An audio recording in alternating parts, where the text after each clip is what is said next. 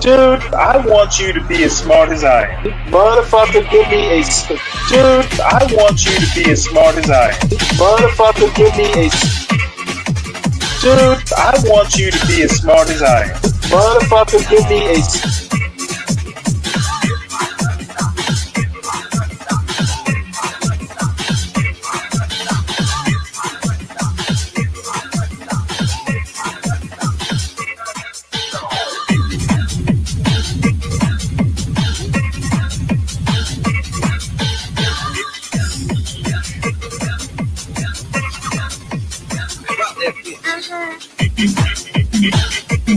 Dude, I want you to be as smart as I am. Motherfucker, give me a specific...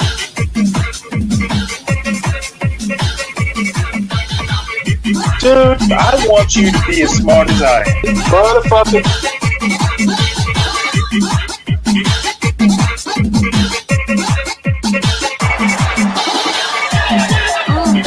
Come on out, you rapist!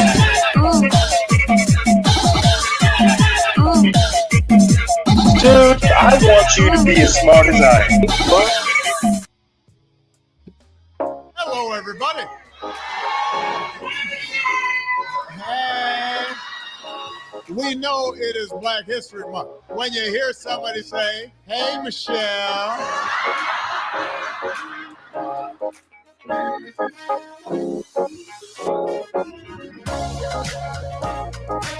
from our earliest days, Black history has been American history. We're the slaves who carried the stone to build this White House, the soldiers who fought for our nation's independence. African American culture has profoundly shaped American culture in music, in art, literature, in sports. Through dance, they have told the stories of who we were, who we are, and who we can be. Still dancing at 106. And during Black History Month, that's really what we celebrate. We celebrate the people who have shaped our heritage. We remember those who struggled for our rights and our freedoms, and we reflect on how far we've come and how much farther we have to go. 1 month a year is not sufficient to celebrate the power of a movement. That's something that we have to do, each and every one of us, every day, living up to their example, then handing it on to our children and our children's children.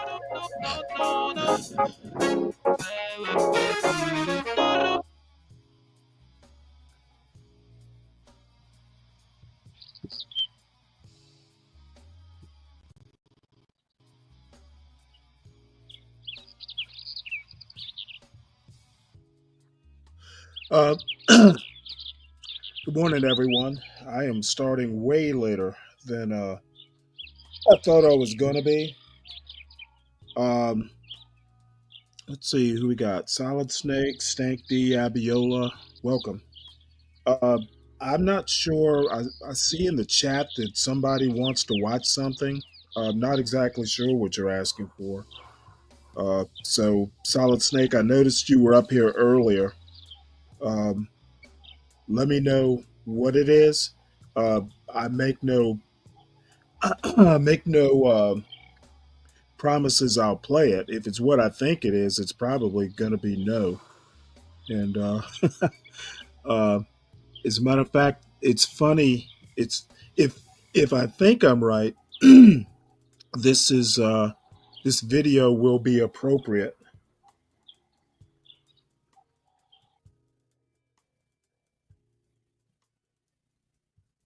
Oh, good. Let's see.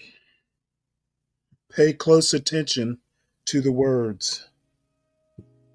54 years old. And nowadays, I avoid people. And on this video, I want to tell you exactly why. Let's talk about it. Now, here's the deal, guys. I like people, right? But frankly, I want to protect my mental peace. At this stage in life, guys, peace of mind means everything, right? This right here is more important to protect than any other thing I can think of. At 54 years old, my mental peace is a priority. At this age, I found that avoiding toxic people, toxic relationships, or overly negative people, that helps me sort of maintain some emotional stability, if that makes sense. Guys, let me know in the comments if you can understand what I'm saying in terms of the importance of mental peace. There are times, guys, at the age of 54 that I will take mental peace over money any day, all day. Now, another thing or another reason that I sort of avoid people is my time. As I've gotten older, guys, I've sort of put more of an emphasis and priority on my time, the value of my time. And I have a much clearer understanding nowadays that, time is running out for me. And so I need to be more intentional with how I use my time. And sometimes avoiding people helps me do that. So I prefer, if I'm going to spend my time, then I prefer more meaningful interactions as opposed to some of the superficial stuff. Look, when you look around you and you start seeing people your age dying every day, right? It makes me become a little more stickler about my time and how I use my time. And it makes me try to be more intentional with my time because time is precious, right? The older you get, the faster time goes. And so I want to be intentional about it. Therefore, I try to avoid certain people, certain situations that people are in because I don't want to waste my time. Now, another reason I sort of avoid people nowadays is prioritizing my health. Look, people can be stressful. Let's just be real about it. People can be sort of a lot of stress on you, and that can affect your physical health, right? Stressful relationships can negatively impact the way you feel in your physical body and can increase the potential risk of things like heart conditions, heart attacks, diabetes, high blood pressure, all these things that are triggered by stress. And sometimes avoiding negative people or negative situations that involve people, that can impact your health more than we even know. Now, another reason I sort of avoid people nowadays, guys, is focusing on my own personal growth, right? At the age of 54, look, I want to pursue new hobbies. I want to pursue new things, get new information, new experiences, like involve myself in self-improvement activities, right? Meet new people and things in those activities, right? But when all is said and done, at the end of the day, I really, really, really prefer solitude, or at least being around like-minded people. Now, this is not to sound selfish, right? Or overly introverted necessarily, right? Because I strongly believe in helping and giving and doing what you can to provide value for other people and other people's lives, like donating time, donating my energy, donating money and gifts and talents and all that good stuff, right? Helping other people is important to me. But there's also nothing wrong with just shutting it down sometimes and spending some time by yourself so you can focus on personal growth or getting better at something, learning something new, a new hobby, or something that's an interest of yours, right? There's nothing wrong with just shutting it down and avoiding people. Now, another thing I don't like is I don't like drama. Look, at this age, I'm trying to avoid as much drama as humanly possible, right? Life has taught me, guys, that unnecessary drama or unnecessary conflicts with people is just not worth the emotional investment that it requires. So at the age of 54, I'm not trying to get wrapped up into what I call OPD, right? There's OPM, other people's money. I'm not trying to get caught up in OPD, which is other people's drama, right? I don't want to have nothing to do with OPD, other people's drama. But hey, drama queens and drama kings are out there looking for you, lurking behind closed doors and behind the trees, watching you for when they could involve you in their mess or their issues or their problems. And if you're not careful, if you don't avoid these people, they will have you losing your natural mind with their issues. And at 54 years old, I'm going to avoid those people because I don't want to go there. Look, I like and appreciate my solitude. Alone time is good, right? Being alone can be fulfilling. It gives you time to think, gives you time to reflect. It gives you time to visualize, to dream, to be creative, to build something, to think about what you want to produce or achieve next. I mean, there's all types of positives to alone time where you can relax without the pressure of conforming to someone else or other people's expectations or just social expectations. When you're alone, you don't have to conform to any of that. And you ain't even got to think about not conforming, right? You just enjoy who you are. So for me, alone time can be very, very productive, right? I can get recharged when I'm alone, right? I can start to think and start to really begin to be introspective when I'm alone. And also, this is a finance channel here on YouTube. And for me, I like keeping those financial boundaries because some relationships come with financial pressures, right? Mhm. That you have out there where you feel like you have to perform a certain way in terms of financially in order to deal with certain people, right? Like lending money to people or people asking you to borrow money or maybe feeling obligated to spend money, go on vacations, do things that your friends are doing because they're doing it and you want to fit in, right? Sometimes these relationships put financial pressure on you. And oftentimes when you're alone, it's easier to have those financial boundaries. And you got just energy, right? Social Oh, interactions, I'm live. Hey, Stanley, can you pause? people, they can be exhausting because they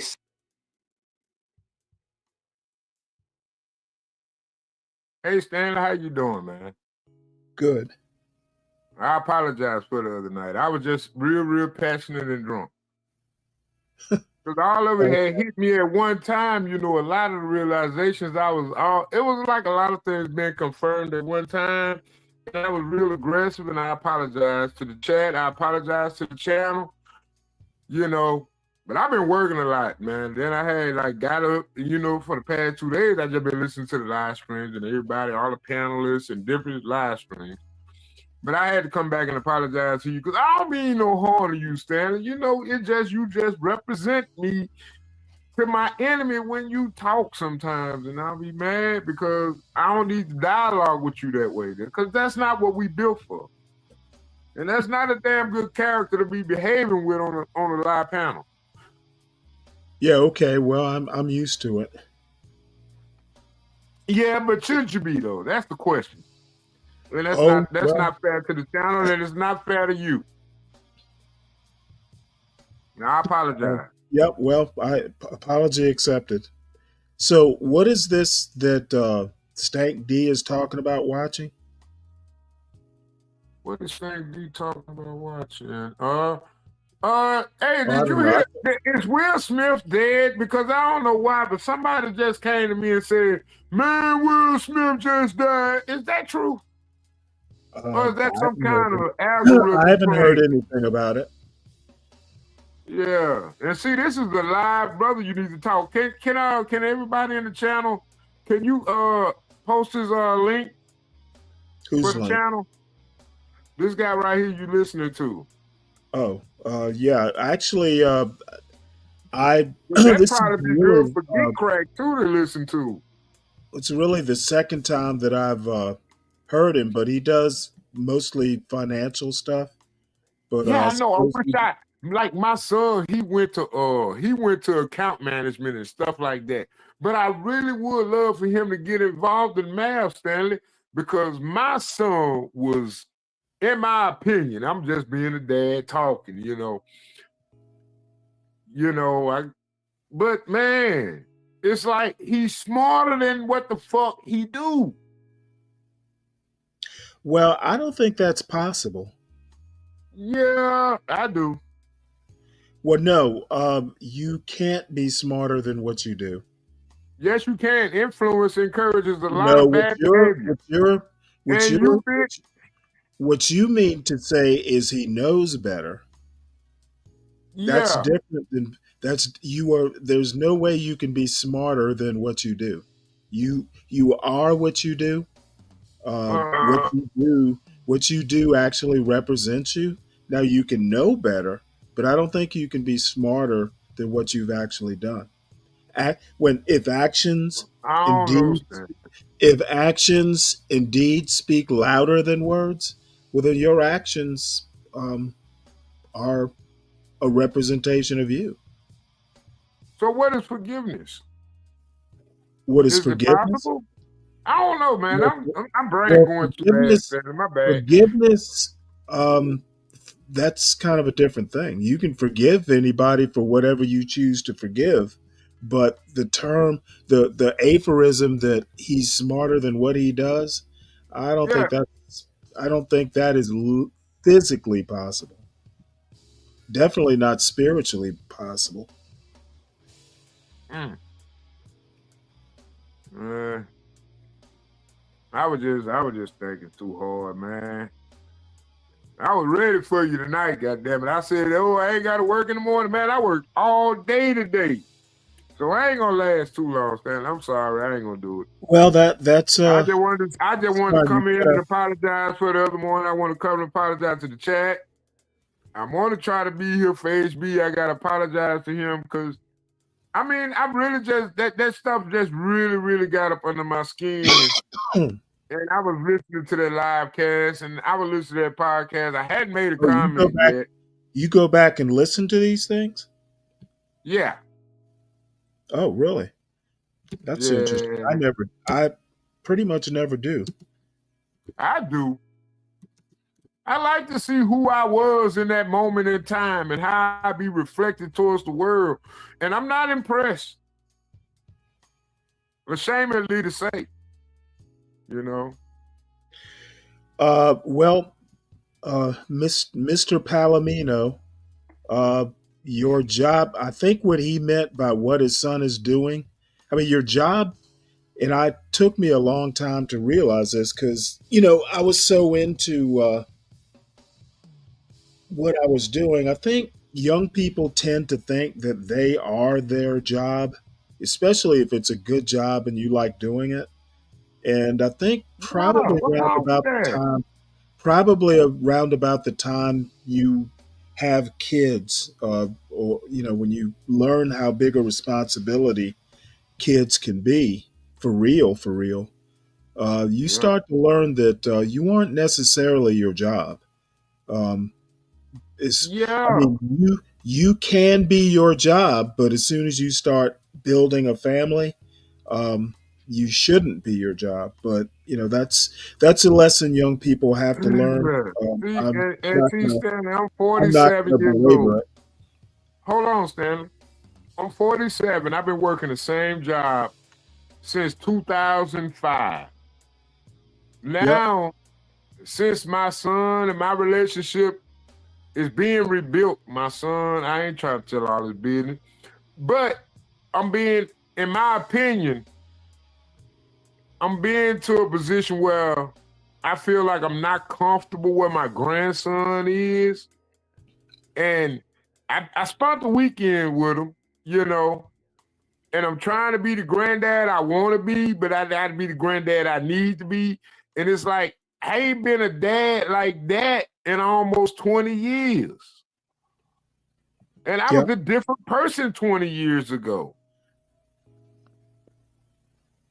And now I'm trying to look and how I've been carrying on and acting and everything. Is this something I want my grandson to remember me by?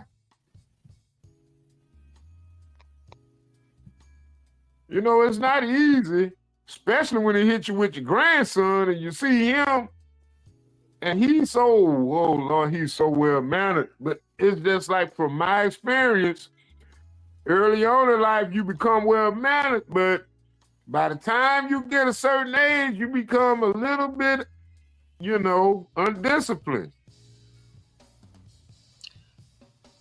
Okay, I have no muscles, clue.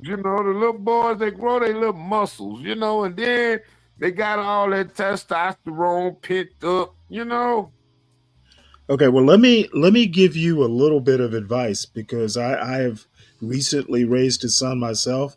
I don't believe any of that bullshit. Fuck the testosterone. But see, Well, think about it, no, Stan. no, no, no, no, Your no. son, You 18, got to right? you I got experienced to that 10 you years ago. okay, what I'm saying is the little boys and the muscles and the testosterone, that's part of people's problem.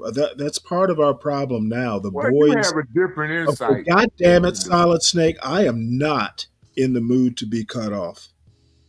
Oh. Okay, I'm gonna. You should realize by now. I need to finish what I'm gonna say, and then you can. It can be a normal conversation. That's what it What I is. was about to This what is I was father about to to say father. what I was about to say, and I am very experienced in this, though I've only got one son. The boys will be boys attitude that America has had for quite some time is part of our problem. Okay, That's what I'm saying. I agree with you. boys boys will be the boys you raise them to be. And anything less than that is just bullshit. Okay, so you got any advice for me? Because I'm scared now, man. I Um, got my I, grandson, you know and he what? like, Isn't your son grown? yeah, but he got a daughter too. And he lived like far away, and this was like by Okay, another well, baby my mom. advice to you is let him run his life. Hopefully, you're not giving him advice unless he asks for it. Are you serious? I'm dead Dang, serious. Stanley. What's up, Damn, 12? that was cold blooded, man. You just shitted on my couch Yeah, and well, then you know what? died. Apparently, it's not in your nature to actually listen to the videos I play. Um, Oh, this why guy's would you basic. say that, Stanley? This I'm here guy's every basic. night. This guy. Yeah, well, I notice you're here every night. Um, Bottom line is, you may think it's cold blooded, but it's simple and direct. Generally, once your kids get past, if they're out on their own, if they come to you for advice, you should be full of advice. But this offering advice every 2 seconds, that just becomes a little overwhelming. And I know because my parents liked, and my father's still around. He likes to give advice. Sometimes, roll your eyes sort of advice. It's not generally kids. If they want advice, they'll ask you for it. Or if it's just something down pat, and it's something you kind of know what your children know. If it's something they don't know, and you can you know and it might be something they have to know for a very good reason, whatever that reason might be, then you give it to them unsolicited. But otherwise, parents, don't be butt-inskies. Kids want advice, they'll ask you, especially once they're adult kids. So Well, I that's was wondering, Stanley, this video you're playing, he says he's 54 and he avoids people. I think I'm kind of like that. Yep. Yeah. I don't really avoid people. I just prefer not to be around a lot of people. I get like a claustrophobic thing going on. Well, the Get me reason the I'm hell out playing of town. the reason I'm playing it is I've kind of alluded to it, and this guy just happens to be saying it better than I have been saying it. But the bottom line is, I think there's a line in here, and he hasn't finished the video, but I guess he's pretty much gone through the good parts.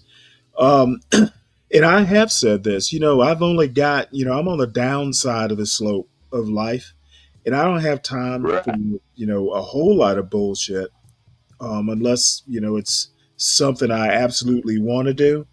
But getting involved, he talks about getting involved in people's negativity. And part of the negativity I'm talking about is this habit of this channel of being just blatantly, in my opinion, blatantly anti-black, and concentrating on dysfunction and acting like all black people act like they live in the hood. I basically have gotten to a point to where, yeah, I may watch it for 5 minutes and chuckle at a joke or two, but I pretty much don't want to be a part of it.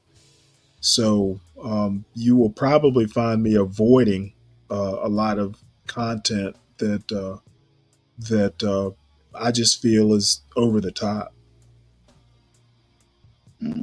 Interesting, Stanley.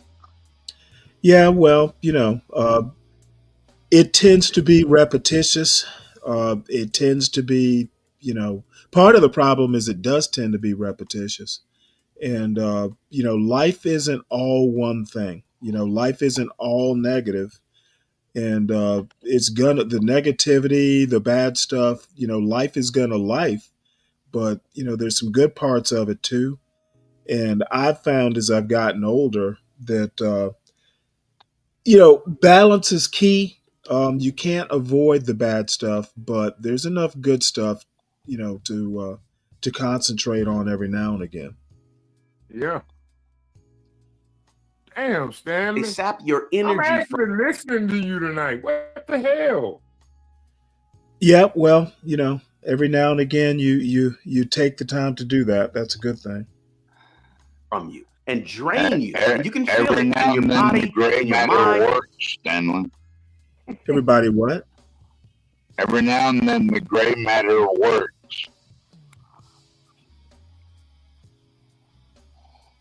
Oh, yeah. Mentally, emotionally, you can feel yourself being drained by somebody else. So for me, avoiding people sometimes gives me the opportunity to conserve some energy for more meaningful activities, more productive activities. So oftentimes, guys, I avoid people and sort of limit my social interactions to simply protect my energy. Listen, as you get older, you got less energy. It's automatic. It's called biology. So if you want to preserve that energy, sometimes you got to avoid some people. And speaking of avoiding some people, sometimes as you get older, you got to shrink your social circle. Look, the older I get, the less friends, especially close friends, that I have. And to be honest with you, the older I get, the less close friends I really want. I mean, think about the friendships you form early in life, right? They're usually based on proximity. You're around certain people as you're growing up and you're going to school, and they automatically become your friends. Some do, right? You share the same environment. You got your work environment. You have these people from your job that you work around 8 hours a day, 10 hours a day, and they sort of become your friends, some of them. And you got your parenting activities that you take your kids to, and all of a sudden, dads are talking to dads and moms are talking to moms, and next thing you know, you form friends that way. Usually it's about who you're around in your environment, how you get friends along the way. But the older you get, let's say when your kids are grown and gone, and you go to work, come home, go to work, come home, and next thing you know, you have certain friends from certain activities, but for the most part, your activities start shrinking, and then your social circle of friends, it starts to shrink too, right? You change jobs, maybe you have a new set of folks on the job, and some of those natural built-in social circles, they begin to change as you get older, and your circle shrinks. And you know what? For me, I'm okay with that because of all the reasons that I've mentioned here on this video. For me, Well, I'd imagine part of some of the reason your circle shrinks is old people die. Yeah. as I've gotten Like older, I it's just- become I quality just over lost my quantity dad, and Stanley. protecting my mental that and my shrinks it. physical. It's not to say that I don't like people, but these are the reasons why I sort of avoid people nowadays. And I try to invest my time and energy into genuine, supportive relationships. And that means distancing myself from more superficial people and superficial relationships. And that makes my social circle shrink as I've gotten older. So those are some of the reasons why at the age of 54, I just avoid people nowadays and I limit my social interactions. What say you? Let me know your thoughts on this topic, guys. Do me a favor and drop a comment below. And let me know if you can relate to any of the things that I've talked about in this video. Hey, the best person who's going to take care of the old you Stanley, is can the you young share you. that? Can you share his channel in the back chat? I think I'd like to Okay. subscribe to this dude. If you get a Yeah, moment. man. For real. Show that nigga some love, man. Shout out to him. Yeah. Let's see here. His show is called Smart Money Bro. Yeah. It'd be a nice thing for you to get on his comment section and say something that probably pique his interest and try to get his attention to come over to the channel sometime. Yeah, I'll get right on that. I know, Stanley. I know. I'm not the guy though. You the guy. I'm not the guy. You can talk better than me. I sound like a drunk Well, I ass mean, boy, even when I'm sober. He's I don't I don't really got have as much anything faith as you to do, Stanley. I don't have anything to really add except I agree with him. That's why you're listening to him. Wait. Well, no, actually, it just happened. interesting things seem to cross my That's not. into my algorithm because I look and listen to a lot of different things. So that's a good thing. Did he say his dad died and no one responded? Palomino, 12th Man's dad died a while ago. We've done our responding. It's been a few weeks. Yeah, it's all good. Don't worry, Palomino. It's all good. Can't say I'm over it. I don't know if we ever. What man talked about it? I don't know if you ever get over a death like that, but you know it is what it is. So, You don't necessarily get over as much as you learn to cope with it. Yeah, right. it balances out in the end.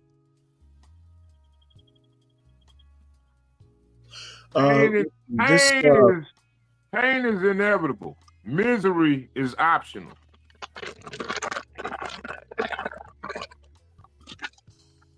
You even learn not to get emotional over whether Sam Fisher wins the contest or not. It was fun while it lasted, whether we win or not. Man. I think you're going to win, but can we please post a link? Show some love from Silent Snake for Sam Fisher. Let's go to that Facebook link that hopefully we have available. I hope we do. But it's probably in your Facebook, and you can hit that. You can go. I didn't mean to bring it up, Stanley. Yeah, I know. We're in the final round, though, you know. Show. Once I've posted the link, yes, we will be moving on. Yeah. It's like, what, 5 more days left? 2 days left. 2 days left. Oh, Lord. I've been off for a whole weekend. If we don't win now, we're out of it. Oh, y'all gonna win. But now I think that, yeah. 12 man, you right? Wait a minute. How many rounds is we going? Well, it's like another month long. Oh, hell no. I didn't really come on here to campaign for the doggo, but we good. We good. Yeah, we good. Yeah, that's like a Facebook scam now. Fuck that. They just tagging our address. That's probably why I've been having so many motherfucking fucking goddamn phone calls on my phone, because they don't got my Facebook contact list and shit and all this shit, and they ain't got no. I see why you uninstall Facebook. I don't trust no Facebook links no more. That's all right. Appreciate your effort, Solid Snake. Yeah, man, we're gonna have to, I'm gonna talk to the administration about that. We ain't gonna do that no more. Yeah, well, some people are scared of Facebook. You know? No, man, no. See, the thing about it is, we get out there, we advertise that information, and they accepting contact information. What? You know what I'm saying? Verify that you're a real person. Think about it though, 12 man. Like an ID. That sounds like a scam. That's one of them old. See, I don't trust a goddamn thing on Facebook. I hope it get banned. Fuck TikTok. Fuck Instagram. Fuck all these websites, man. They need to be held to a higher standard than what the fuck they've been doing.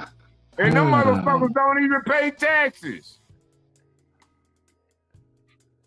Fuck them goddamn people. Pretty sure Mark Zuckerberg pays taxes. But that show you how much love you had. That show you how much love your presence in this chat had. For one thing, if it's a silver lining in the clouds, we appreciate you, 12 man. And the support that Sam Fisher received should be the effort for his work with the vote from human beings to him.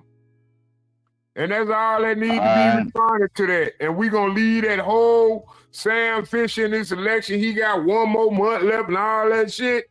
Fuck that shit. They scamming and they collecting information, and we should not be invited. Campaigns don't happen overnight. You know, that's why it's called a campaign. No. That's a scam. That's a scam. It don't take that long. Whatever. It don't take that long. It don't take that long. They kiss my ass. We are moving on. Yeah, we're Yeah, moving thank on. you, from that. Stanley. You ever wondered why there's so much hate on African Americans who decide to name their children unique names like Luanda, Lakeisha, Larita, Lamika? And what is the cultural significance of African Americans naming their children unique names? I know you have. Let's get into this episode of Hoochie History. What's in a name? Before our white counterparts were naming their children apple, banana, and grape, always highly scrutinized when an African American decided to name their child something unique. The history of having a unique or a culturally relevant name goes all the way back to, surprise, slavery. Black people did not have the freedom to name themselves prior to the Emancipation Proclamation, which was the reason why post-Civil War, a lot of Black people shared common first names and surnames, like Blacksmith, Jackson, Washington, Johnson. Post-slavery, Black people found themselves in a position to name themselves, and they took every initiative to make sure that those names were not common. They made sure to name themselves things that were completely opposite from the names that had been given to them. One common thread was that a lot of these names were biblical. Although now names like Barbara, Shirley, Elijah, Zorine became very standard and plain, names shared a common thread. They were Black. By the 1960s and the 1970s, when the Black Power movement rolled around, we were encouraged to push it further. Highly encouraged to embrace your cultural background, but also highly encouraged to name your children whatever you want to. Although names like Laquita, Laquisha, Lakeisha, Damonte, Demario are often villainized as being ghetto and are often victims of respectability politics. So always remember, despite the challenges and the bias that come with having a distinctly Black name, remember that your name is not just letters and sounds. Culture is resilience. It's a declaration that we exist. It's Hoochie History.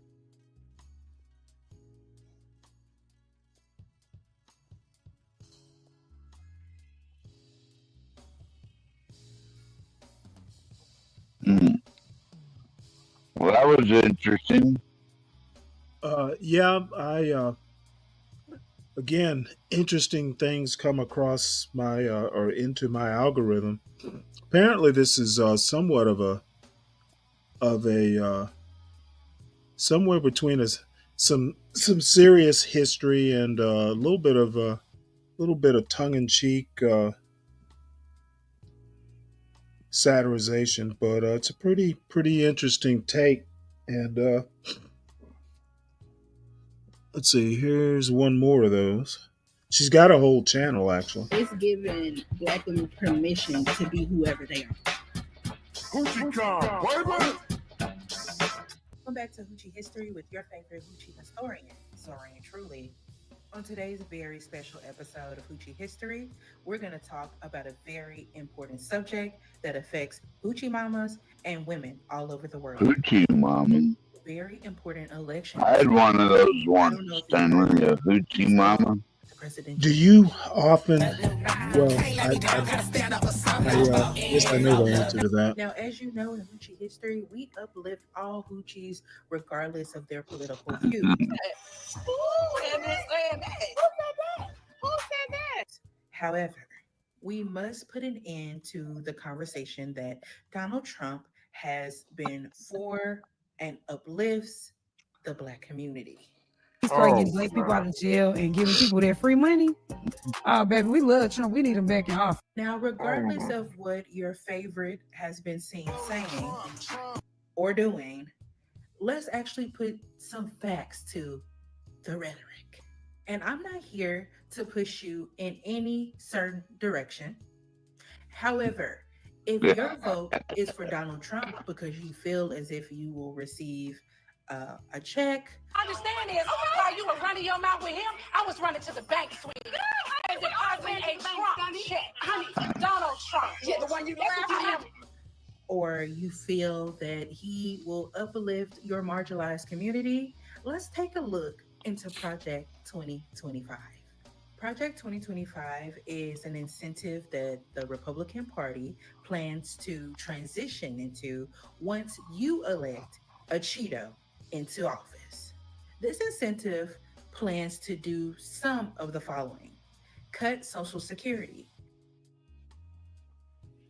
Oh, cut Lord. Medicaid, in the Affordable Care Act, raised the price of prescription. No one's cutting Social Security except for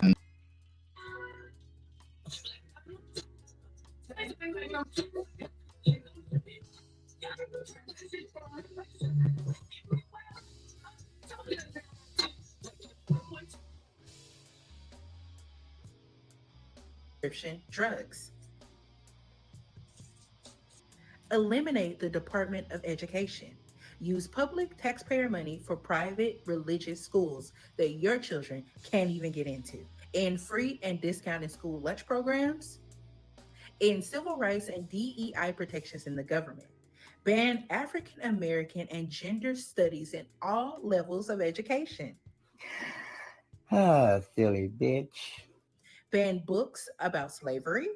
Ending climate protections. Increase Arctic drilling. And to, really wrap it up, add higher taxes for the working class. That means you. A complete ban on abortions without exception. Okay, Stanley, can I ask you a Yeah, question, he wanted Stanley? $65 a week for him What's to your watch our thought? daughter. Pause, Stanley. And that What's your thought on her thoughts on that?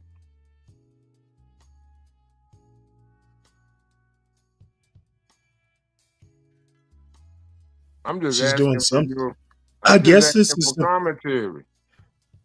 if you look at her channel, which I'll drop in the back, it's kind of tongue in cheek, kind of humor,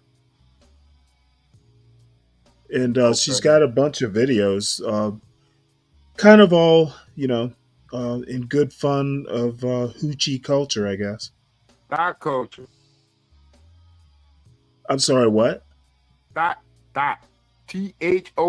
Thought culture. Oh, yeah, I guess. Yeah, they call them thoughts. All right. Well, here's the.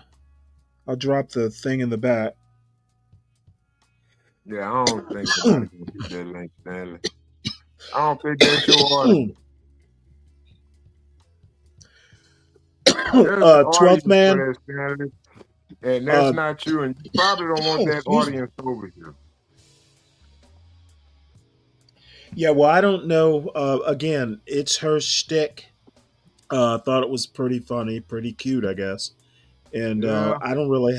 It's not a serious channel, and I don't have any serious thoughts on it. 12th man. Uh, this talking over videos. I'm generally okay to pause it. Just talking over it. That's gotten old. So I would appreciate it, and I'm sure people in the chat would appreciate if you could just kind of keep yourself under control. And if you have something to say, just ask me to pause it. Okay, Stanley. That's just to name a few things that would directly affect not only the African American community, but the whole United States at large.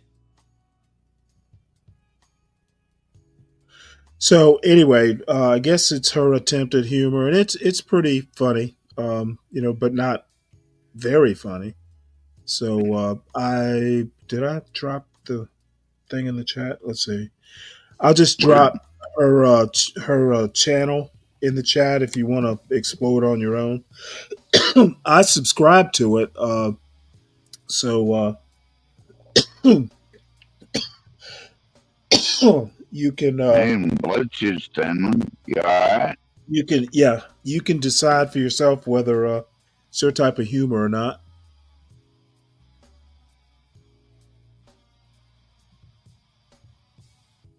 Let's see here.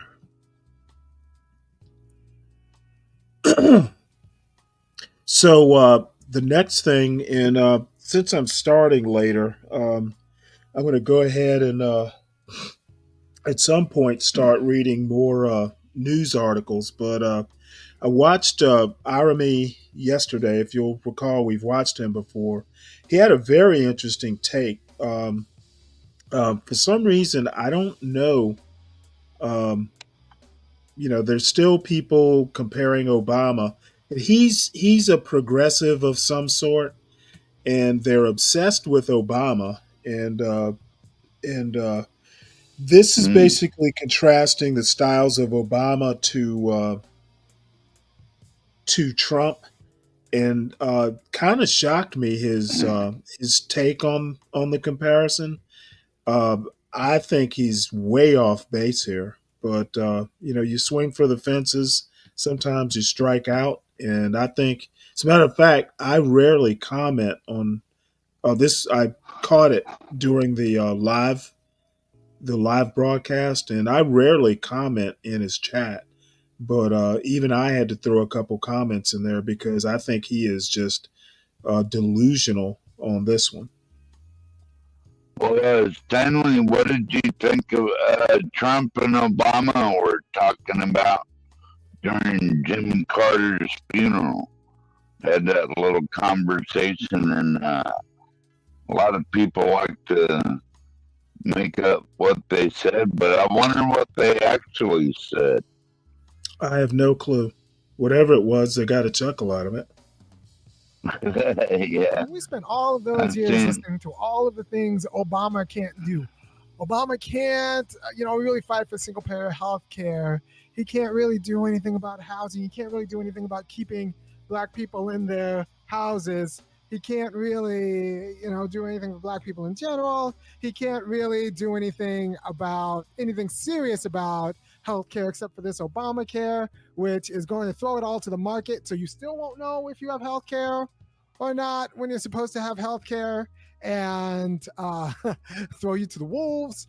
Okay, and progressives really were annoyed, if not outright pissed off. Progressives have been bitter about Bernie losing since 2016. They're still talking about Bernie losing. Bernie wouldn't have done. Bernie wouldn't have done this, etc. And Bernie's name, of course, does come up during this video. Um, going for single payer healthcare has been a huge issue with the progressives on the left, and they were pretty much annoyed that Obama didn't swing for the fences. And I don't know where they ever got the idea, even during Obama's campaign season. He never pretended to be something that he wasn't.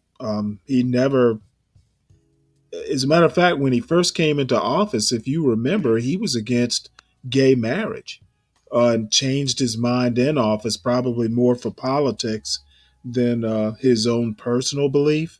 But he was literally against gay marriage. Where people thought he was a progressive, I just don't get it.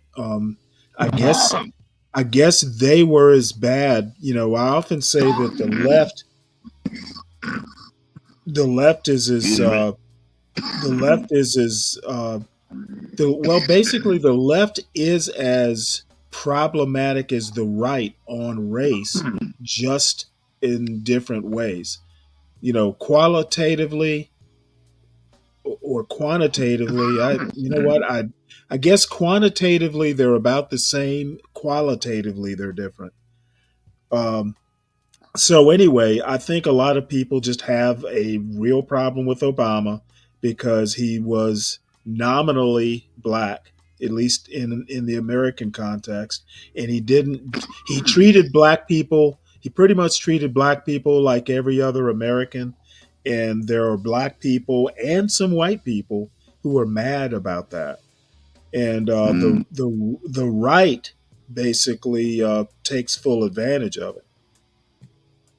In the form of United Healthcare, but somehow it's supposed to be better because they won't be able to deny you for pre-existing conditions unless an AI tells them to. So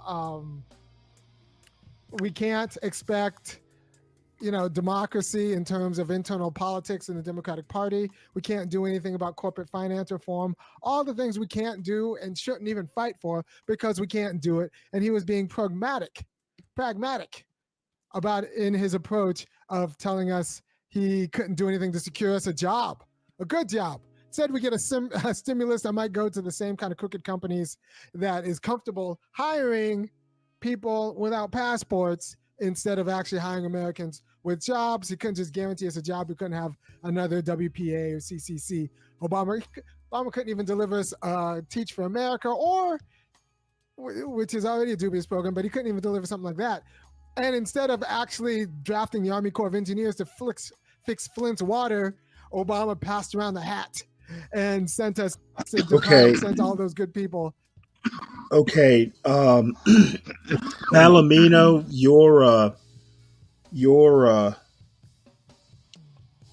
your question here about the term nominally black. Hopefully, you're familiar with what nominally means, but Obama doesn't have kind of the legacy roots. His father was Kenyan and his mother was white, so he doesn't have like a heritage, a descendant of slavery heritage. That's what I mean by nominally black. And I guess I could go back and teach you what, why black is basically a Western concept. And when I say nominally black, you have to know what black actually is in a cultural, sociological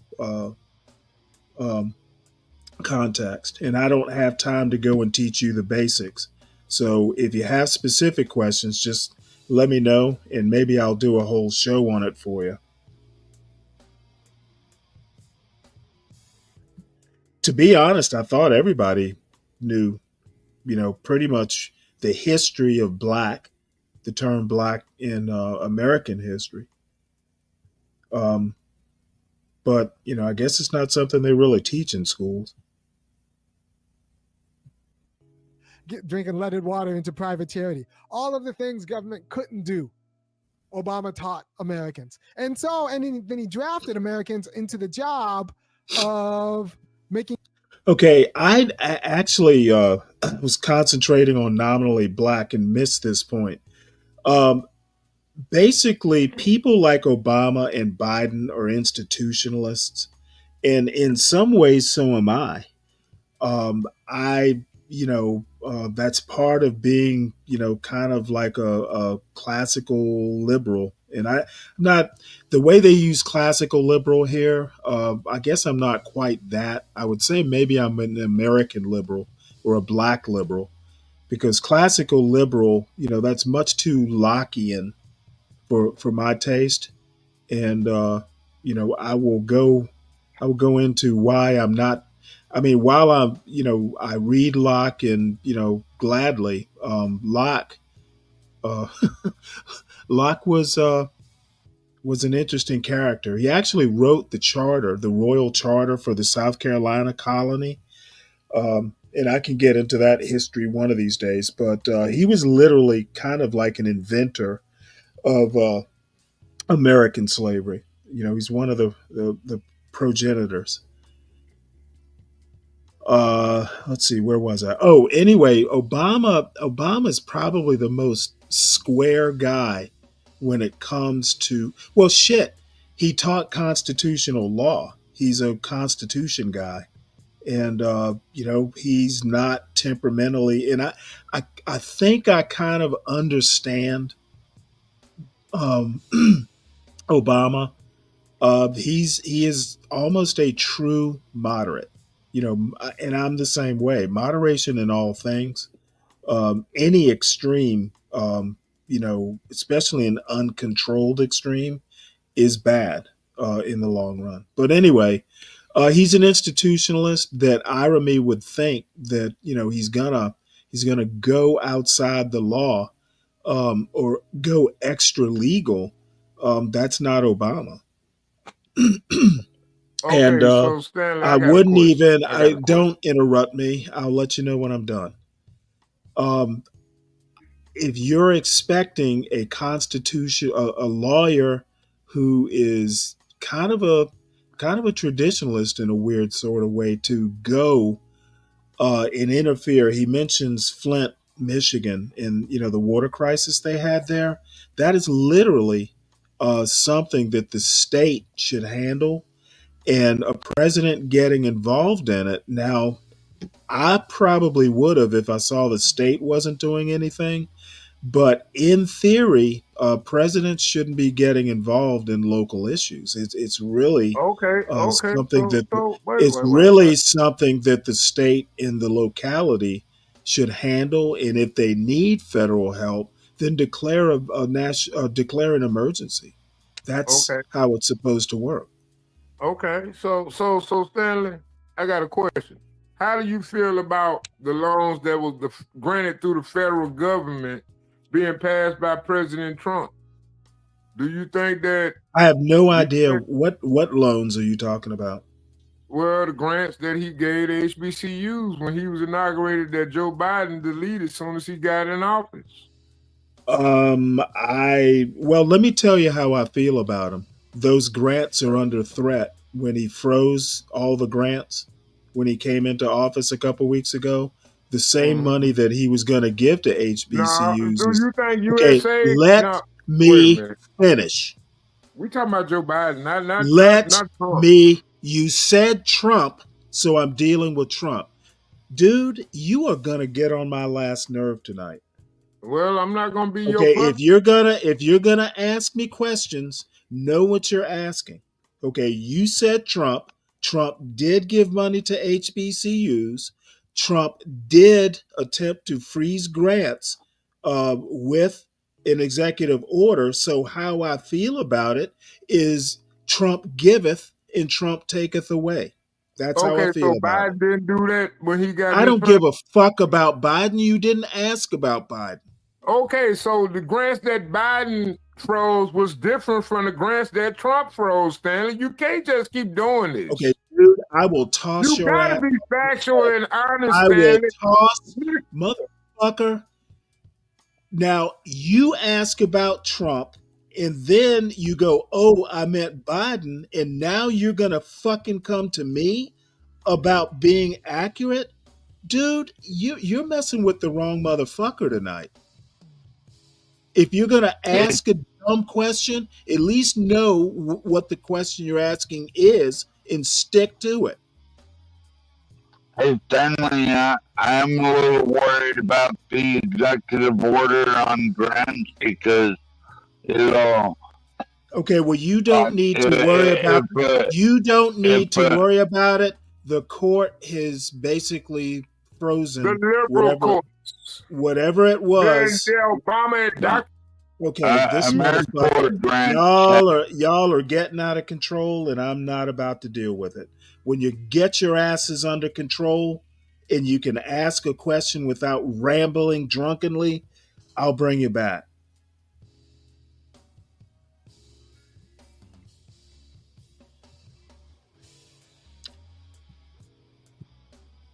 Making excuses for him. To be a good Democrat was to make excuses for Barack Obama. That was 8 years. 8 years of making excuses for Barack Obama. That was what, not asking for anything, not holding him accountable, always making excuses for him. And for the Republicans, we're watching Trump just do whatever he wants. I want to take over Canada, maybe Greenland. I don't know. Annex Gaza, sure. Obama wouldn't even talk like that. He didn't have a sense of power. He was teaching. Obama didn't have the nuts to talk like Trump, and I think that's unfortunate. Oops. Okay, I see 12th man doesn't want to abide by an orderly panel. 12th man, I will deal with you later because it's getting to a point to where I'm not sure you need to be on any panel that I'm hosting. Okay, 12th man, have you got your shit together? I'm sorry, Solid Snake.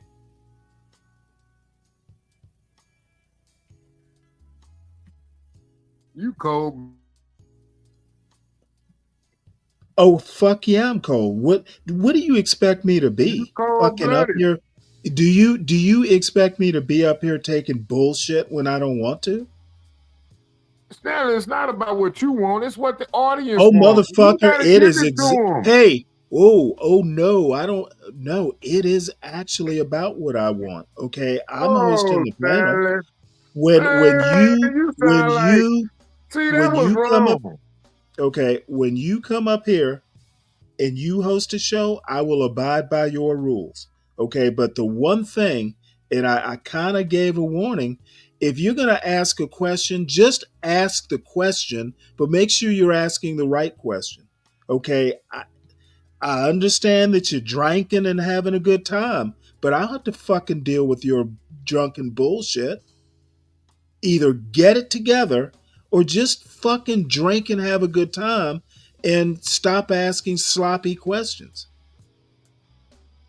Hey, man. That's so bad. You Okay, dude. delusional. Hey. I don't feel sorry for you. I don't feel empathy, and right now I don't feel sympathy either. Ask your question and be done with it. Well, I hope you feel the I've same told way you. I've continue told you to how that I feel. thing, Stanley. I've told you You how I feel about antisocial. I don't dude. even want. What's the Oh, purpose wait, then, wait. Did you Stanley? just call me antisocial? Yes, you are. Oh, motherfucker. You in 12th man are fucking stumbling drunk up here asking dumbass questions, and I'm being Oh, antisocial? it's a problem You when I must do it, be but it's cool no when you do it motherfucker. because it's your show. You must be drunk in high times about I five. am not. No, Dude, I am I will not. dude. Why are you trying to All use I that as have an to excuse? say, nope, I'm not gonna I'm argue with much you. more. I Stanley, am I'm not not, like I you when don't I'm give drunk. Stanley, I'm not I like you don't when I'm give drunk. I don't give a shit. Okay? I've told you how I feel. I'm ready to move on.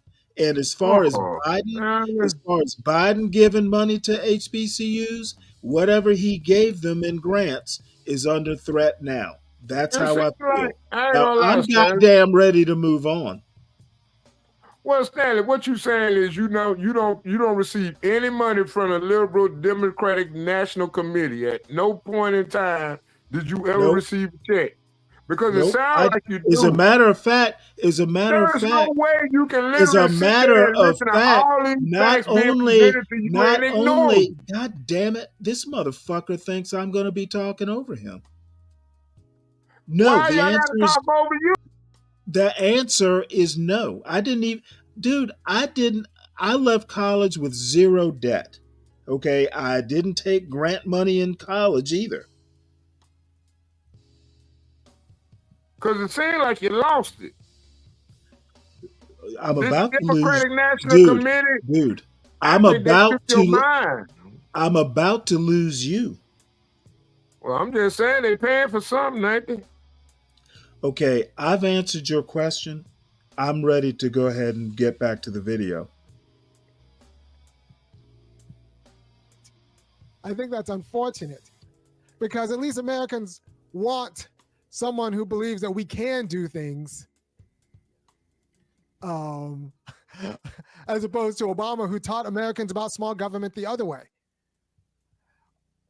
Trump is teaching Americans about small government one way by having Elon just gut all of the companies that might investigate Elon.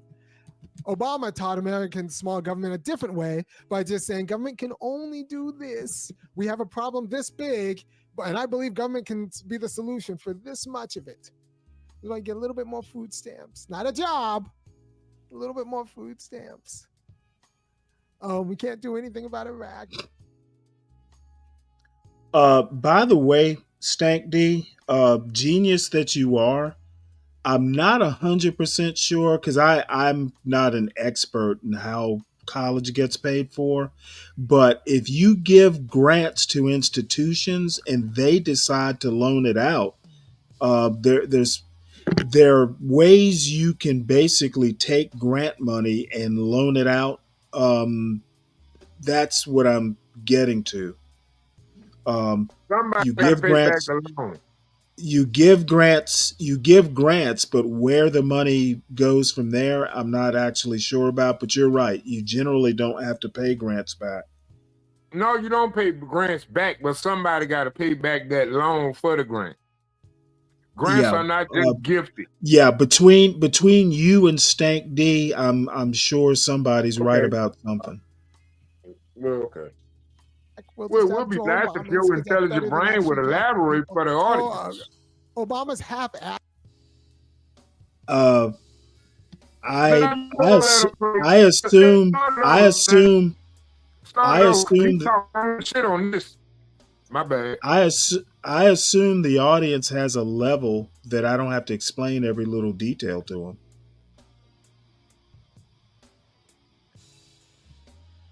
Asked answers and even half-assed questions about government power and fixing Americans' problems, like led the way, rolled out the carpet for Trump to talk big with his wall, even if he doesn't deliver. He actually has the guts to talk big and talk seriousness and get Americans thinking, yeah, maybe we do want a wall. And he's got, like, we're watching Trump just do whatever he wants. We're watching Trump wield power in a way that Obama taught Americans can't be done. Can't be done. Well, we have to, this is Obama. Well, we have to get our judges. Can't do anything about our judges. Now we got Trump advancing. I don't give a fuck about the judges. I don't care. I don't care about the judges. Obama's like, I can't fight for anything because of judges. I don't care. And then Trump says, I don't care about the judges. Obama says, oh, well, I can't put my judge up because, America. I guess my comment here, and Iremy's a pretty smart guy. And I actually did throw a couple comments to challenge him, and he was kind of truculent at my point. He wants to go on and on. Yeah, Trump doesn't care about judges and all that stuff. And, there's been talk in the news yesterday about, the possibility that he just basically ignores the judges and and he will go and do what he wants to do anyway. We'll see, when he gets to that bridge, we'll see how he crosses it. But what Arami is saying here is bullshit. And Yeah, they I literally trying to admire impeach the I president. admire him and tend to agree with a lot of his points, but his views on politics are just a little bit, I want to say unrealistic, if not just downright dumb. Unrealistically right. Uh, if not downright dumb. Um, Stanley. in a nation of laws, even presidents follow. If something gets ruled unconstitutional or against the law, even presidents are supposed to obey the law. Now we're getting away from that slowly but surely. But this particular commentary that Irami is giving, we're assuming that back in the day when Obama was president, presidents obeyed laws. Now, Trump seems to have changed that paradigm a bit. We gotta change the paradigm. Okay, The God people damn it, gotta Solid change it. Snake, can you just let me talk? Okay.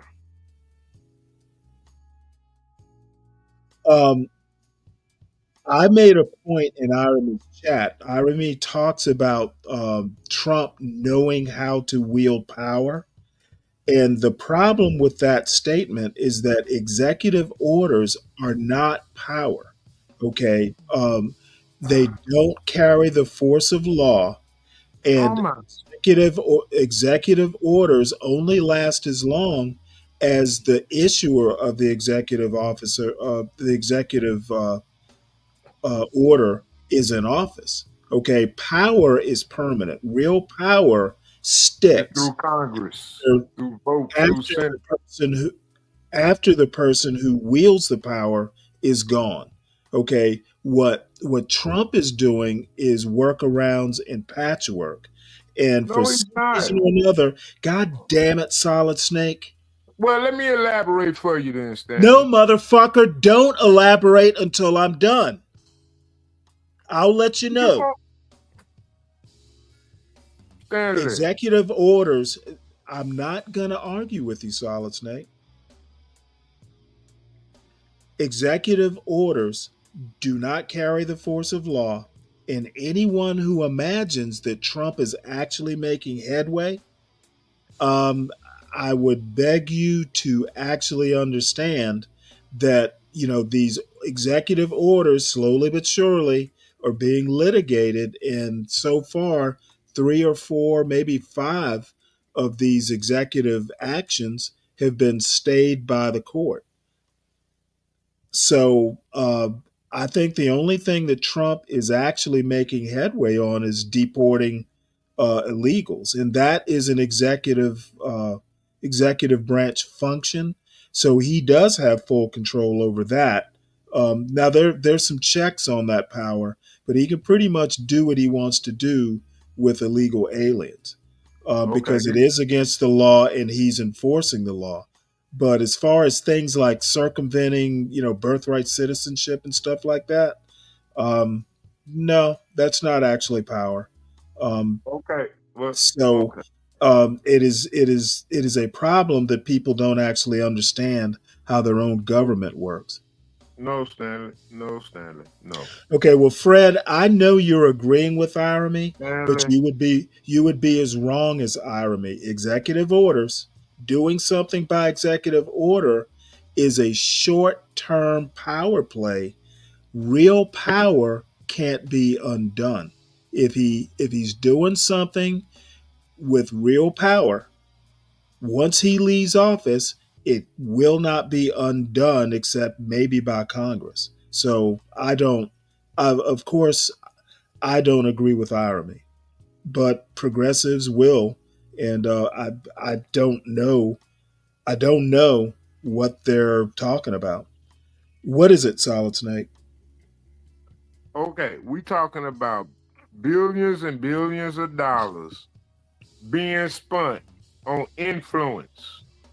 Stanley. What the fuck are you talking about? What does that have to do? Influence. You talking about how laws being legislated and how laws being regulated through the judicial court system. Okay, motherfucker, get to your point. Hey, Solid Snake. Okay, don't act like I'm not pissed off. Okay, I'm pissed off too. I'm pissed off by you. Well, then you can get the fuck off the panel if you're pissed off. Well, shit, I'm gonna be on this motherfucker. Don't stay in a place that's pissing you off. Oh gosh, Stanley, I work every day. God damn it! In the I don't give a. Why do you think I give a fuck if you work every day? Are you working? Are you working for me? Nigga, I work for the people. Okay, no, you don't work for this people. I don't work for legislating and elected Solid officials. Snake. No, I honestly don't give a fuck about whether you work or not. I don't trust them, Stanley. Don't you understand that that's the paradigm of America right now? You lost the trust of the American people. Your delusion is not going to fix that. Motherfucker, you don't talk to the American people. You don't speak for the American people. I speak for me as an American citizen. I don't have to talk speak for yourself. Speak for yourself. And those who agree gonna agree. Those who don't. Motherfucker, I am not gonna go back and forth with you. Get to your goddamn point. Get to your point. Why you don't want to go back and forth? It's an open panel. Because, motherfucker, it's not open. Where'd you get that idea? Stanley. My panels are. Hey, wait, hold it. Go back and look in the title of the show. Where the fuck does it say open panel? Gloves are chastity belts for your hands. Okay, where does it say open panel? Well, Stanley. No, I asked you a question. Can you answer? You're right, Stanley. I generally, if I do an open, leave open opinion and neglect. If I do an open panel, I'll rarely put it in the title, but because I never think to do it. but I'll say it at the beginning of the show. I don't really have an agenda.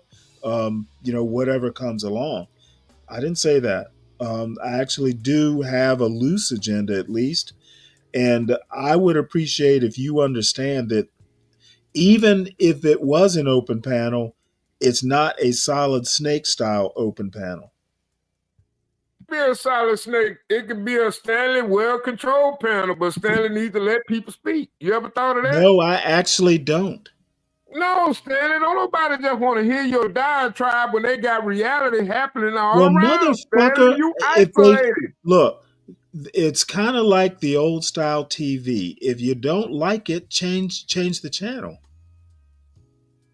Stanley, we don't encourage our viewers to change the channel, Stanley. You know what? I don't give a fuck That's whether not they watch or business not. Let me be that clear. That ain't even good business sense. I think everybody involved knows this. I'm not everybody's cup of tea. Okay, I'm not anti-black, and I'm not that conservative. So I am unlike a lot of people on here as far as politics goes. And I'm not everybody's cup of tea, and I'm not going to try to be. So I would figure everybody know that by now. God damn it, Stanley. I'm not trying to have everybody damn delusional on the truth. Dude, let's get back to the video. Ireland, they might take him down, or I can't get my judge passed. Trump doesn't care. Trump doesn't care. He gets what he wants, and he shows Americans that part of what being an American is getting what you want. I have to put on my sports goggles because my glasses went through an incident. Yeah. Now, how mature is that? You always want to get what you want. Okay, like life isn't life. Trump isn't actually getting what he wants. He's attempting to get what he wants, and believe me, for a grown-ass man who is a father to sit here and encourage, this sort of behavior from a president, no one gets everything they want in life.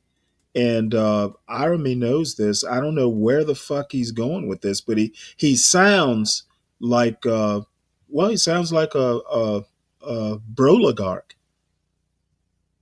except he doesn't have broligarch money. Well, you just learned a new word. Yeah, I learned it the middle of last week. Explain it. Oh, well, Fred, hold on. Fred, you got to explain this one. Whether it's real power isn't the point. Well, Fred, please tell me the point, because I don't get it. I mean, if you're saying it's all a show, well, I can believe it's all a show, but it's really not helping, the people that Trump appeared to be willing to help. And it's certainly not meeting the expectations of his base. They expect real power to be wielded. So just type in, let's see, right. Obama didn't even attempt. No, I don't know, Fred. I just basically, if you're going to be checked, why waste your time being checked? I don't get it. Beating your head against a wall and it's a wall, that doesn't make sense to me. So, maybe it's just a temperament thing. Hey, Stanley, okay, just I acted helpless. Okay, you know what? I think the point that he just acted helpless, I think that's kind of like a subjective sort of deal.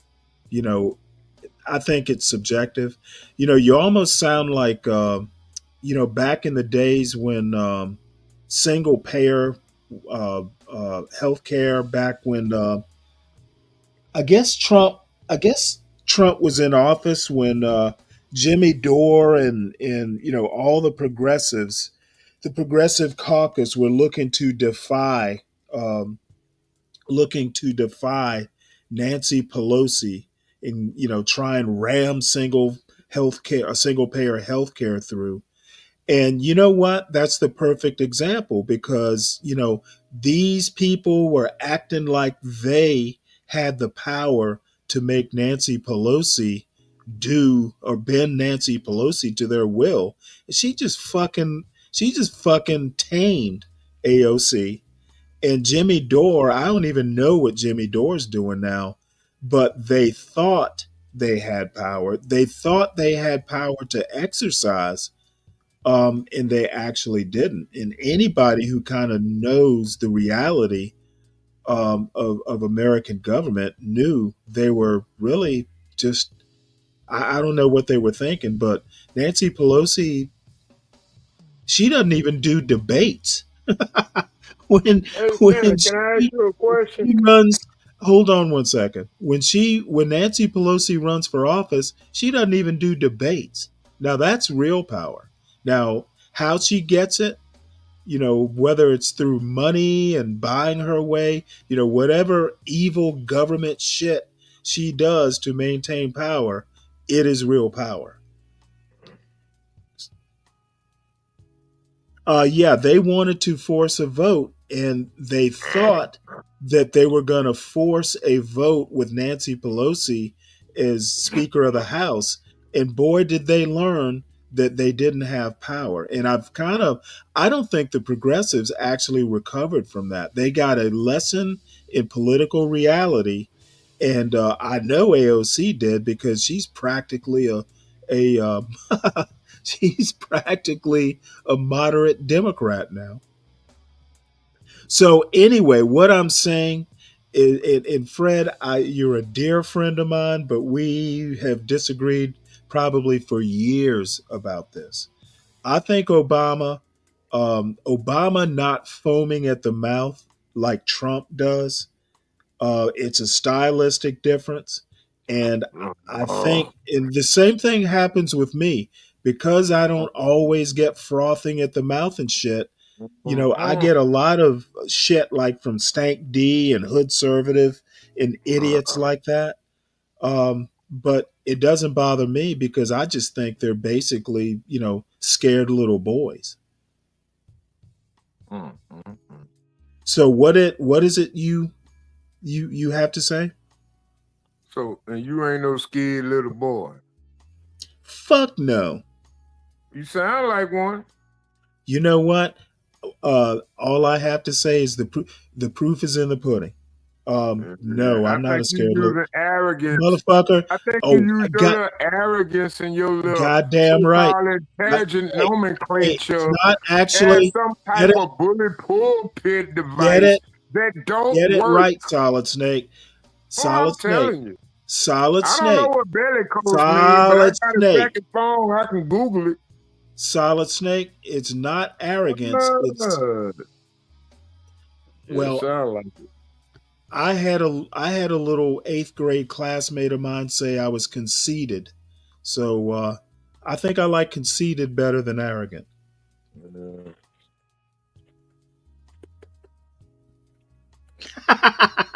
Fred, I don't I'd think rather have AOC's I conceited. don't think Fred, I don't think AOC's a right winger yet, Why but ain't saying none of the Predator she Third will post? I don't see none of his. she will I be can't respond she, if y'all got me AO, ignored. So if everybody got me ignored, press one. AOC is on the road of Dave Rubin. Soon she will be living in Florida with her lesbian partner, and she will be rich. You know what, Lupin? I'm beginning to ask myself that a lot more often. Why I even let these guys up? It's almost like Lupin. You're old enough to remember Captain Kangaroo. Where Captain Kangaroo every time fell for Bunny Rabbit dropping ping pong balls on him. So every time it's like Lucy and the football. I think these motherfuckers will come up here and act like adults. and they disappoint me every time. But eventually, they either pass out or get frustrated and leave. So Solid Snake just bounced off the panel. I don't know whether his phone died or what, but yeah, it passes the time. Maybe that's the answer.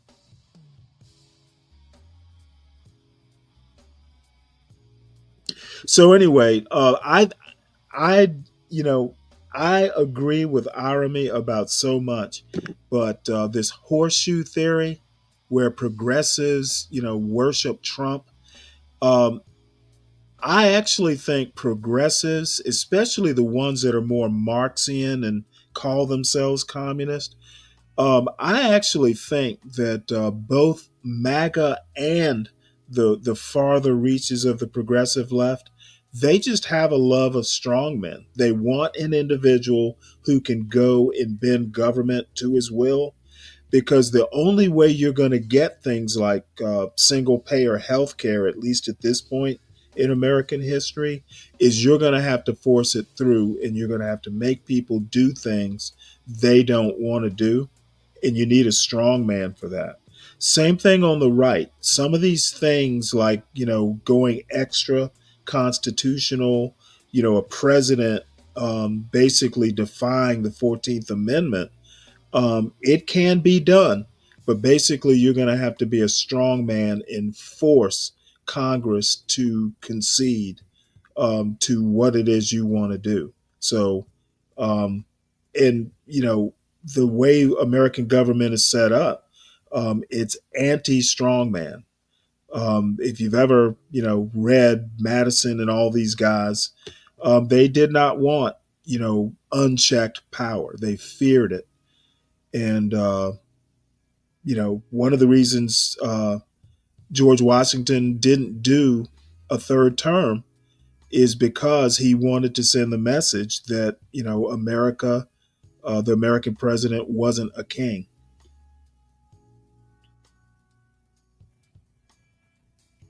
Right, Fred. Yeah, and you know what? That is not me. I'm for better or for worse. I guess you'll call me weak too.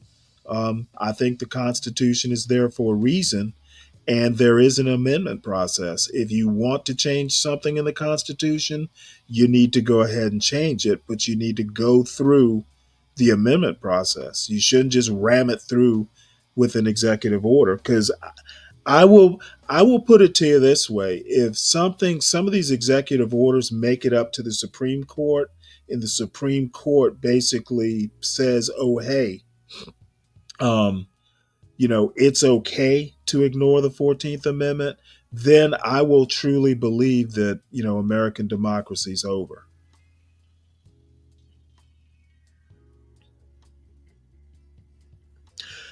Yeah, Fred. That is a progressive way. Basically, what you want to do is you want to destabilize the government. Yep, I get the playbook.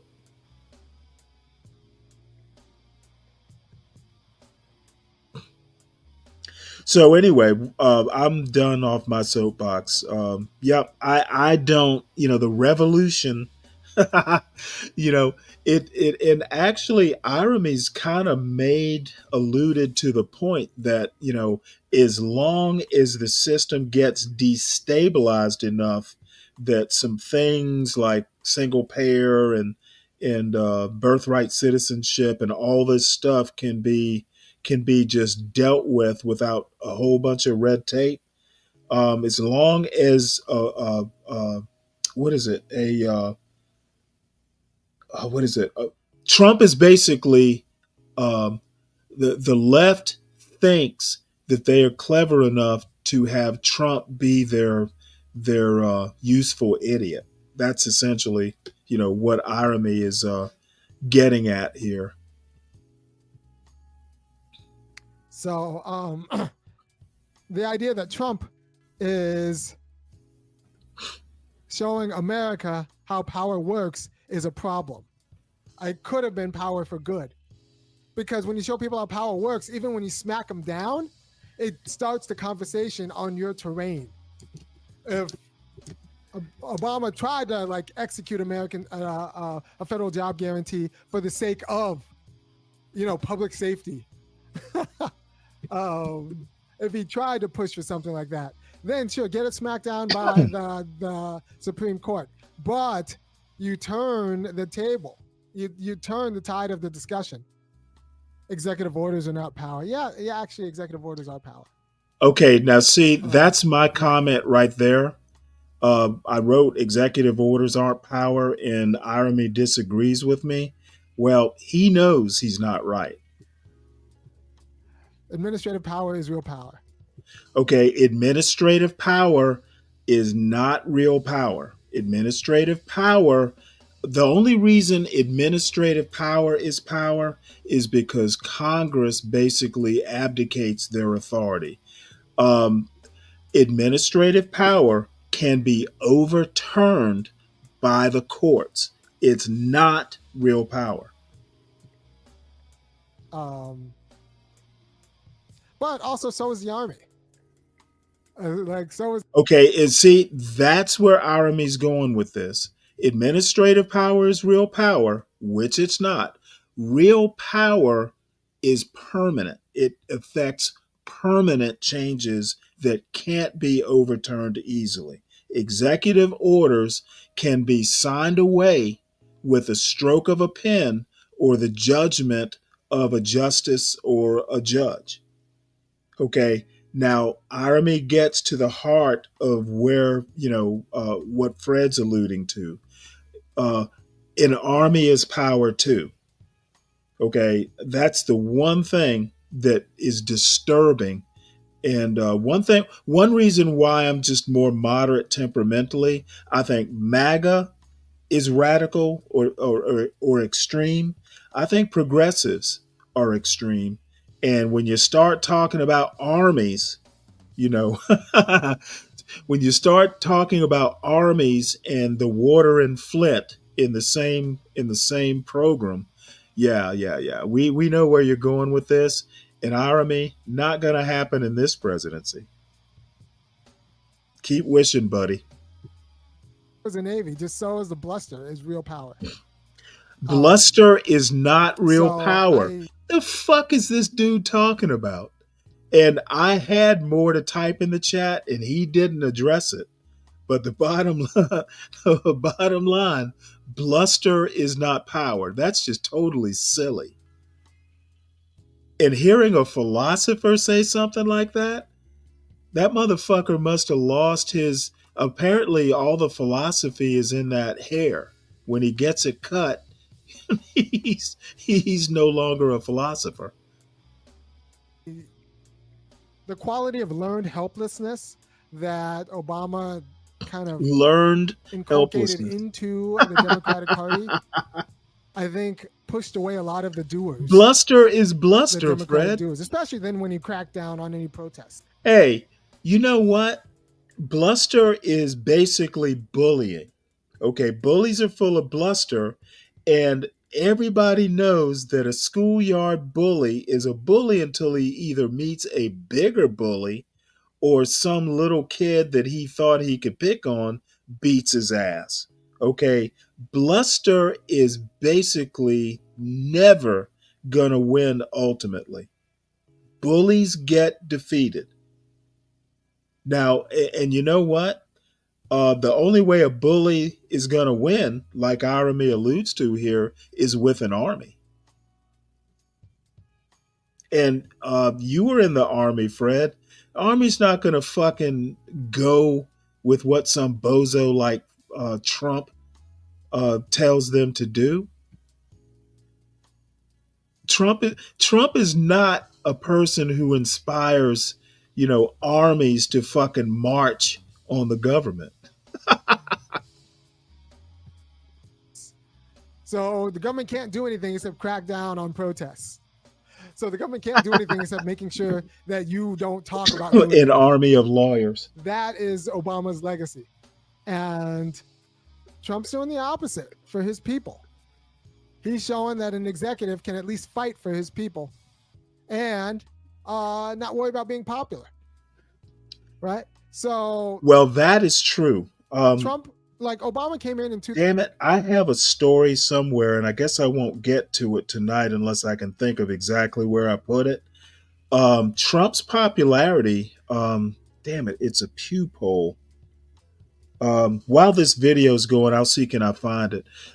Trump is still surprisingly unpopular.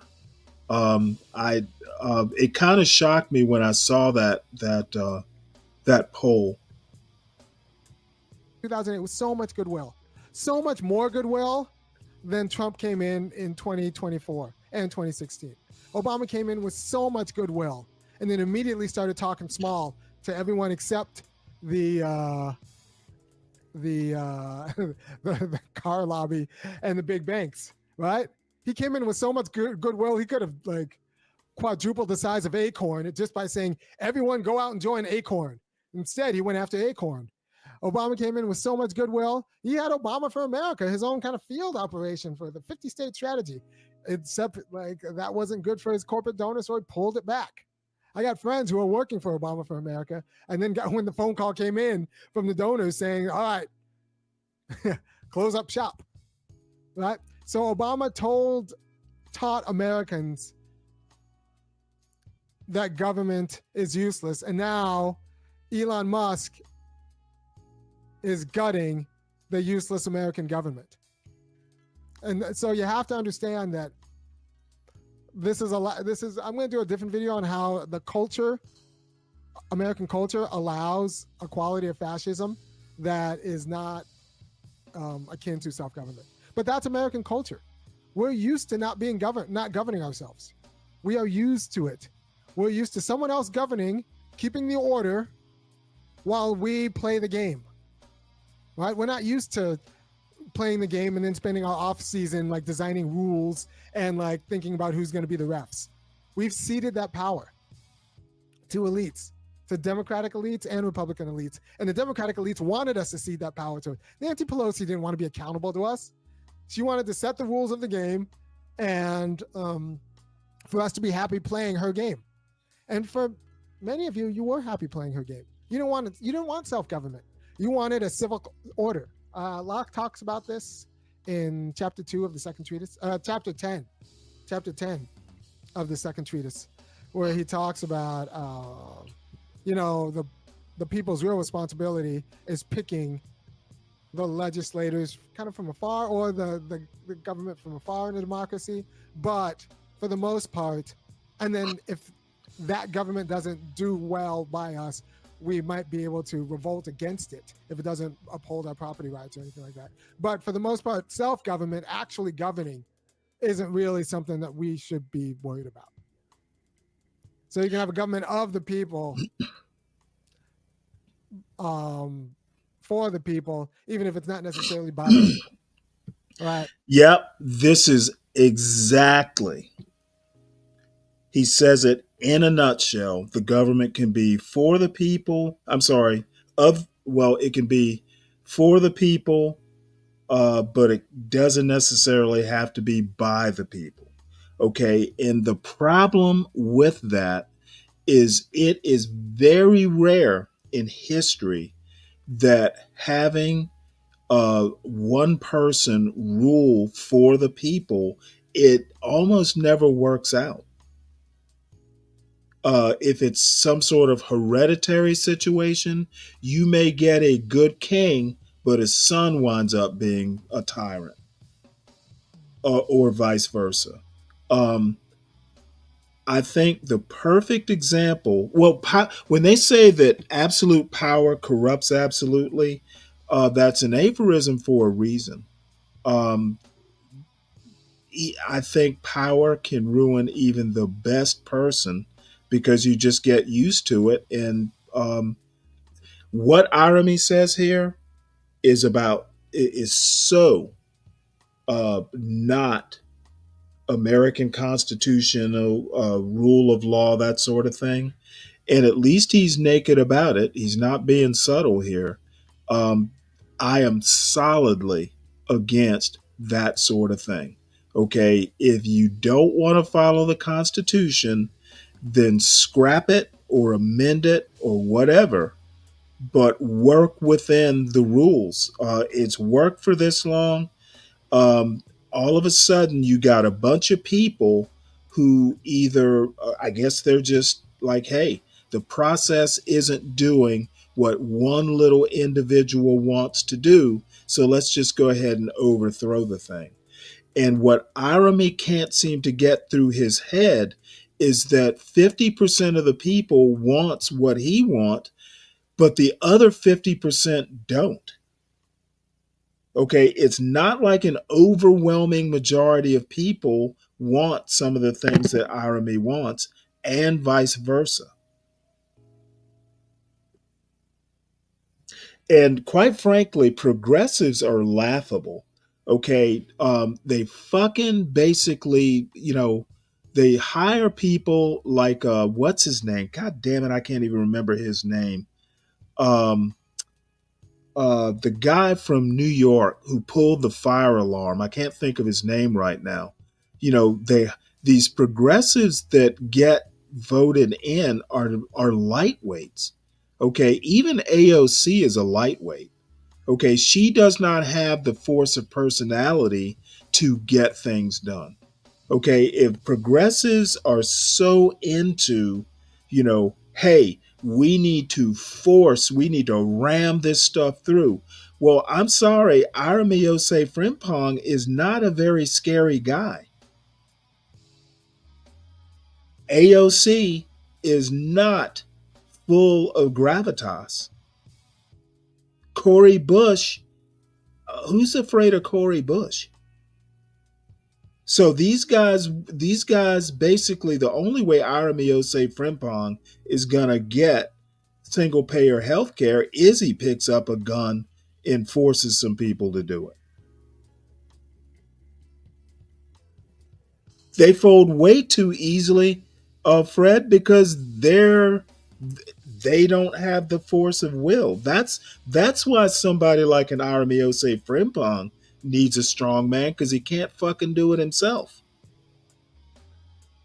And that dude who ran in South Carolina for Congress, I can't, Marcel something or another. Aramiose Frimpong, by the way, actually did an interview with him. He was running as a progressive against, damn it, what's his name? I can't even, man, I guess it's late and I'm having a bunch of senior moments. But anyway, the progressives, for some reason or another, always run flakes. Bernie is the most formidable progressive politician out there, and he's old and a crank.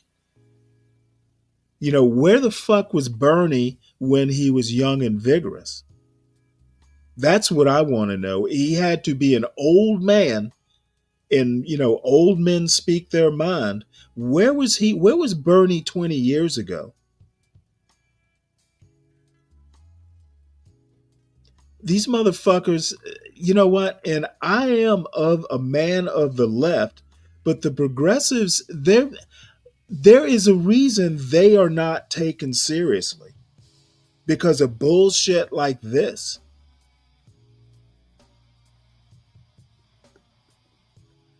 And MAGA is not quite a mirror reflection. At least the difference is MAGA fucking loves guns, and the progressives are just full of piss and very weak vinegar. So I don't know.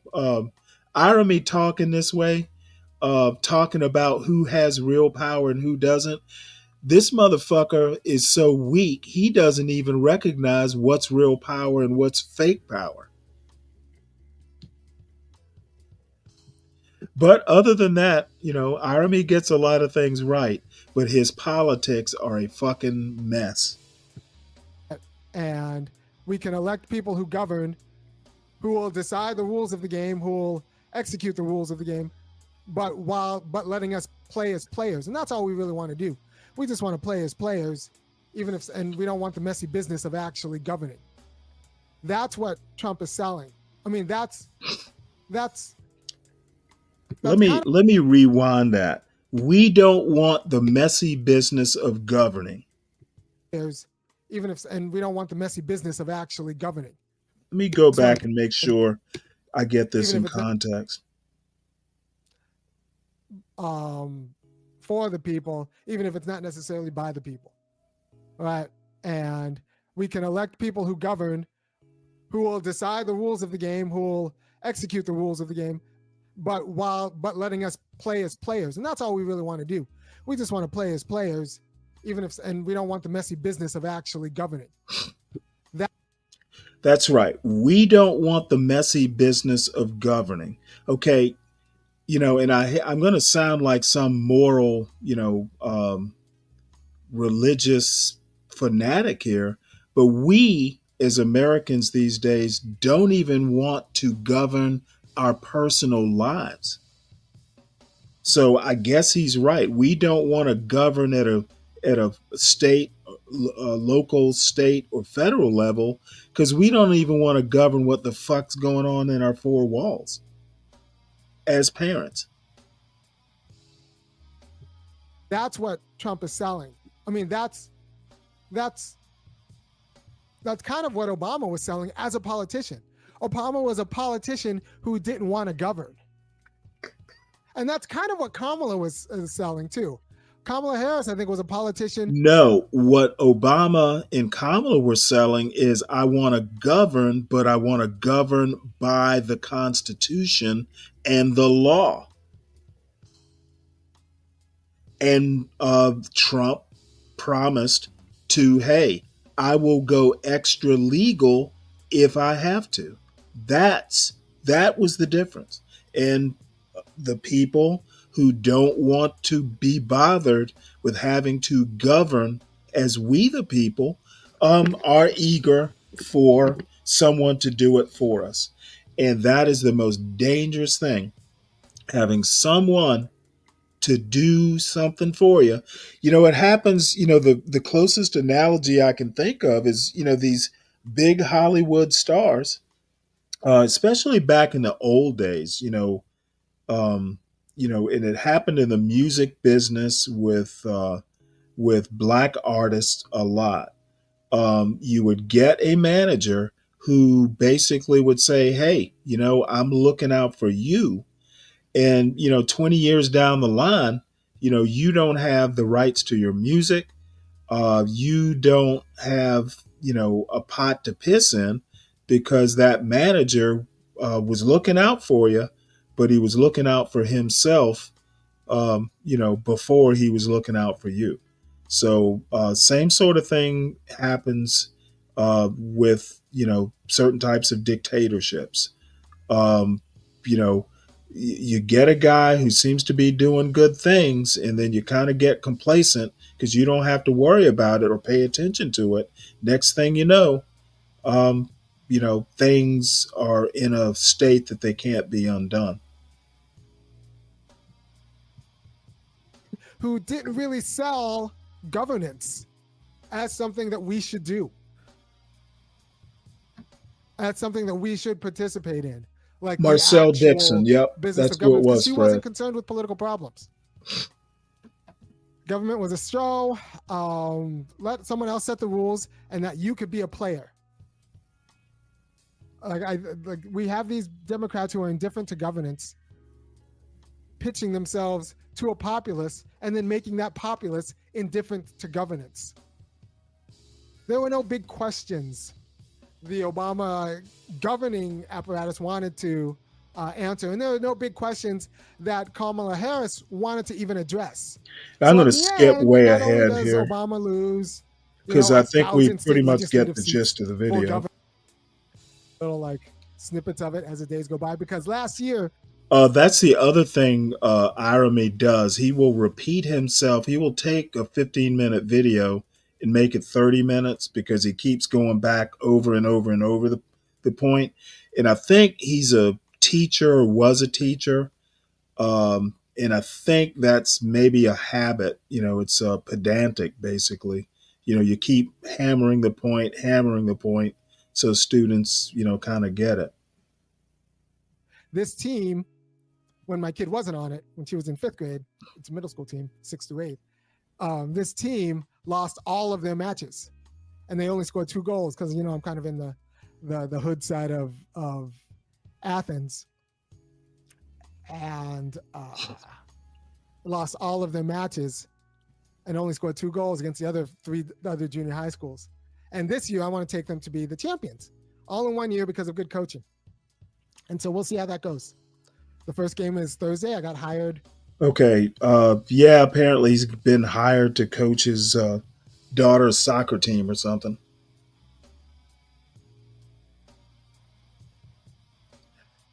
All right. Well, we're going to move on from this. Let me find that next video I wanted to show. Kind of rearranging the order of things. Kind of had it planned out, and then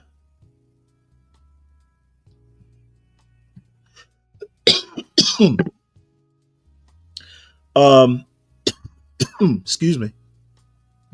I want to show this. This is a lady I've shown before, Lady Boulay. She has she basically commenting about Kanye and whatever his wife's name is, Bianca or something, in their antics at the Grammys.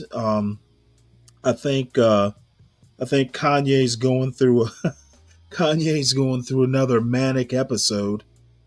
He seems to be spinning up here of late. So I forwarded a little bit through the point. The context is that Kanye accused Don Lemon of saying that Kanye was thrown out of the Grammys. There was a rumor going around that Kanye, I guess because of his wife's attire, was thrown out of the Grammys, which apparently is not true.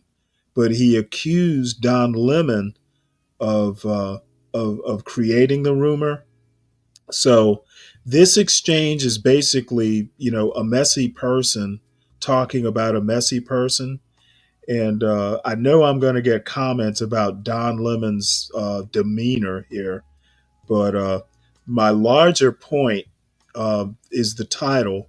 Lady Boulay says, "Thank you, Black Americans, for ignoring this couple."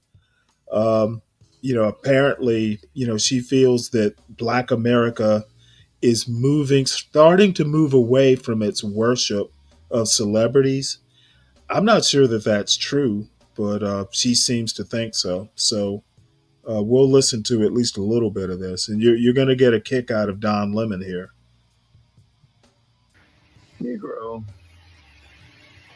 that "Make America Great Again" hat must be too tight on your head. And there were 2 reasons, I guess, why people might say they were kicked out. Because number one, according to the people who saw them on the red carpet, she had on that full length fur coat, but they say that she was naked underneath, and he took the coat off and showed off all of her, attributes. And another reason some said was that he wasn't invited to the Grammys. Now, I don't know if everybody who's a recording star gets invited to the Grammys or not, because there are people sitting up in there who've never made a record or never made a record anybody ever listened to, like Cynthia or Revo. But nevertheless, he tried to pick a fight with Don Lemon, again, a Black man, for attention. He's not picking a fight with white folks. He's out here picking a fight with Black people. And so, because I guess he didn't get the traction that he thought he was going to get, he put this on Twitter.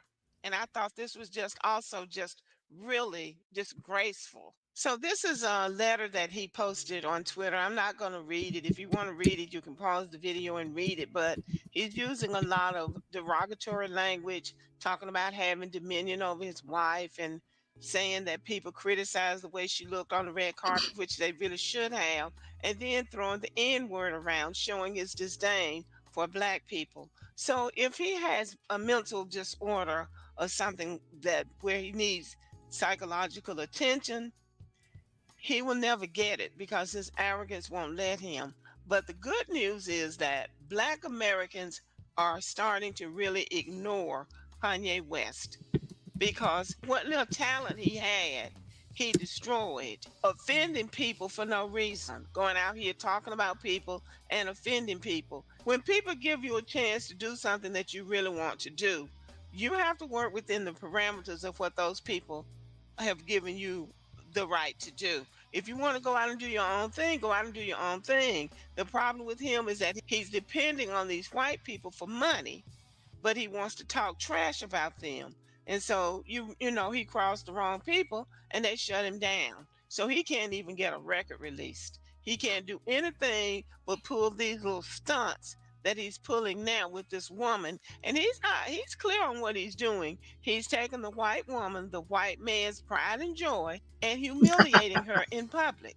And she's allowing him to do it. So they're in it together. But the takeaway from this is that Black Americans seem to be showing signs of growth, that gradually we are weaning ourselves off this obsession with celebrity because now it has just got to be a display in frivolity. Black celebrities used to be a little bit more serious. They used to take their role as Black Americans seriously for the most part. But now it's just every man for himself, and let's see how much money we can make, and let's just see how outrageous we can be to get clicks and views and make money. It's all about making money. They don't have any education. Their moral system seems to be bankrupt. They just don't represent the best of who we are as Black Americans. And the ones who do don't get the limelight and the attention that they deserve. But still, if you stay on course and you respect yourself, if you really have the talent to be in the area that you want to be in, you will make your way because the world demands the best. So you have to be like a Beyonce. Just become the best at what you are and just keep doing it.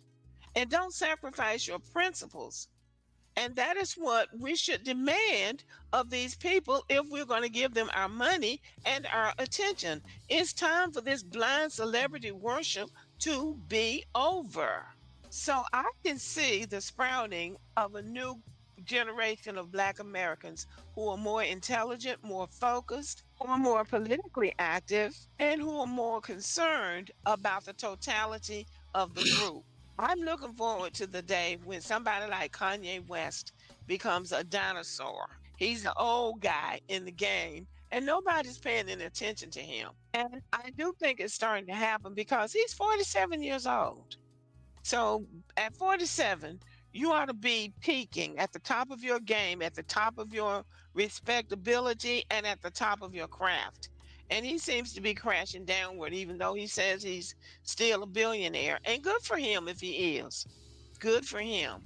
But for Black Americans, I'm happy that people are starting to ignore not only Kanye West, but other people like him, where everything is about money and you're still using the N word, going around throwing the N word around every time you open your mouth. That has to come to an end at some point. And since he's a Black man, I think Black men have to lead that charge. But anyway, I congratulate Black Americans for ignoring Kanye West and his wife. Now, I don't want to dismiss the fact that there are reports that Kanye West has mental issues. In the magazine Black Psychology Matters, Dr. Kevin Coakley wrote an article about Kanye West entitled The Self Destruction of Kanye West. In the midst of Kanye's anti Semitic rant, don't downplay his anti Blackness. Kanye West seems to have a hatred for Black women and Black men, as witnessed by the fact that when he's talking about Black men, he won't even call them by their name. He calls them that N word. Now, I don't know what Kanye West's mental diagnosis is, but the title of this article is bipolar. So I don't know if he's bipolar or not, but that's what this man is focusing on. He brings out 4 important points. He says Kanye West's anti-Semitism is deeply disturbing, and so is his anti-Blackness. His anti-Black behavior and comments have been damaging for the Black community. So many black people are willing to overlook or excuse him, but what he's saying has been Well, I'm going to actually make a point. I think Kanye West is not well, Kanye West is not that rare. What he does, the way he, let me just say this because it's simpler to say Kanye being anti-black in the way he comports himself as a black person who is anti-black. He um and oh, what's her name? Man, I am really having a bunch of senior moments this morning. What's the girl's name? I'll think of it in a second. But this whole black MAGA universe, that's kind of that intersects with black conservatives or black conservatism. Um, it intersects, but they're not.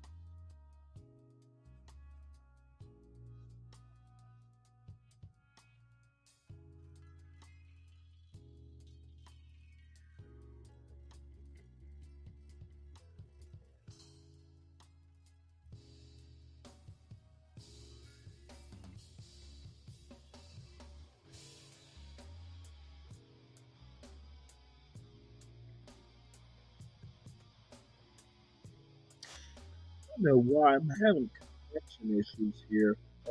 Can't tell whether looks like it's internet. Uh, hopefully, I didn't get cut off. I didn't realize my mic tripped off. I'm saying that black conservatives are not. They're an offshoot of movement conservatism, like the Bill Buckley, Richard Nixon. That Ronald Reagan. Um, the movement conservatism. Black conservatives are an offshoot, if not just outright servants of of movement conservatism. Blacks do not have power in movement conservatism, never really have. And black conservatives do not have power in the MAGA movement. That to me is somewhat sad. They're all for Trump, but they don't have power. They serve MAGA. They do not wield power in MAGA. And I will hold up as my example both Trump administrations. Blacks did not figure even prominently in those administrations, in this administration so far. The only job was HUD. That was like a major cabinet level position. And apparently, HUD, Housing Urban Development, has been designated the black job.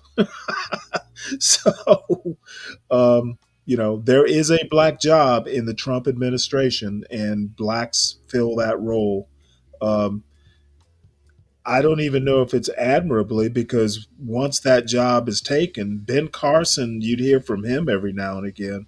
But um, once they take that job, I guess they're glad for that job and they do it to the best of their ability.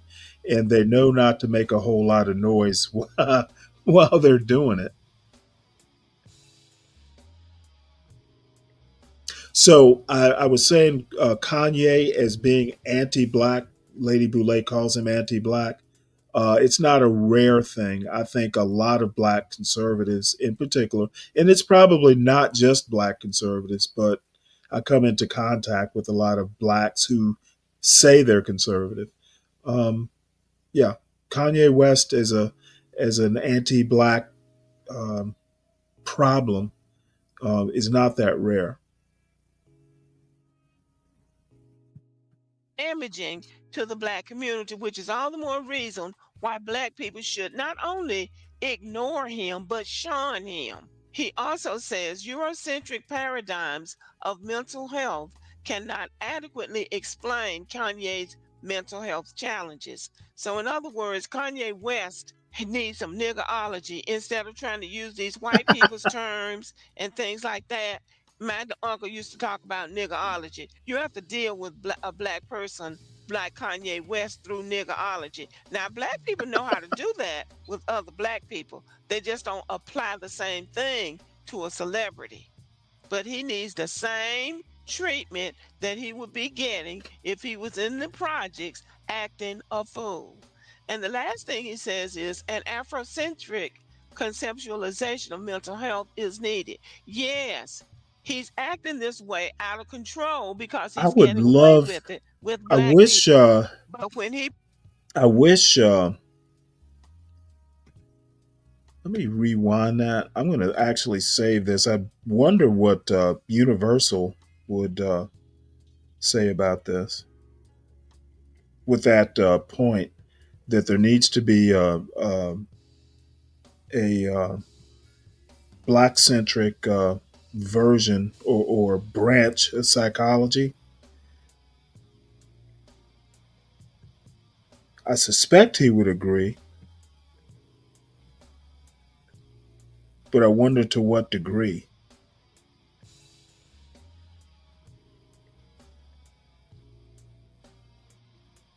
Um, Hopefully, I'll remember to talk to him about it. So, anyway, we'll finish this up. There's not, let's see, about 2 minutes left. We'll go ahead and just finish this up. a fool. And the last thing he says is an Afrocentric conceptualization of mental health is needed. Yes, he's acting this way out of control because he's getting away with it with black people. But when he pulled his shenanigans with those Jewish people, they snatched the rug out from under him. And he can run around here calling himself a billionaire all he wants to. But I guarantee you, they have dried up every source of income that they could from him. They're not saying anything because it's not wise to say anything. And that's what he doesn't understand. He would do well to keep his mouth shut. He has been very disrespectful to black people, and black people.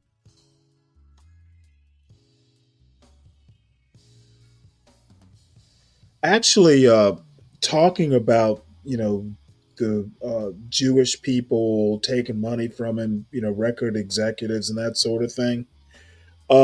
It makes me kind of wonder. There's a lot of talk about small hats and all that stuff around uh, these spaces, these black conservative spaces.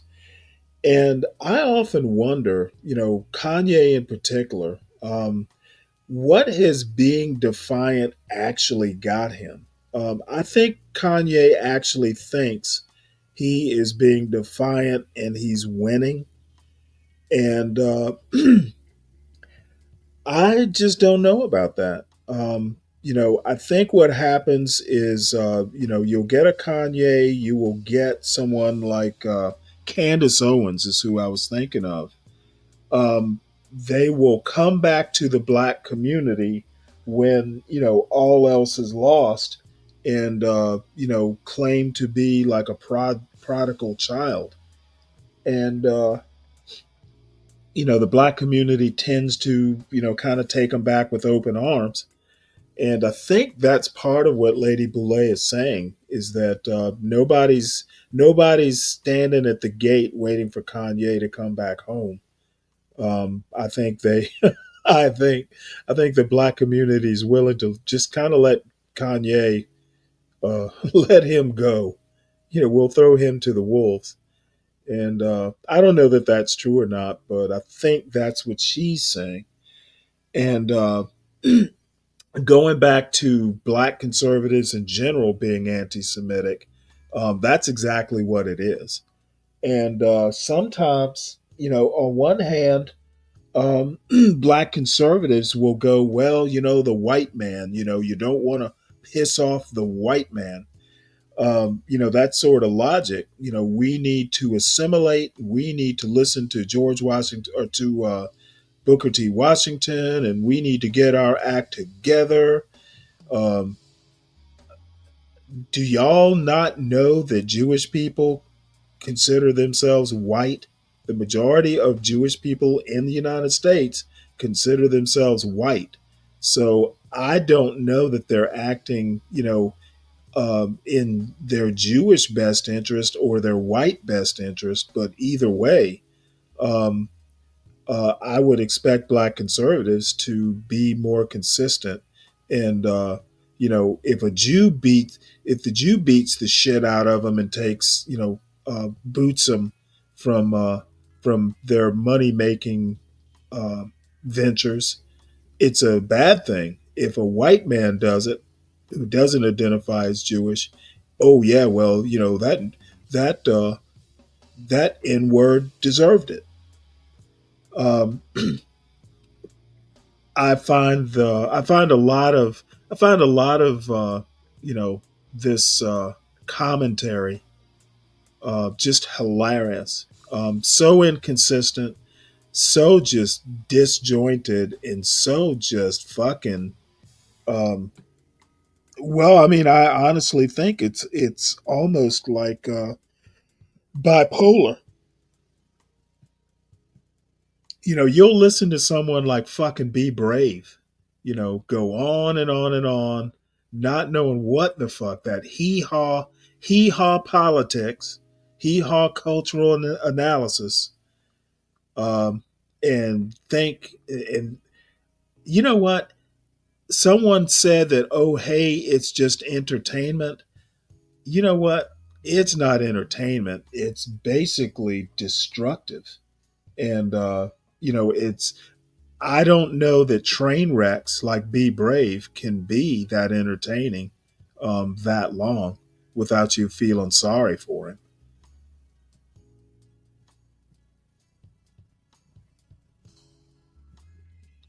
So anyway, we'll finish this up and we'll move on People to are the Trump ones news. that elevated him. Black people are the ones that are going around calling him a musical genius. Nobody else is calling him a musical genius because he ain't no genius.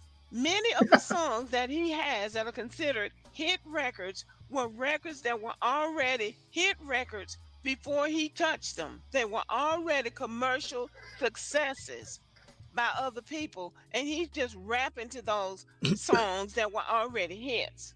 And he's calling himself a musical genius, and some black people, monkey see, monkey do, are repeating what he said. He ain't no genius. He was rapping to something that was already a commercial success. The Uh-oh. disrespect for Black Americans has really reached an unacceptable level. Black people were the ones that bought this man's records. Black people are the ones who went to his concerts. Black men, in particular, were the ones who wanted him to be that guy. But he's not that guy. So, for all the support that Kanye West has gotten from Black Americans, what Black people have gotten back is disdain, disrespect, and basically just turned his ass for everybody to kiss. It's time for Black people to get over celebrity. It's time for Black people to start thinking about ourselves as a group and how we can move forward in a healthy and positive way and leave these ungrateful, shallow, narcissistic celebrities behind. Y'all let me know what you think about this video. Thank you for watching. Give me a Um, that is Lady Boulay, ladies and gentlemen. I think, I don't always agree with what she says, but she is an elder, and I think she's on to something here. Though I don't know that I agree that black people are worshiping celebrities less. Um, but then, maybe I'm not the best judge of that because I don't really keep up with pop culture um, like I used to. So while I'm thinking about it, everybody, please make sure you hit the like button, both on my channel and the Urban Landlord channel. If you're new to these channels, please make sure you like, of course, as I said, and subscribe to the channel and share the channel out with people who might appreciate it. So, next on the agenda, let's see what is next. I actually put out a short video earlier for my channel, and the topic was basically I call it Constitution Schmonstitution. Basically, basically, it's about Donald Trump. Basically going all extra constitutional. Basically, he's trying to fight the law with executive orders and getting quite a bit of credit for doing it. Um, People just don't seem to understand that what he's doing is busy work. He's doing shit that makes him look like he's vigorous and on top of it, and signing 50 executive orders at a ceremony at Madison Square Garden, or the I guess it wasn't the it was it used to be the MCI Center in DC. I forget what it is now. It's changed names or changed sponsors, but a lot of pomp and circumstance, a lot of frenetic activity, a lot of bluster, as Irony says. A lot of shit going on to accomplish, you know, putting stuff in front of court. And maybe that's the point, to put all this stuff into the judicial system. And, he, I guess, is betting that, his appointed justices in the Supreme Court will support him. But I don't think Trump really understands, at least in my opinion, once these people get to the Supreme Court, justices throughout history are famous for, being appointed by one type of politics, and they kind of change course. I think it was Justice Souter. I think he was appointed by either Reagan or Nixon. No, it wasn't Nixon.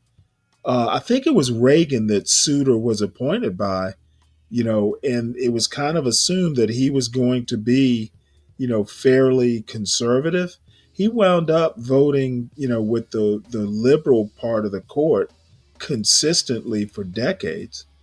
So once these people get appointed and approved by Congress, they are very smart people and just as vainglorious as, any other politician.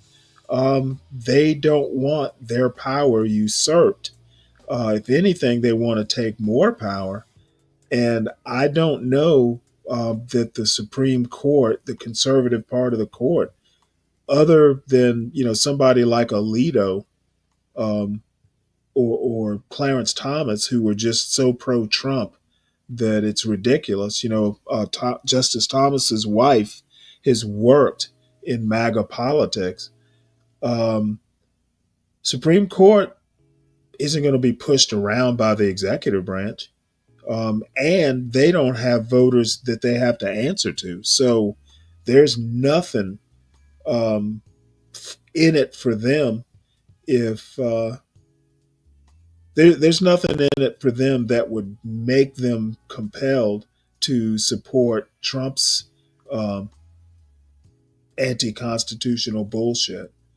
So I look forward to seeing which cases make it up to the Supreme Court, and I will naturally follow them closely.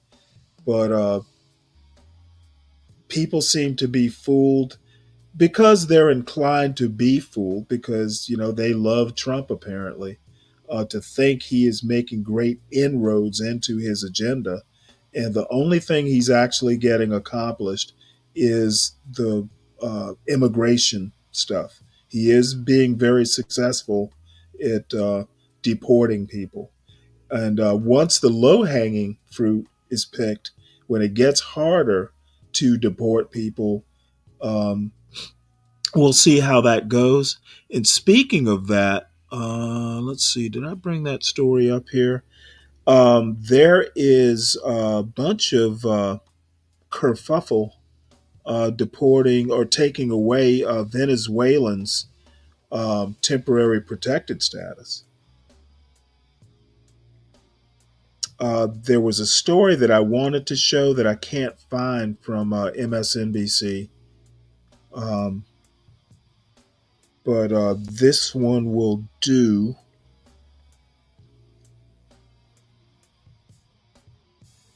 I might even play this video here. But this story is called "We Feel Betrayed." Venezuelans slam Trump for ending deportation protections. Basically, Trump has taken away their temporary protected status. And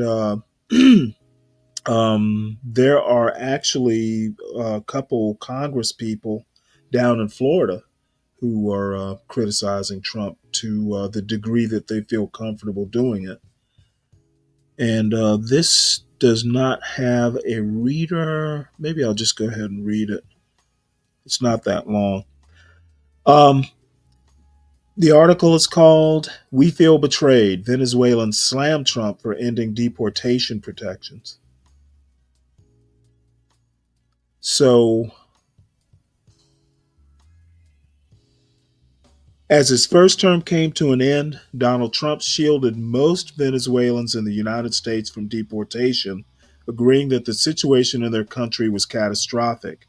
A year later, Secretary of State uh, Marco Rubio, when he was still a Republican senator from Florida, a state with a sizable Venezuelan American population, agreed that deporting Venezuelans would be a death sentence.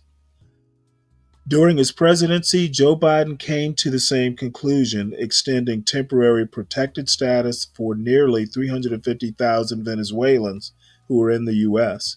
These TPS protections were supposed to remain in place through the fall of 2026.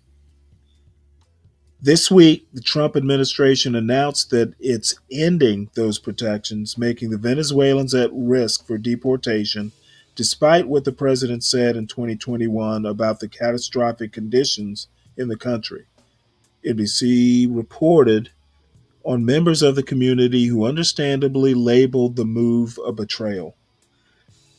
This is a quote: "Betrayed, we feel betrayed, more than betrayed, beyond betrayed," said Adales Farrow. I'm probably mispronouncing the first name.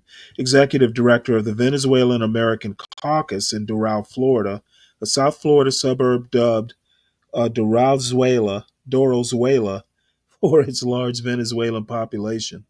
TPS holders are living a legal life in the United States, she said in a news conference on Monday. "We are not here because we came as tourists.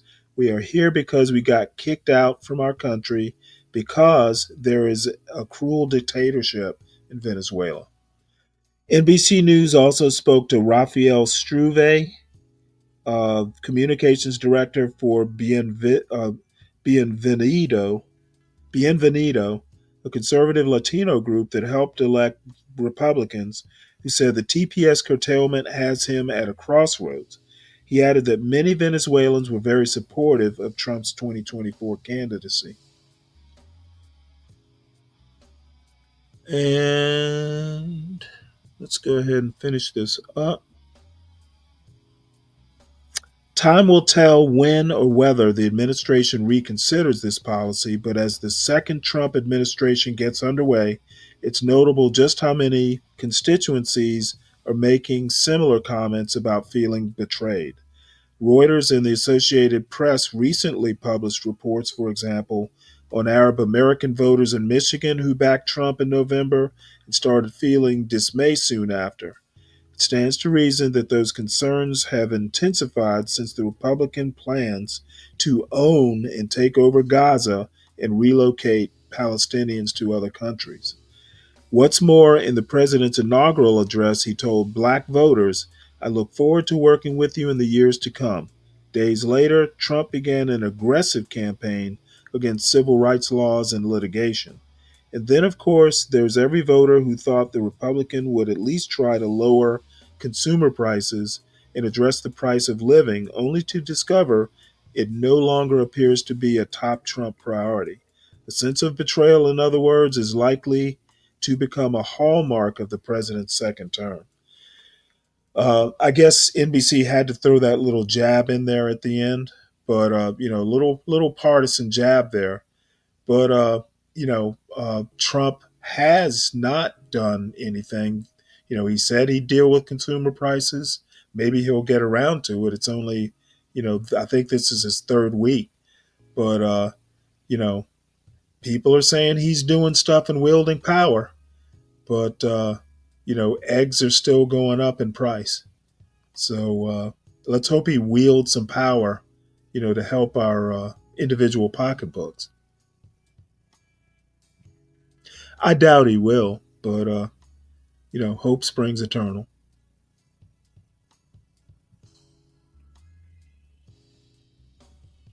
What's up, dirty dude? Let's see. Let's see, Abiola, what do you have to say? One, make a comfortable life. Two, make same thing for low IQ people. I'm not sure I understand your point here, Abiola, and you say Trump equals tool. Don't know what that means either.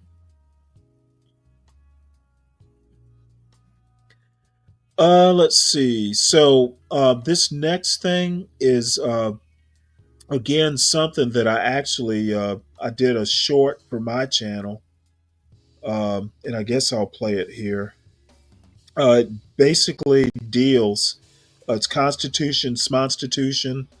Uh, I'm basically talking about an essay by Heather Cox Richardson. She's a pretty famous historian, and a New York Times article by Adam Liptak, I think he's a Supreme Court reporter for the New York Times.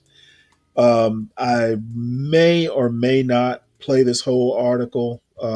I can only listen to my voice drone on for so long. I hate the sound of my voice, but at least the first part of it is important. The second part, I'll talk about, and then I'll drop the link into the chat. And if you're so inclined, you can listen to it on your own time. And by the way, Dirty, I don't know if you particularly know, but I've got a channel now.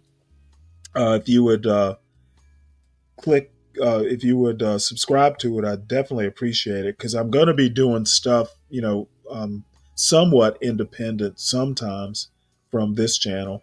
Since I have it set up, it was set up while this channel was while the Urban Landlord was in YouTube jail. Just as a place we could go and kind of do what we do. But since I have it, I might as well develop it, and I'll do things like this. It's just a video I did local to my computer and uploaded to my channel, and then I'm gonna use it here because it kind of fits in with tonight's panel agenda.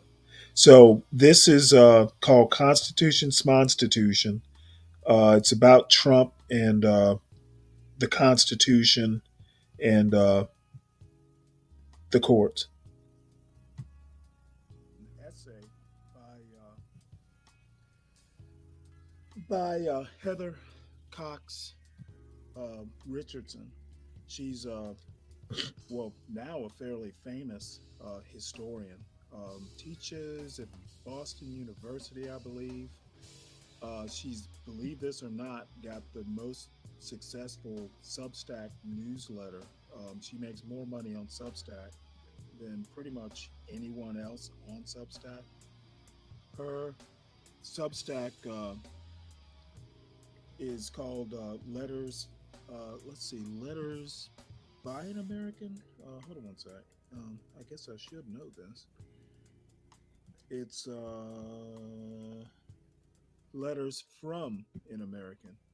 And unfortunately, I subscribe to the newsletter, but the actual title escaped me momentarily. But anyway, she basically talks about Trump's basically going, well, Trump essentially creating a constitutional crisis. Several things. The executive order concerning the 14th Amendment, you know, abolishing cabinet level agencies, several other things that are already starting. You know, some of these executive orders are already starting to be challenged in court.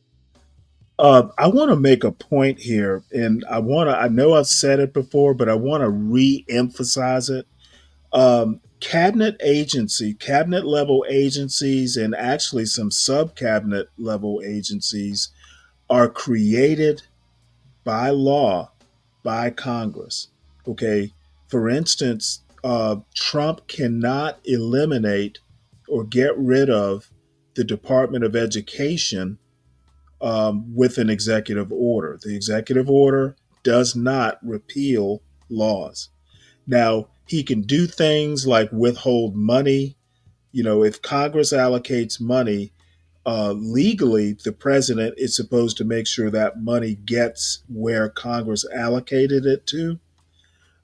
However, you know, if Trump decides to be defiant and withhold the money and fire all the employees, which firing the employees is difficult because there's civil service protections. But if he tries to bluster his way into making that happen, the agency still exists on paper.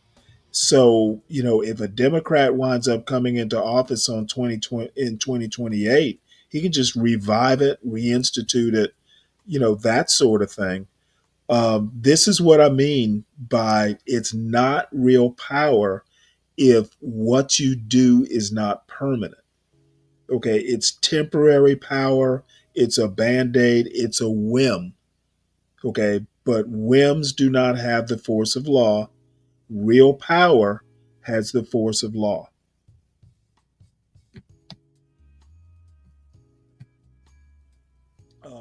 I imagine a lot of them will be, um, at a minimum, stayed, you know, enjoined or injuncted. I can't remember the exact term, but basically, there's several issues um, that have been challenged, and judges have already, you know, suspended whatever the executive order was trying to do. Federal workers, that federal worker layoff that seems to be in the works, that's been stopped. USAID, I believe that's been um, suspended. I guess pending, you know, actual judgment. So one observation that I made today, because someone said that, oh, you know, hey, Trump is really out there making things happen. And my response to that is Trump is good at theater. He's doing, you know, there's a flurry of activity, but he's really not making headway on most of those executive orders, with the exception of immigration. Immigration is something that the executive branch actually does control. They can deport, all those agencies, ICE, um, and the other agencies, Homeland Security. That's all within the president's bailiwick as far as how he wants to handle deportations and that sort of thing. But some of the other things, 14th Amendment, firing federal workers, suspending um, money that's already been appropriated by Congress. Um, Presidents by the Constitution, Article 2, does not allow the president to delay or suspend or freeze money that Congress has allocated. Um, he doesn't seem well. I actually kind of admire Trump for challenging that, but I just don't know how he's going to be able to accomplish it without either outright ignoring courts who rule against him, which is something that was kind of floated today. Um, Trump and his henchmen are hinting that, hey, you know what? Courts may rule one way, but we don't have to. We don't have to obey the court's rule. And I forget who it was. I think it was Andrew Jackson. Had way back in the day had a judgment. The Supreme Court ruled against something that he wanted to do, and his response was, "Well, let them enforce it." So he basically just ignored what the court ruled, and he went about his merry way. And Andrew Jackson is one of Trump's, heroes, I guess. So looks like Trump is going to go that route. Who knows what's going to happen? But I do know that a lot of people, I'll cover it either on the show or in another video. A lot of Republicans are starting to realize that, oh, hey, this isn't going quite the way that I thought it was going to go.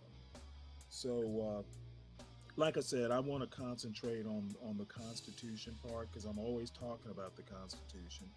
And Trump is definitely kind of going rogue here.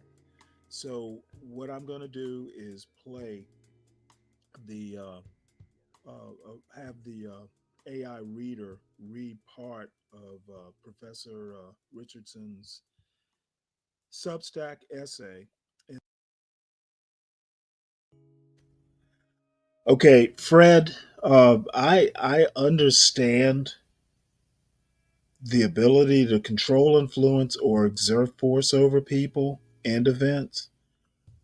My contention is that power makes it stick.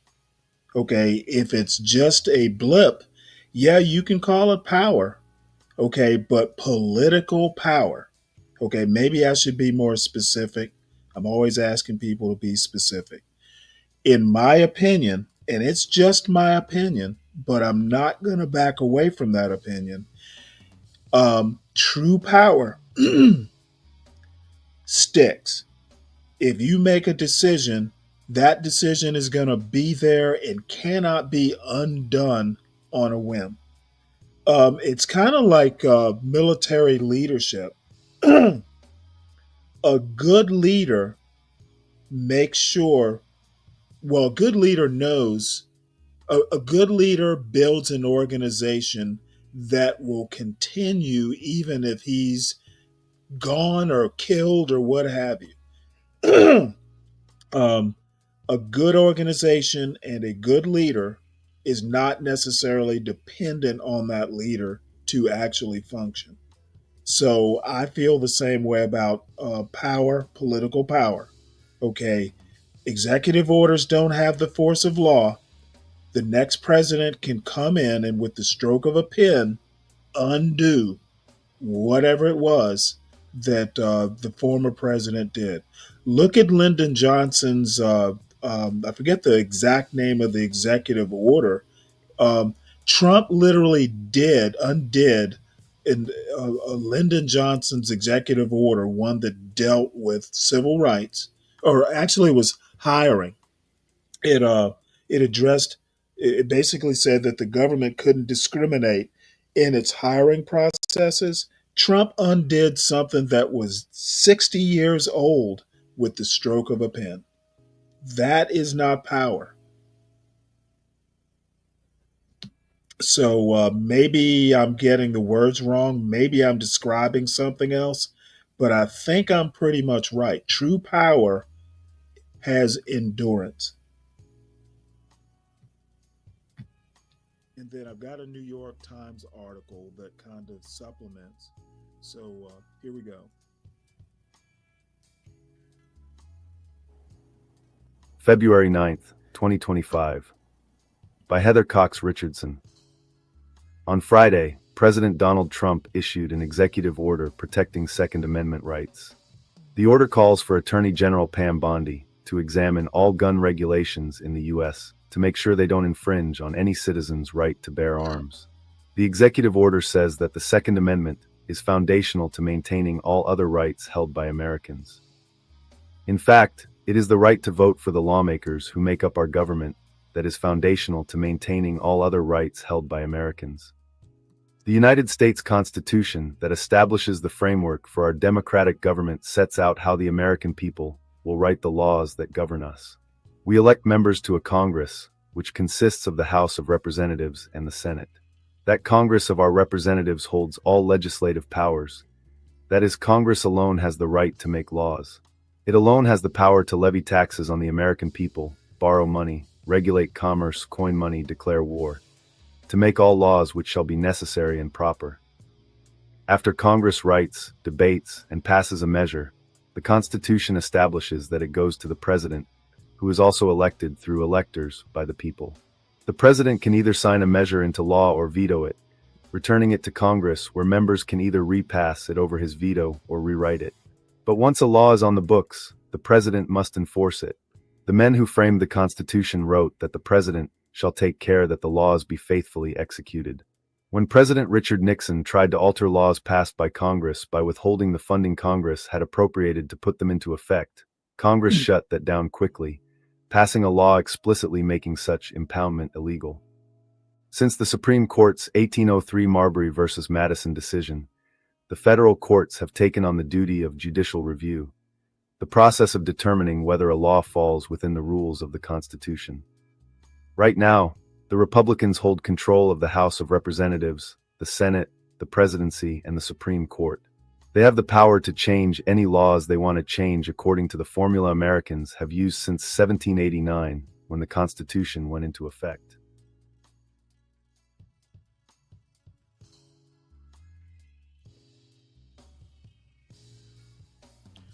Okay, this next article is a New York Times article written by Adam Liptak.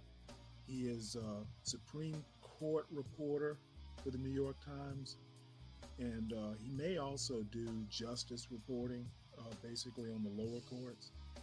But essentially the premise of his article, and it's more or less an opinion piece, is that Trump's first 18 days has pretty much created a constitutional crisis. And that may sound a little over dramatic, but there's a professor who recently wrote a book, Chemerinsky, I think is his name. Hopefully I'm pronouncing it correctly. But he's a constitutional scholar with a recent book that I haven't read. But he explains the whole constitutional crisis terminology. So we'll go ahead and have the browser's AI reader read this article. There doesn't seem to be one that's embedded in the. Looks like I'm gonna have to get a boom mic. The mic I have is not doing it on these shorts that I'm doing. In any case, this article is basically just saying, a constitutional crisis is actually kind of a subjective term, um, but it can mean pretty much anytime the president comes up against the Constitution and is trying to squirm his way out of following it. And I think every president, tends to do that when they start relying on executive orders for quick action. So anyway, I'm going to drop this link in the link to the video in the chat, and if anyone's interested in it, go ahead and read the.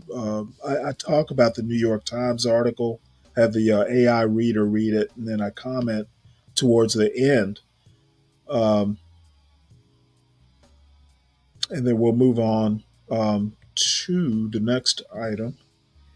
Here is that short.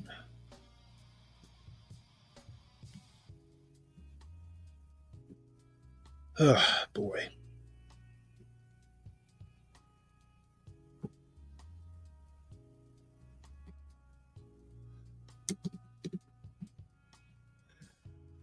So, the next thing on the agenda is looks like a judge has says the White House failed to comply with a court order. Judge up in Rhode Island, probably the same one that didn't send Ben to jail. So probably not a good judge.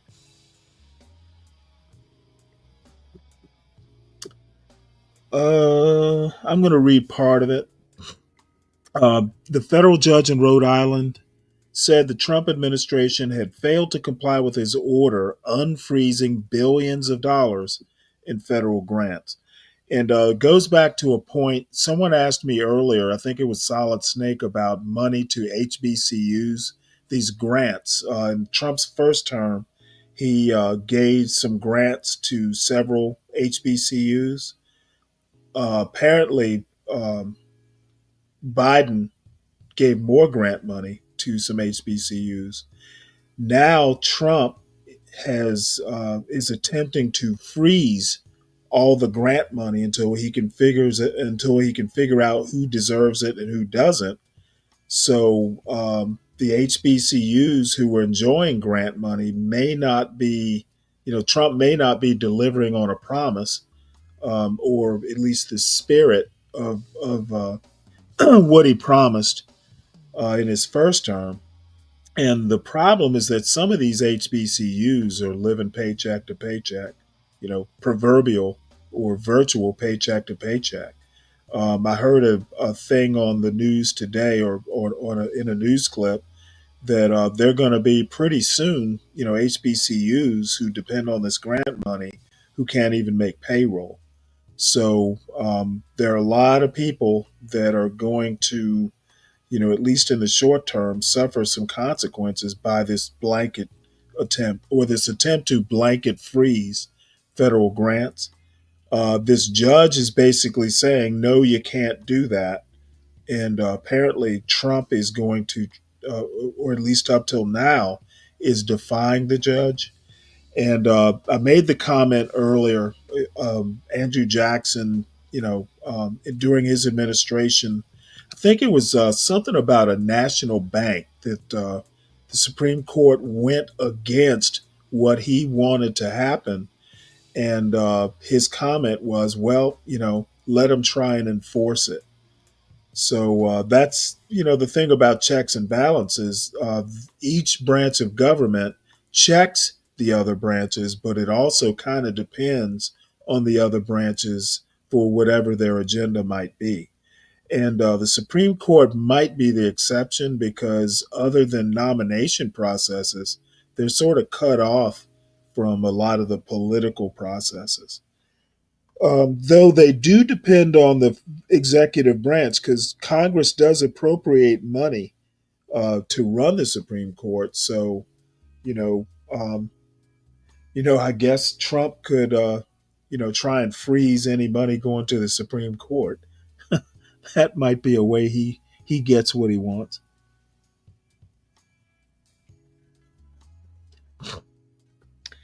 Um, what are you talking about? I can't stand for Stanley's MSNBC special. I have no idea what you're talking about. You seem to have gotten up on the wrong side of the bed this morning, Ryan. You're not your usual pleasant self.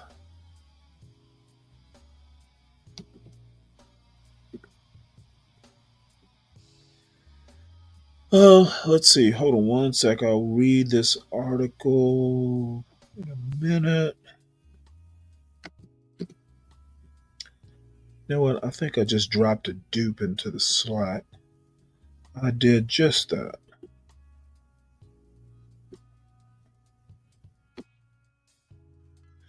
Oh well. Let's see. Federal judge in Rhode Island said the Trump administration had failed to comply with his order unfreezing billions of dollars in federal grants. A federal judge said on Monday that the White House had defied his order to release billions of dollars in federal grants, marking the first time a judge has expressly declared that the Trump administration is disobeying a judicial mandate. The ruling by Judge John M. McConnell Jr. in Rhode Island federal court ordered administration officials to comply with what the judge called the plain text of a ruling he issued on January 29th. The order he wrote was clear and unambiguous that there are no impediments to the defendant's compliance. Shortly after Monday's ruling, Trump administration lawyers appealed the judge's initial orders to the U.S. Court of Appeals for the First Circuit, asking the appellate court to pause Judge McConnell's order to keep federal funds flowing while their case was being considered. The White House responded with more defiance. Each executive order will hold up in court because every action of the Trump Vance administration is completely lawful, said Harrison Fields, a White House spokesman. Any legal challenge against it is nothing more than an attempt to undermine the will of the American people. That's ignorant.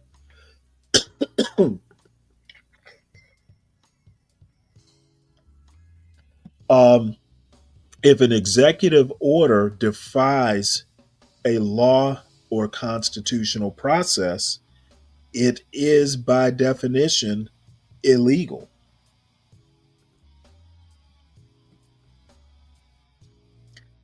Let's see. The legal actions on Monday marked a step towards what could evolve quickly into a high stakes showdown between the executive and judicial branches a day after Vice President J.D. Vance claimed in a social media post that judges aren't allowed to control the executive's legitimate power.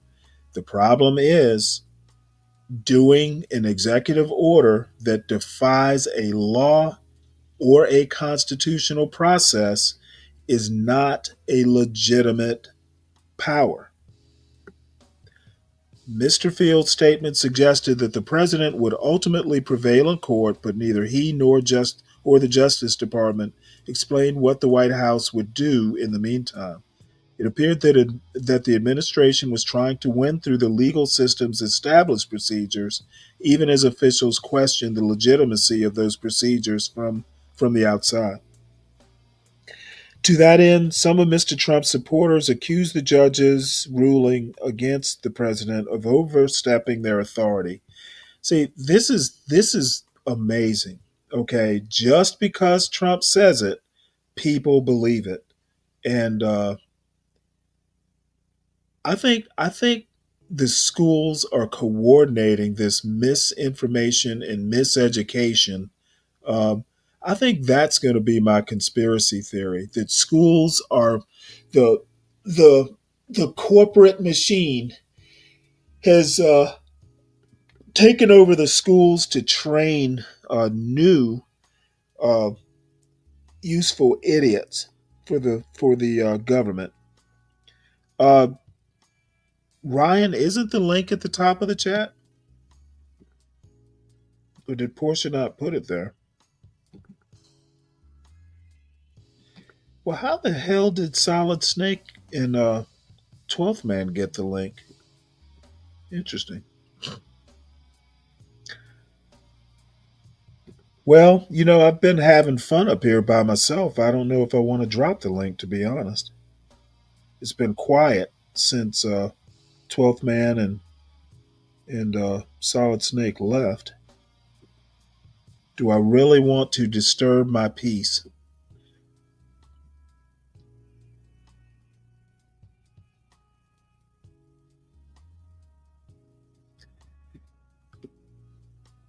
Let's see here.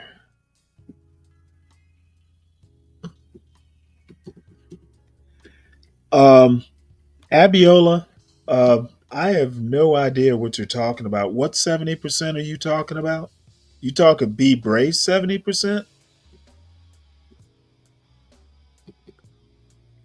Let's see. The legal actions, legitimate power.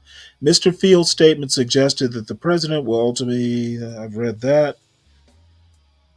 Activist judges must stop illegally meddling with the president's Article 2 powers, wrote Mike Davis, who leads the Article 3 Project, a conservative advocacy group.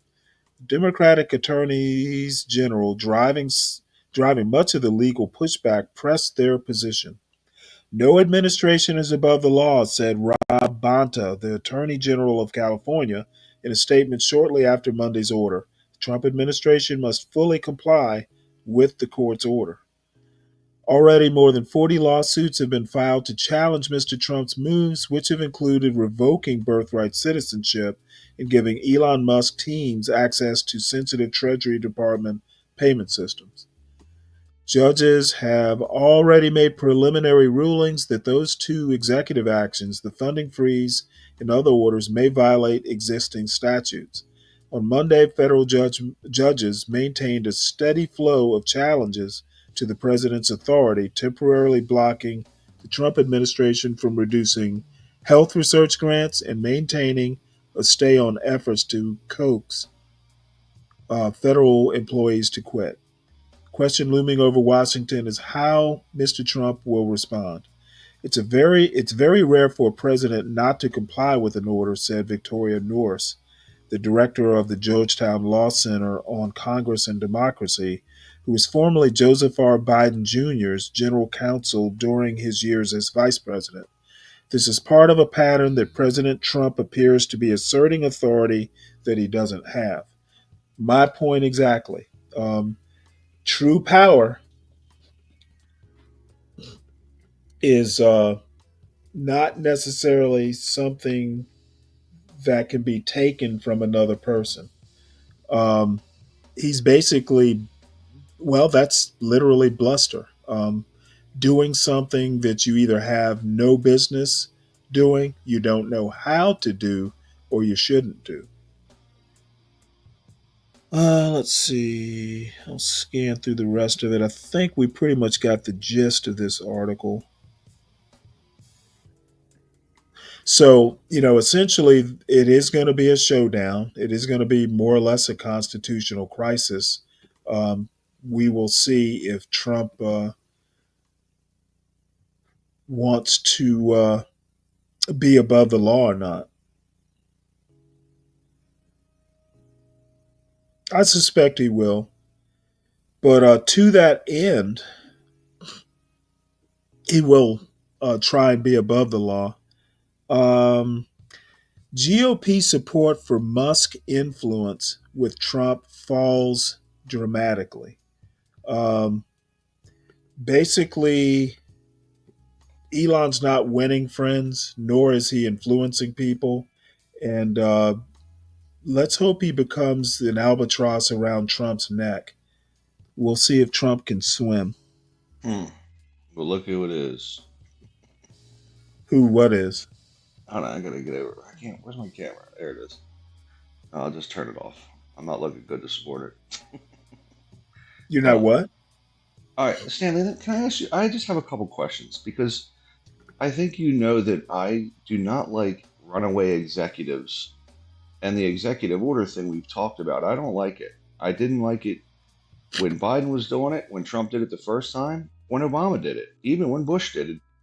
It's just too much. And you even pulled a number out because we looked it up, and it was A lot of them do a lot more of it. And the thing is, I think that No, actually, Trump has probably done more executive orders in his first 3 weeks than some presidents have done in 8 years. which I I don't agree know with you. those numbers. I don't know those numbers right off the top of my head. One thing I do know is that he's issued more executive orders in 3 weeks Yeah. than Well, any other president has. well, this is where we are now. We have as soon as the parties switch, the executive gets in, and he just starts with the pen, and just it's wide ranging. And I think they need to do something. I was hoping Trump would take office, and they would try to pass something to limit all of their ability to do this. Right? I didn't like it when Biden did it. Right? But I do think that there's certain factions of the Democratic Party that are now up in arms about executive orders when just 4 years ago they had nothing to say about it. And And who gives a fuck about that? Okay, dude, you know what? it's just it's very These what hypocritical. about isms that you love to do really don't do what you think they're doing. Okay, Okay. um, which executive orders went directly against the Constitution that Biden did? I mean, you mentioned the one about. Please Uh, uh, answer my question. I'm trying to tell you, if you allow Okay, me. no, no, no, no, no, no, no. Okay, people here in this John Galt space don't even know how to answer direct questions without just basically going around the barn. Okay, Okay, so it's can I a answer? yes no question. Okay, you don't So need to explain yes or no. if money is appropriate, I'm answering it now. If money Okay, is again, no, appropriate, no, no, no, no, no. I'm not gonna play this game. Okay, my you're s- question you're gonna is, lose.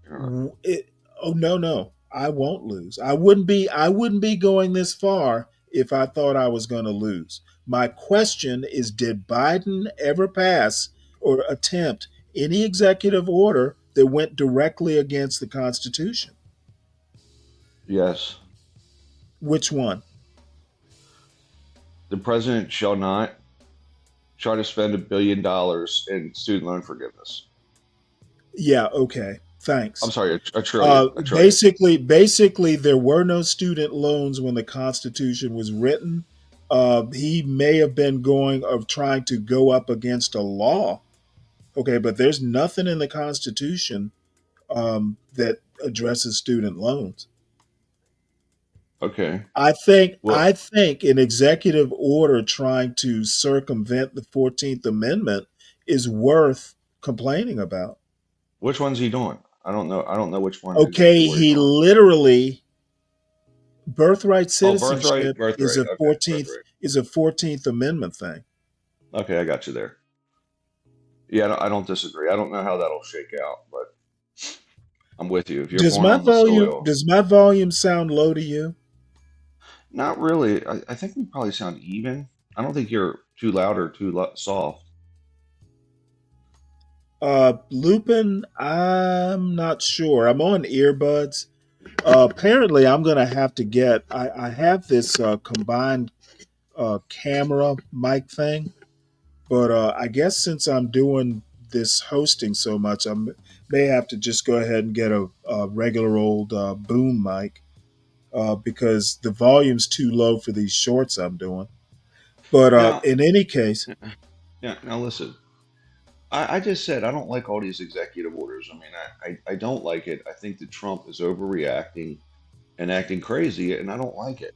I don't. I'm with you on many things, but I will say that you know if there's money appropriated, he should have to spend it. And I was I don't think he should be able to take that money and use it for other things via executive well, order. he's not doing that. He's just freezing it. He's refusing to execute the money that's appropriated. He basically wants to basically if Congress appropriates it, he wants to be the final authority on whether the destination is worth it, is deserving of it, and And I that's think not that's how wrong. it works. It's wrong. It's literally not the president's job.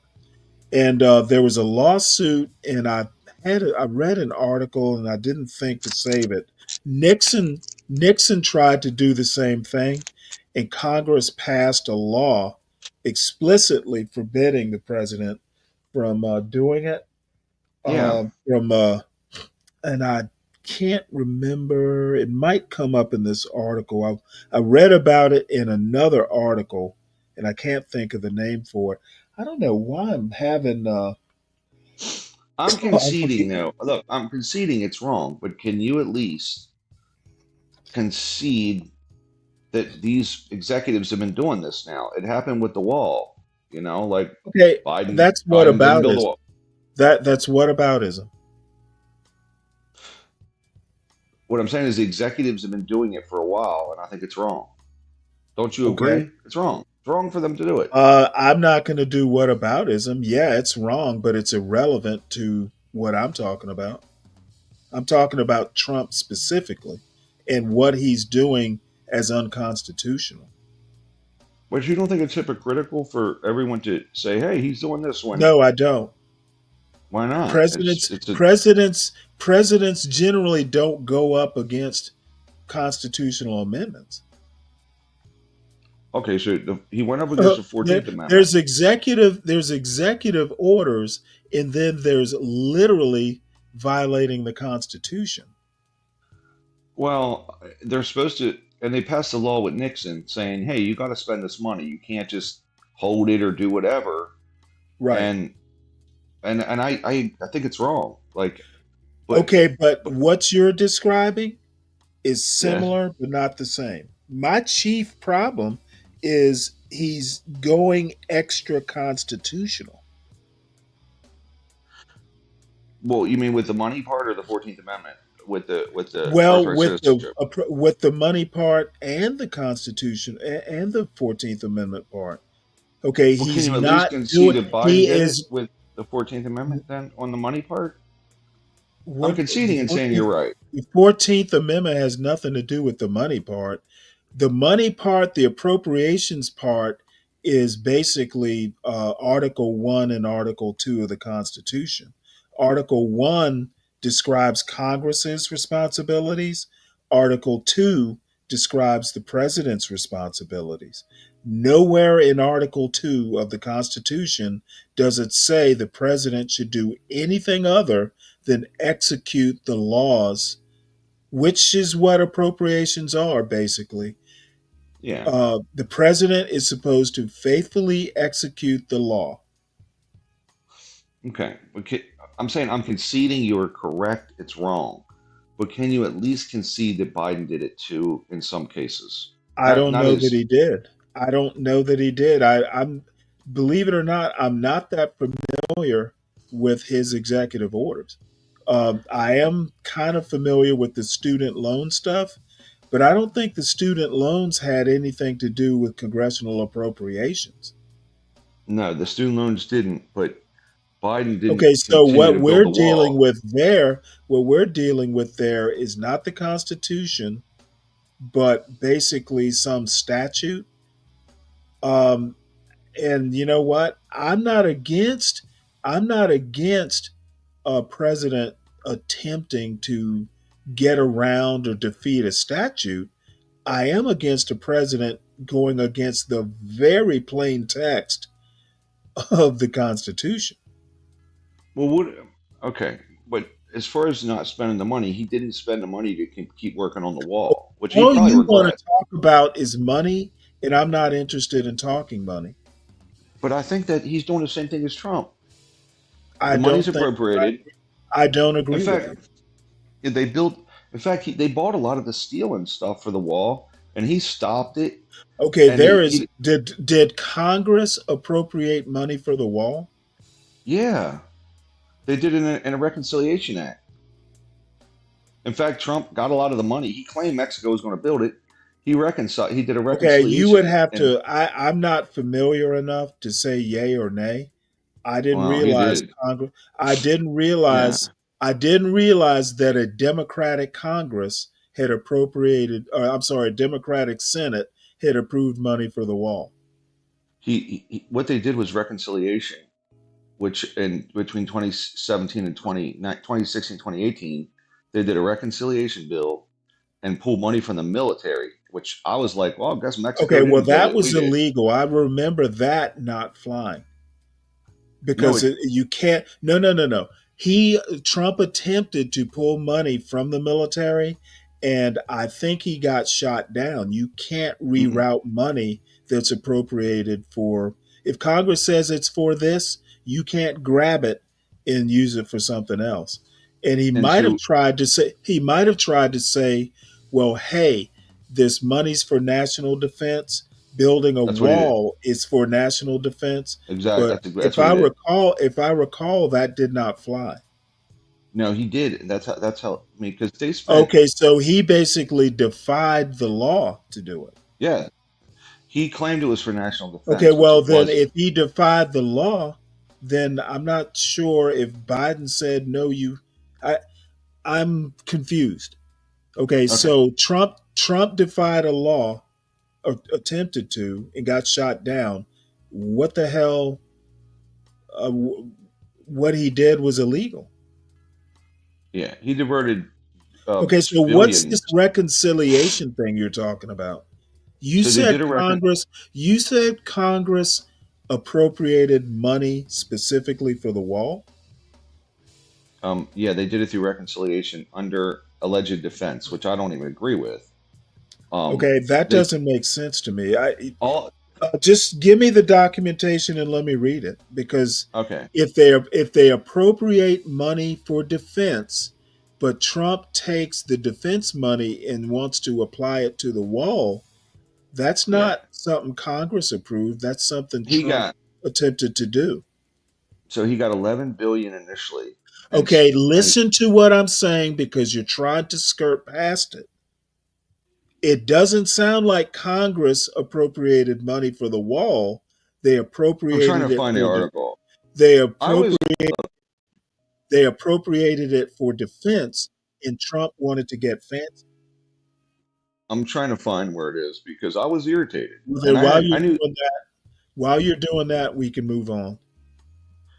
Okay, well, look, I'm trying to be as objective as Okay, I don't possible. care about you being objective. I care about you being factual, which should be the Um, same thing. Okay, I you're am. doing this weird whataboutism. I'm trying to talk about Trump current, what's happening currently with Trump and executive orders, and you're trying to go back to Biden and Trump's first administration. Really, nothing to do. I mean, I don't really care about any of that. The past, in this case, I'll let lie. What's before us is trouble enough. I'm trying to find it, and because I was just as aggravated at Trump. I mean, because I want what's right is right, you know. Okay, well, So see, the thing is you're trying to be all even-handed and stuff. Sometimes it yes. works. Sometimes neutral does not work. That's the first thing a good moderate learns: when to be moderate and when not to be. Well, I can evaluate though as an independent because I'm not registered with a particular party. Hey, man, this was wrong for the Republicans to do, and this was wrong for the Okay, well, Democrats to do. I don't care to be that even-handed. Okay, the Democrats aren't in power right now. Yes, what they did in the past was wrong, but that wrong has no bearing on what's happening on February, what is it, 10th or 11th, Yeah, yeah, 2025. yeah. And I've been critical of Trump for some of this nonsense. Well, good for you. He deserves it. Yeah, I'm just saying So, that I don't. That's why I said this is like an MSNBC broadcast. It's all tainted and shit. I think you should be more objective. okay, Ryan, you seem to have some weird limitation that if every point I make, you have to cover both sides. It's Well, some almost of it. it's almost like the old law where I forget the name of the law, where if a television station had a Democratic political ad, they had to have a Republican political ad. I'm not a I mean, TV station. those were good days.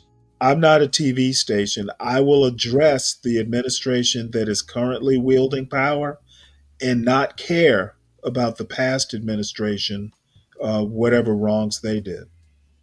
I don't need. Um, I don't have to have. I don't have to be even-handed in my criticism of Trump. Here's a little snippet. Can I give you that? Why don't you put it in the back? Well, I'm just, I don't know what this article entails. But What is it? What you is know, it with you and Be Brave? It's like 15 I have billion. to trust. I have to trust your brain and your ability to recall direct or exact quotes. I have Hold to on, let me trust put it it. on. All right, I'll put this in the back. Hold on. But there's a lot to it. It's a hell of a big article. But it talks Right, about how he got all the money. again, it's irrelevant to my point. So yeah, I'll get around to it, but you know, I'm only doing it because you insist. Hold on. I'll put it in the. Can I put it in the And front chat? Abiola, let's see if you can answer a direct question. Have you ever been to the United States, What? Abiola? Oh, come on. Just he's fine. He's fine. No, no, I no, think no, he's no, a no. He's making a lot of critiques about what's going on in America, and you know what? You're outside looking in. okay. Well, And I'm actually being fair because I have a Nigerian friend, the guy who interviewed me for that Reconstruction uh, uh, uh, Reconstruction thing, critique or whatever, the history interview. I have been on him, and finally he listens.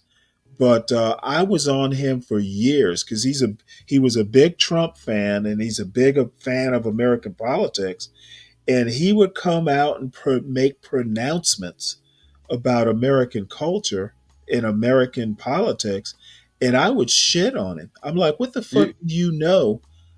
You literally are across an ocean outside looking in to stuff you actually don't understand. he's in Europe, by the So, way. So I didn't. well, that's even worse. They have their own they have their own problems. Why are they worried about the 70% of whatever in America? He was critiquing Be Brave, so you'd be happy. Okay, you'd be Well, happy. no, he's talking something about 70%, and I don't even understand what he's talking about. He's critiquing the absurdity of the 70% claim, as was No, I. he's not. He was. I'm not He getting was. that impression. I even said I object to. My response to him was, well, I don't know where it is. It's up here somewhere. But I basically was saying, hey man, I disagree with the 70% because it's not from data. It's just Well, some made there's up number. how can you disagree with air? There you go. It literally has the force of a puff of smoke. Well, You know, I he it's not probably data based. Brave probably came up with this whole thing on his evening puff of smoke. What does he Okay. say? He has a couple Bud Lights in a joint. He probably fucking came up with it, smoking a joint. Yeah, I tried to refute it yesterday. I needed help. No one would You know come what? up. So Refuting stuff on B Brave's channel is just emasculation. it's not. You're saying that yesterday he sucked me in the back. I That's never get all he. irritated. I was actually getting fucking irritated. If Come on, you man. talk Stop out of sticking me in the turn, back. I was trying to explain the national debt I because got he a was tearing question. me up. Does he ever put leaked in the back? No. And by the way, there was a guy that got up there the other day, and Oh, I was there. he was on a 10-minute tirade, and I'm like, are See, you shitting me? the reason Be Brave didn't put him in the back is because he probably wanted to clip it. You know, He Be Brave was doing what HB tried to do when I went on a rant against Afrodamus. He tried to turn it around and say, well, Stanley, you're acting like the N words that we complain about all the time. I'm like, yeah, okay, sure I am. Except Well, I know big words. so I will. So And I'll say this I'm much. I'll actually say this right. much. So one thing that upset me, and one thing I'll start with this. You were on a panel. You were on panel one day, and some guy got up there. This is when I first kind of knew you, met you, right? And some guy called some woman a bitch. You literally got off the panel. You said, I'm not gonna sit around and listen to this. You got off that panel, and I said, I respect that guy. He said, I don't want to be a part of this, right? And when that guy called in acting like an asshole and called Leak the bitch, I was like, you know what? That's bullshit. That pissed Was me that off. the same guy? That was the same guy, and he was just nuts, right? He was Really? out of yeah, Well, same guy. he was just way. I mean, I thought some of what he said was actually a good critique of Be Brave, but it was about a 50-50 proposition. Now, I'm going to be honest with you. I'm not a fan of Leaked.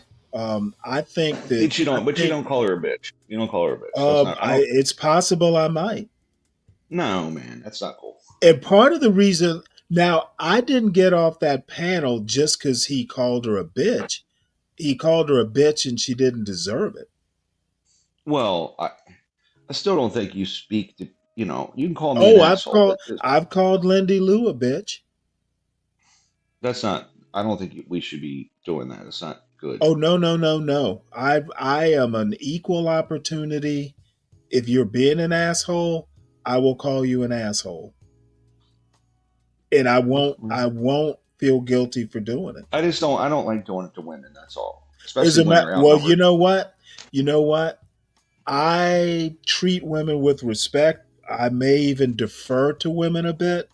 But see, I'm not going to treat women like they're hothouse flowers. But you defended women many, many times, especially I during the will red pill defend group. women if they're obviously, a misogynist is just going overboard with misogyny. When the red But pill groups start, you quickly defend women, and I like oh, that. I think it's great. absolutely. But the thing is I tend to view women as equals, especially if they're smart women. So I don't feel bad for calling them out for what they're acting like.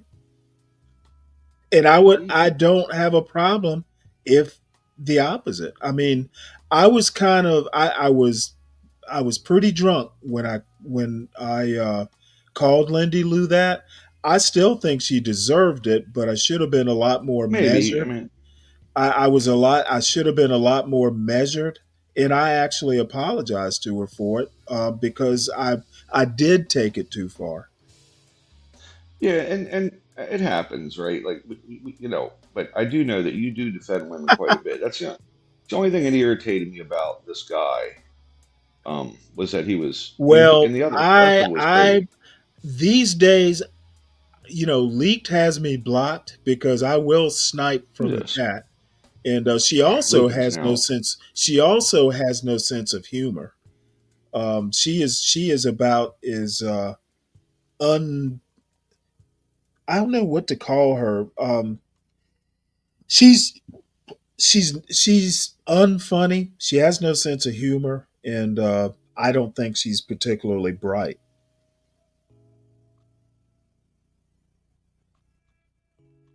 I don't know what Lupin's saying right now. He said that I'm a Trump supporter, and Well, this you is are. wholehearted. You voted for him, right?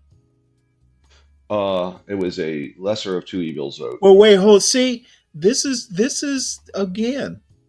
You don't have to explain why you voted for him. I just asked you if you voted for him. I didn't ask you why. Um, I'm okay. Well, I voted for Bill Clinton. See, why do I care? I just asked you, did you vote for Trump? What does Bill Clinton have to do with this? Are you a Harris supporter? What does me supporting Harris have to do with my question? I don't feel I'm What a what kind supporter of of Trump. panels, what kind of panels do you go to? Apparently the standard is so low that this passes for Well, like Stanley, answering questions on other panels. Stanley, I spend a lot of time on your panel, respectfully. I mean, respectfully, I Well spent then John Galt. why don't you just answer direct questions directly? I just think to frame me as a Trump supporter when I'm I'm critical of Trump in you many are things. if you vote for Trump, what would you call yourself? Um, I would say it was a lesser of two evils vote. It wasn't a yay Trump vote. Okay. Well, you could have just not voted at all and voted down ballot. And I'm gonna tell you something else. Okay, You supported Trump. You have choices. There is a third I choice. let me tell you this. Let me tell you something else. I'm for balanced government. I think when it's all split up, it's best. So if the Republicans, if they were Okay, what predicted, does that have to do with anything we're talking about? I'm trying to explain how I often vote because you said I'm a Trump supporter by voting There's for him. really no need to do that. But I think you'll understand that You're not going to be able to explain away the support. I would And have voted I for don't you Harris. supported Trump, so what? I would vote for Harris if the Republicans were going to sweep everything, and I knew it. I would have voted for Harris because I like a split Yeah, government. okay. That makes sense. I like a split government. Oh, I'm That's what I kidding. believe. I don't think that makes sense at all. You should always vote your conscience. And I just want to if your conscience is to be contrarian to whoever wields power in no, government, no, I no, no, guess no, it's no. the system. It prevents the wild left-right swings as a country. You know, build a wall, tear it down. Build a wall, tear it down. When you split the government, they got to compromise. They only deal with bigger issues, not the little bullshit like trans rights and fucking Okay, well, student I loan don't thing. know why you think there's such a thing as compromise in this particular political environment. I It's literally, I wish, I really should start just reading every article that I read through the day, just bring them to the show. We could go for hours with the amount of stuff that I read sometimes. There are people who literally, it was a Pew Research poll. There are people, like a large percentage of MAGA voters, who yeah, think it is almost evil to compromise. that's insane. I mean, that's the government's founded on. But you know what? That's like a majority of MAGA voters. Yeah, well, I'm very So if critical of the them. implication is that the majority of MAGA voters are insane, I'm not going to contradict you. Yeah, I mean, I've said many times I'm not a MAGA person. I'm I not. think if you vote for Trump, you are. Okay, that's ridiculous. But go ahead. Oh, it's not ridiculous to me. I wonder what Abiola said corporate. I don't know what he means by I don't think he knows what he means. What's up, Wolf? that. Hey, Wolf. Hey, Good morning. Stanley. Is that Ryan there too? Yes. Yeah, Stan. Yeah, of course. You can hear him because he's every show. It seems like all the shows I go up on, Stanley's and B Braves, it's just steady criticism from the hosts. At least Stanley doesn't stick me in the back. At least Stanley doesn't stick me Well, in the back half the show. the thing is, my criticism is you don't know how to answer direct questions. I do. It's a challenge for me for sure. Well, I don't know why. I always feel like people don't understand my position, so I try to over-explain it. Over explaining, that might even be an understatement. Yeah, I do They ramble a will bit. generally, if people want to know why, they will literally ask you why. I don't disagree with that, and I do have an issue with over-explanation.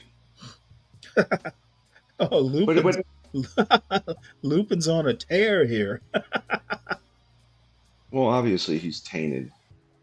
Hey, there are a couple Congress people down in Florida who are getting scared now and kind of talking anti-Trump, not to a large degree. They're mealy mouthed about it. But now that Venezuelans are under threat of having their temporary protected status removed, all of a sudden they're feeling betrayed. And same thing apparently up in Michigan, those Arab communities in Dearborn, I think it is, they're feeling betrayed because Trump wants to basically own Gaza. Oh, these people are every little group is going to get what they voted for, except it's going to be the opposite. And this is how stupid it is. I'll go on. I'll jump on you there, Stanley. This is how dumb it is. The TPS status is over in August of this year. Why didn't they just wait till No, no, no, August? no. The run for the Venezuelans, according to the news article I just read, goes to 2026, August of 2026. Yeah, okay. I thought it was 2025. Maybe you're right. So I know some of them were this year, but maybe Biden extended it before he I left. think Biden actually did. Yeah. So well, they could have just waited. Like just wait till then. The Well, no, TPS ends. Trump is the one who ended. Well, I mean, Trump promised immediate action on this sort of stuff. Well, I think politically he would have been smarter to wait and just let it expire and go, "Yup, it's over. Biden only had it till now. We have to deport everybody." Hey, Lupin, Trump thinks that we're not going to pay any money for Gaza. I think he said he expects surrounding Arab governments or something to provide money to rebuild Gaza. And I don't know. The thing is if he expects Israel to pay for it, we give them money. So maybe he's just saying, "Hey, we're not going to pay for it directly. We're going to funnel it through Israel." I think we also give Egypt aid. As a matter of fact, did you hear Trump is threatening to withhold aid? I think from Jordan and Egypt if they don't accept Palestinians. He also Well, said that Palestinians will not have the right of return. So, if they get deported, he's doing deportations from a I whole don't. I nother don't. country. I think that article was jacked up that you're reading because I think he said we put them out, we rebuild it, and they come back. It's going to be Nope. theirs. That There's nothing. I've read several articles. As a matter of fact, at first I thought it was just the people that were displaced not allowed to come back. The people yeah. that are still there, he was going to allow to stay there. Have you? But it's even worse than that. Apparently, he wants them all out. I listened Yeah. to him talk. I listened to him talk yesterday, and he was saying that the good people he wants to come back, meaning that Hamas he wants gone. I don't know how you're going to determine who is who, but The problem is with this whole thing is, Well, the problem Hamas. is he's not. I don't think he's going to get what he wants with Gaza.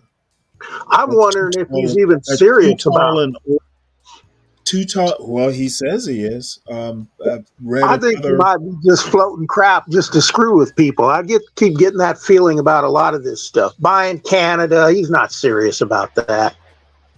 Oh, Well, the Canadians think he's serious. But see, I do think this he's is serious this about is one of Greenland. the criticisms I have of MAGA. No one seems to know whether he's kidding or not, and MAGA people are so inclined to go, "Oh, Trump has a great sense of humor." I think that leaders know when to be serious, and they chuckle when they make jokes, so people know they're making jokes. I know he's serious about Greenland, but it's that would be ridiculous for Canada. Mm-mm. He's not going to do He's that. not. He's not. He's not. He got what he wanted in Greenland. He Yeah. Yeah, got what he wanted well, in you Greenland. know what? Acting like this is an agenda that is worth enacting. Um, I think that Greenland. I think that Trump overestimates his abilities. The thing about Greenland is that was a play, and he made Nobody the. has time to second guess.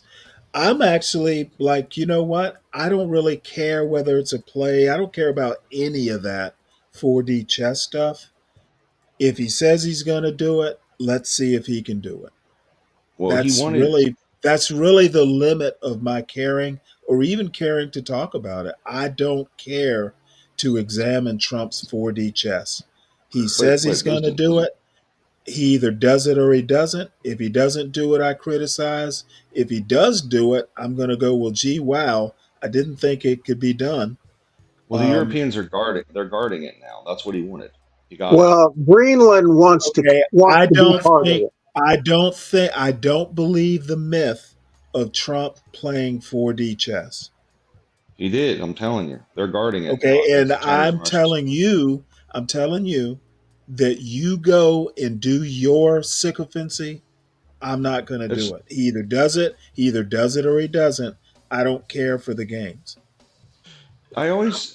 I'll tell you a quick story. I tell my dad all the time. Hey, Dad, if you can't see anything Biden's done good, you're brainwashed by Fox. And I'll say the same to you. If Trump's done nothing good, you're Okay, brainwashed. no. I'm not your dad No, I because know you're not, but I'm saying. your dad might give a shit. I don't. Well, I know, but it still means you're I brainwashed. literally just told you I don't care for the games. I don't care for the parsing with Trump, especially. He either does what he says he's going to do or he doesn't. That's the level of judgment or the kind of judgment, and I'm not going to go deeper than that. Well, it's up to Well, Denmark really if they want to let that go, and the Greenland people want to become part of the U.S. They're sick and Actually, tired of dealing with Denmark. this the polls in Greenland disagree with you. Well, I'm telling you what I watched, so if they're Okay, lying, then they're lying.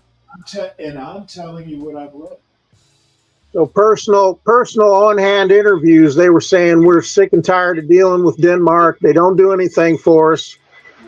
We would rather be part of the states. Basically, everything I've read contradicts what you watched. We're at a stalemate. Let's move on. I've read it's kind of up in the air, but I don't. I think they'd be smart to join us. They want any kind of I don't change. care We're way enough to better. even contemplate it. I'm ready to move on. Well, it is resource rich, and that would be good for us. Yeah, I like it. I think it's good. What's up, Harry? I'm So going to be visiting there. the next article, GOP support for Musk influence with Trump falls dramatically, as it should. GOP support for Musk influence with Trump falls dramatically. Poll by Sarah Fortinsky. The share of Republicans who say they want tech billionaire Elon Musk to have significant influence in the Trump administration has fallen substantially in the months since President Trump was elected. In the Economist YouGov poll, taken in the days after the November 2024 election, 47% of Republicans said they wanted Musk to have a lot of influence in the Trump administration, while 29% wanted a little, and 12% wanted him to have none at all.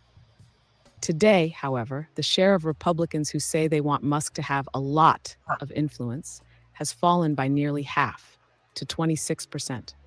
Meanwhile, 43% say they want Musk to have a little influence, and 17% say they want him to have none at all, according to the latest poll from The Economist YouGov released Wednesday. Among Democrats and independents, too, desired Musk in the Trump administration has fallen. Only 6% of each group say they want Musk to have a lot of influence. In November, 15% of Democrats and 26% of independents said they wanted Trump to have a lot of influence in the administration. Overall, 13% of Americans want Musk to have a lot of influence on the Trump administration, while 25% say they want a little influence, and 46% say they want none at all. In November, 34% of Americans wanted Musk to have a lot of influence, 22% wanted him to have a little influence, and 30% said none at all. The numbers come as more than half, 51%, of Americans perceive Musk to have a lot of influence on the Trump administration, according to the February poll. That includes 78% of Democrats, 41% of independents, and 35% of Republicans. The latest poll also shows Americans have less favorable views of Trump and Vice President J.D. Vance than they did in last week's poll, conducted after their first week in office. Trump has zero net favorability, with 48% viewing him favorably and unfavorably.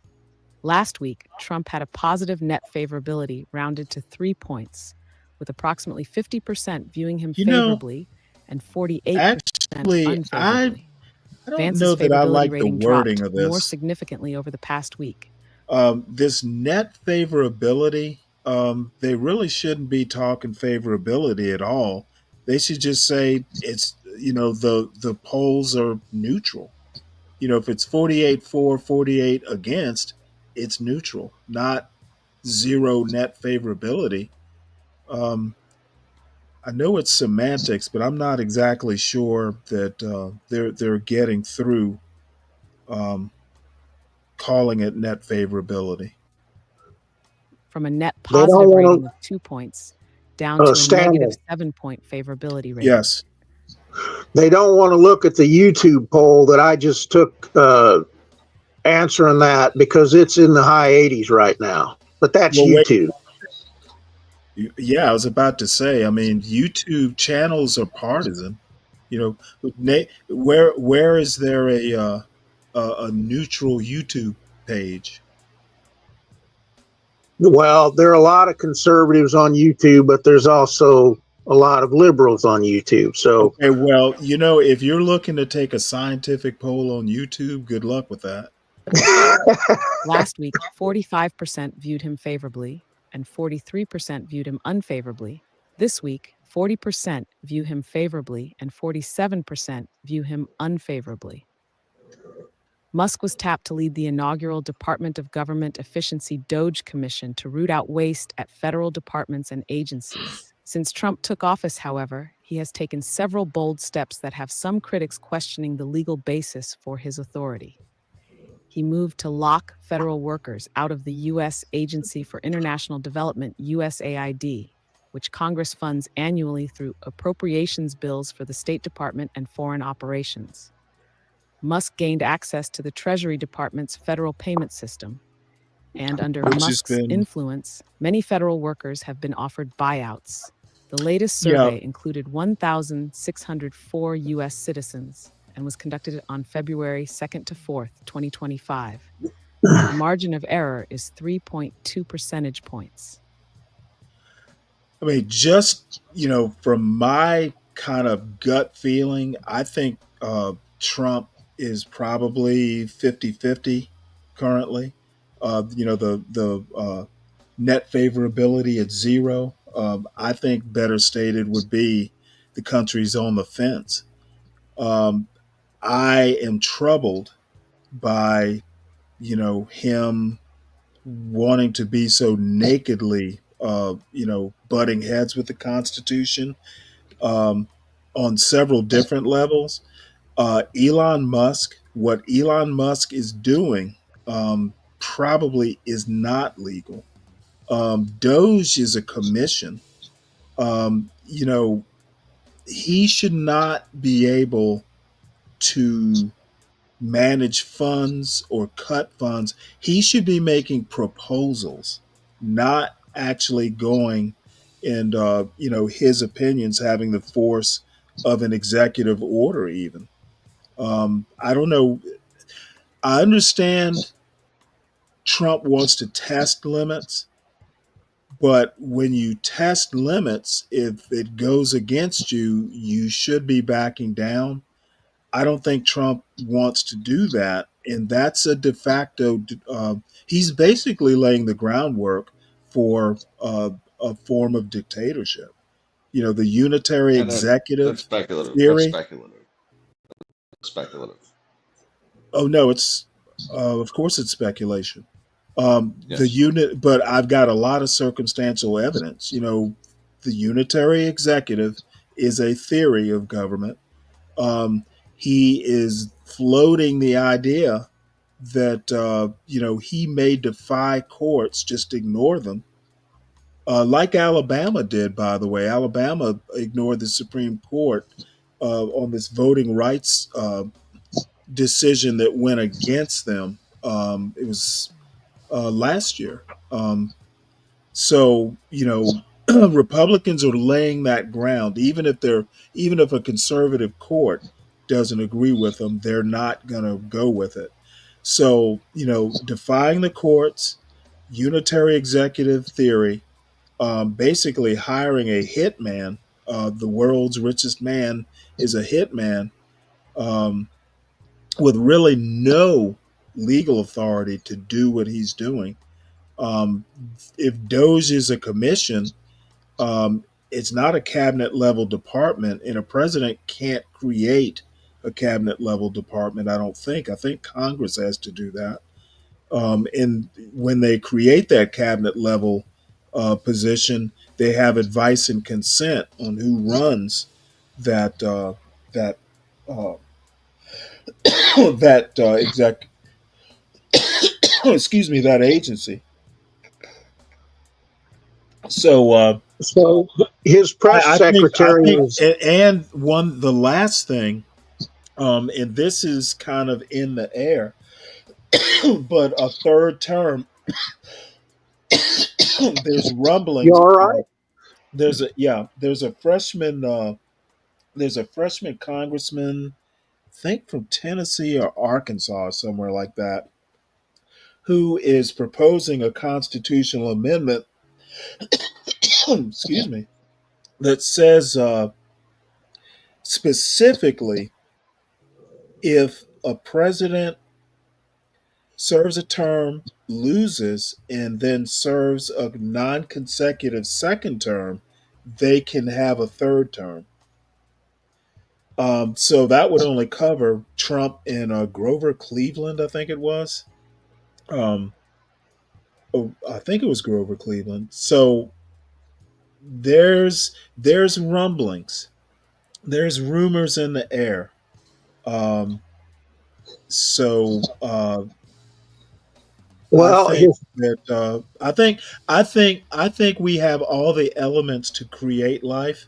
They just need to be combined in a certain way.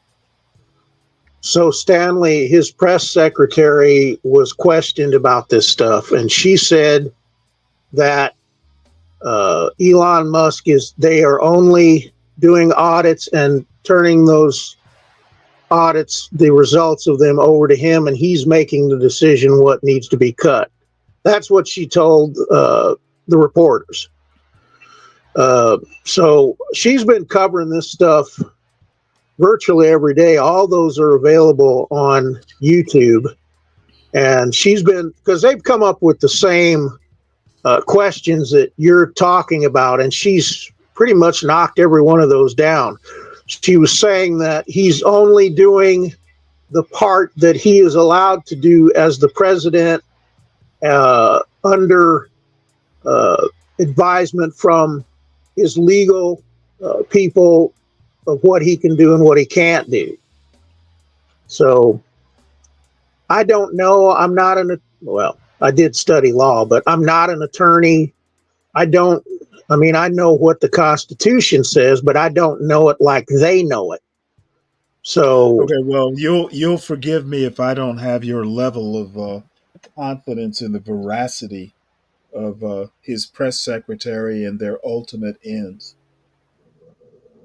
well, I give you have your opinion on it. I'm just telling you what I've watched and Okay, what she said well, to press. let me put it to you this way. I have an opinion on it. You have an opinion on it, and we actually don't know. No, I honestly I We don't have an opinion actually on it. we I'm actually just don't telling you know what if she they're said.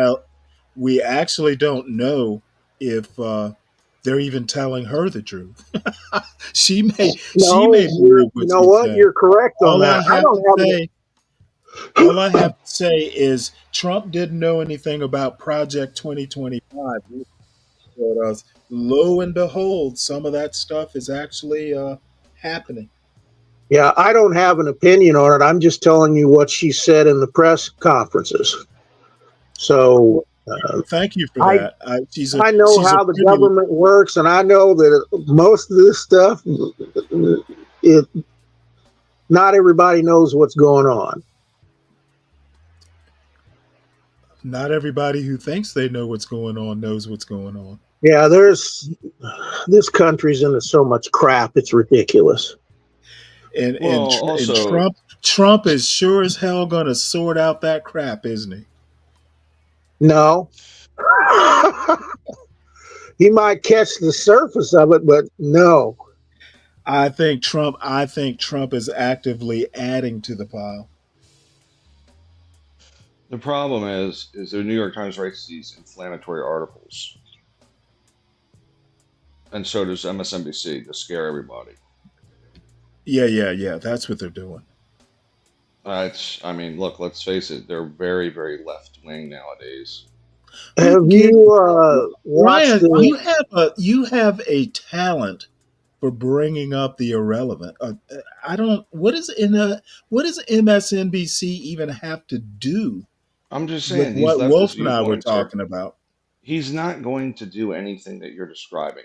Okay, he's not. He's not going to go Okay, with you their. know what, Ryan? You know what, Ryan? You're a bold and faithful person to think he won't do it. He didn't. I Okay, don't the think last time. I don't think you know any more than I know.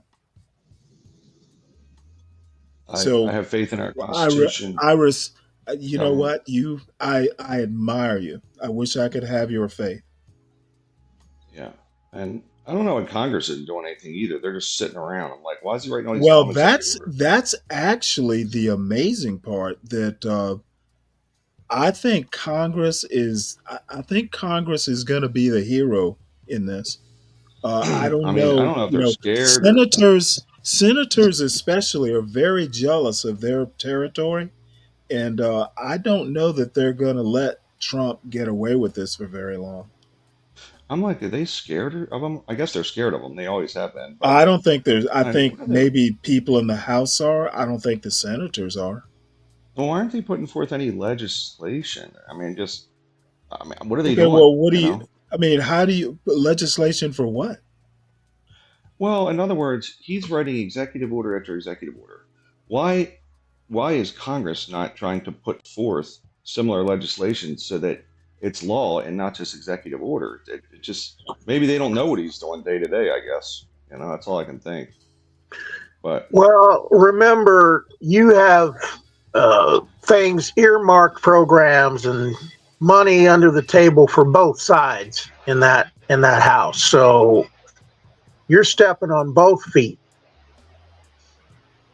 and they're Okay, I have no idea what that means. I think Congress basically, I guess they're just kind of sitting back and letting him take all the bullets. Because when that's a good point. the shit hits the fan, their noses, they'll be fine. They won't be in the line of fire. I think what's going to happen is that at some point, Trump's going to step on enough toes that they're gonna feel justified. I I think the House is very pro Trump. I think the Senate is a lot more neutral on that. I keep expecting somebody to take him out because of all the feathers he's ruffling. Take him out of what? Take him out alive. Shoot him. Yeah, okay. That's I mean, that's a weird expectation. Based on the last year alone, I No, don't it's think it is. actually I mean, pretty practical considering what's gone No, on in actually, the past. you know what? I was too nice. I think that's fucking batshit crazy. Is it? Yes. And over the last year, he's had 2 separate shooters. So maybe, I mean, 2 different guys. I mean, one guy was in the bushes and the other guy put a bullet to his ear. So, I mean, I don't know if you believe that's true or conspiracy, but So I think they were legitimate attempts. I think he's all not right, a candidate anymore. I'm just I think he's somewhat safer than he was as a candidate. I'll put it that yeah, way. I would agree. I think he is safer. Yeah, but it's still just. I mean, the fact that there were two different situations, I'm like, damn, Yeah, kind of yeah, yeah. surprising. You know what? I felt a lot less passionate than you do about the safety of Trump. It's just it's the president. I mean, if it was any president, Oh, even a fuck left wing that. rat. If Obama didn't get assassinated, I think Trump will be okay. All the people who love guns are pro Trump. Even one of his shooters was a Republican. Okay, let's not conflate information. He was a registered Okay, no, I will conflate Republican. at will because the dude was a registered Republican. Yes. However, Okay, he was yes, donating you money can to stop. Biden. You can stop it. Yes, I think his political affiliation you is can questionable. stop it. Yes, because that I part mean, I is can. factual. That part is Yeah. factual. I said And nothing that was non-factual. well, he donated money to the liberals, Okay, which is factual. you just want to hear yourself. You just want to hear yourself answer the why I'm wrong.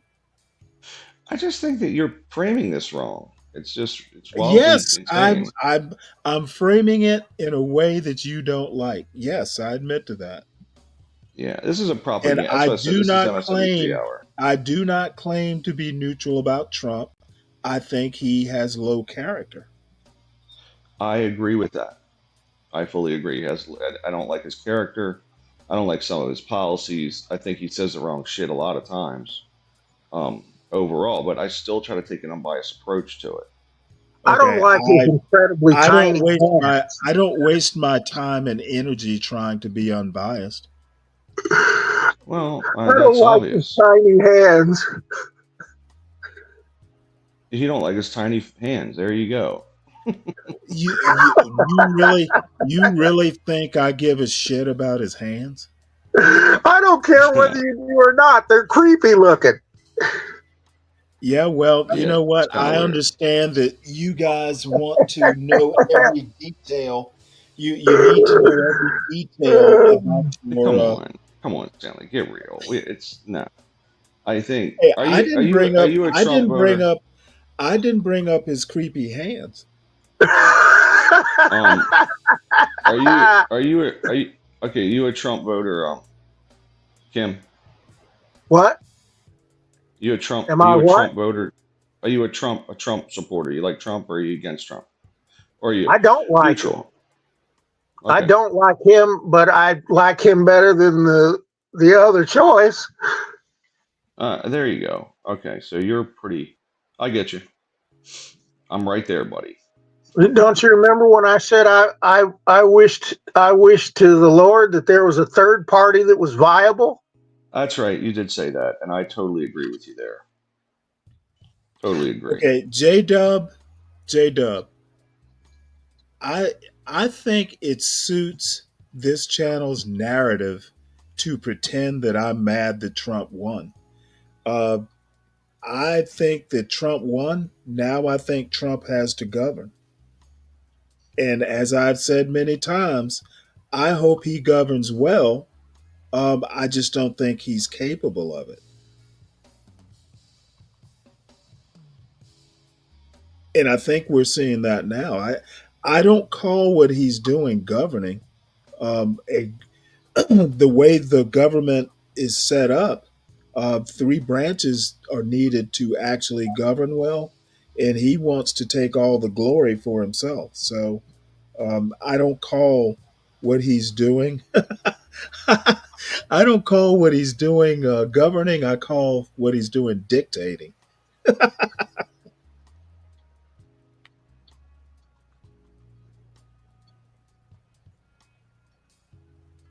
I would say it's not, but it's just opinion at this point. Hey, you yourself said Congress isn't passing any laws.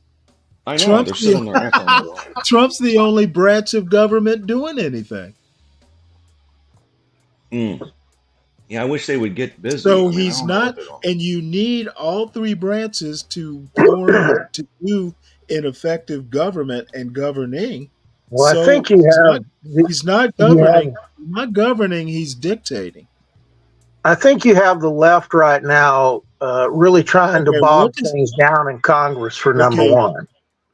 Bullshit. Yeah, That is so. That is so. That is so much of fantasy that I'm amazed. Oh, you yeah, still it's a asleep? fantasy that they're I don't trying hear to you. slow I down don't hear you. the appointing The left. all the The appointments left. that he's put forth. Okay, dude, you are literally tilting at windmills. Yeah, great. They're You are trying to slow down his. literally. You are They're literally trying to slow coyote. down his appointment. You are coyote level mad. They are literally trying to slow down He all has the appointments. literally. He has Literally, literally they are got. slowing down the He has appointments of his literally got. appointees. You are And literally I out believe of that's your where mind. all the excess That is. You time know is what? going. You know what? That is so ridiculous. I might have to use it as a show title. Go right ahead. It'll just make you look like a Oh fool. no! I don't. I know I don't need your permission.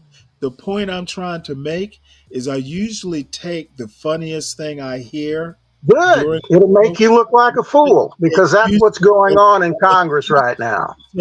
I take the funniest thing I hear on a show. I Instead use of taking care of it business, they're I trying to use slow down it his appointments. I So, use it for the title. Oh yeah, keep. Can you say it in a more funny way? yeah, they're trying to slow down his appointments. Yeah, and that is funny as shit. It's going to be the title of the next show. Good. And when people that watch the meetings through Congress on YouTube, they'll see that's exactly what's going on. Tom didn't tell me you were this weird about your politics. I think he's weird. You mean like you? No, Yes, I'm not weird. like you, Yes, Stanley. very weird. Like I'm not like you, Stanley. I'm not weird like you. The dude got what's his name through. He got a Fox News host. He got a Fox News host through the Senate process to be Secretary of Defense. Slowing down? Slowing down what? The only qualified candidate that Trump has nominated for the cabinet, in my opinion, is Pam Bondi. She's literally the only one who's qualified for the job. And I may have missed one or two others. Rubio is Secretary of State. Yeah, okay. His Florida's FBI is the one they're slowing down right Florida, now. Florida's practically a governor. I'm sorry, Florida's practically a foreign country, so he might be actually fairly qualified. He and Bondi, Cash Patel. Okay, so they're slowing one awful person down. Sure, why not? But I don't think they're slowing him down either. Can I just mention the word Mayorkas? Totally, he was qualified. Look what he did. By the way, Pete Buttigieg had Let me no put it to you this qualification. way. Let me Pete put it to Buttigieg you did this way. nothing with transportation ever. Me expecting you not to do whataboutism. How could I ever not expect you to do All what right. Well, about? I'll make a joint statement then. I believe that appointments have sucked over the last 10 years. Many of them. Many of them. All right. Well, looks like Eric Adams is gonna get a get out of jail free card, and I don't know. I'm pretty neutral on this. I think he did what he had to do. He sucked up to who he needed to suck up to. And quite frankly, the way things were going with the immigrants in New York City, I can't blame him. He killed two birds with one stone. he's going to get the immigration stuff under control and he's going to get out of jail free. So I can't blame a man for being that skillful politically. And I think Trump has a friend for life, and I actually think Trump is probably going to be a big help in getting Adams a second term as mayor. I don't think Adams, without Trump's help, would even win. It seems he's pretty unpopular right now, but I think Trump Eric could. Adams. Yeah, I think Trump could be a valuable ally. Yeah, I maybe. I don't know. Well, I I don't mean, if know. I Trump think if Trump gets this, I mean, Justice Department directs prosecutors to drop federal corruption case. You don't expend or you don't give that kind of political favor without something in return. The only way yeah. Adams can be of benefit to Trump is to be reelected. And having a mayor of New York City who's going to be functionally Republican, um, I I I liked think Adams that's when he I got think that's a elected. match. I think that's going to be a marriage made in heaven. I think Adams is solid with or without Trump. He went after Biden No, for the no, he's not going to be solid with Democrats. well, of course he's not Stanley, but I'm Right. saying So he therefore, called out he called out the hold on, Ryan, Biden. Ryan. You're Okay. if New York is a Democratic city and the hmm Democratic mayor goes after Biden, that's not going to make him real popular with his constituency. Sucking I, up to Trump to get out of jail is not going to make him popular with Democrats, his yeah, exactly. I constituency. don't care about I think Democrats. He what had the happens, balls I I to think don't call what care out about happens, New Biden. York. I don't care about any of the balls. I'm trying to talk about the politics of it. Oh, just politics. Okay. Politically, it is But why do I questionable. care Yes. about his balls? I'm not. All right, Stanley. Come on. You know what I'm saying. He had the I he had this he had the stones to call out I Biden think for his I think immigration I bullshit. think basically that he would be in trouble, and it's acknowledged that getting through the investigation is but one of his troubles. He's going to have trouble being reelected. I think having Trump and whatever base of Republicans that Trump has there.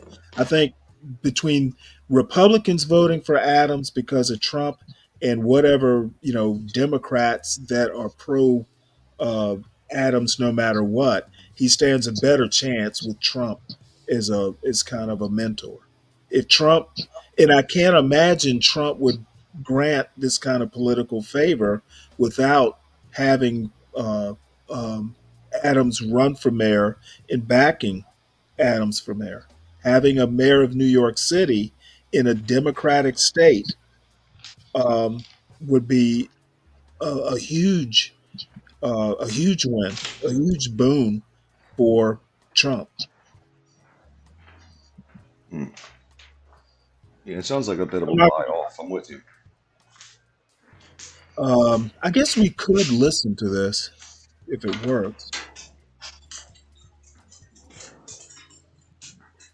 Oh wait, it's not what I thought it was. So anyway, I'm not going to read it. I don't think there's an AI reader, and I hate the browser's AI reader. So I think this pretty much says it all. And I want to read this Substack letter. I'm not sure if I'm going to be able to though. Um, this is not working like all the other Substack posts that I'm used to dealing with.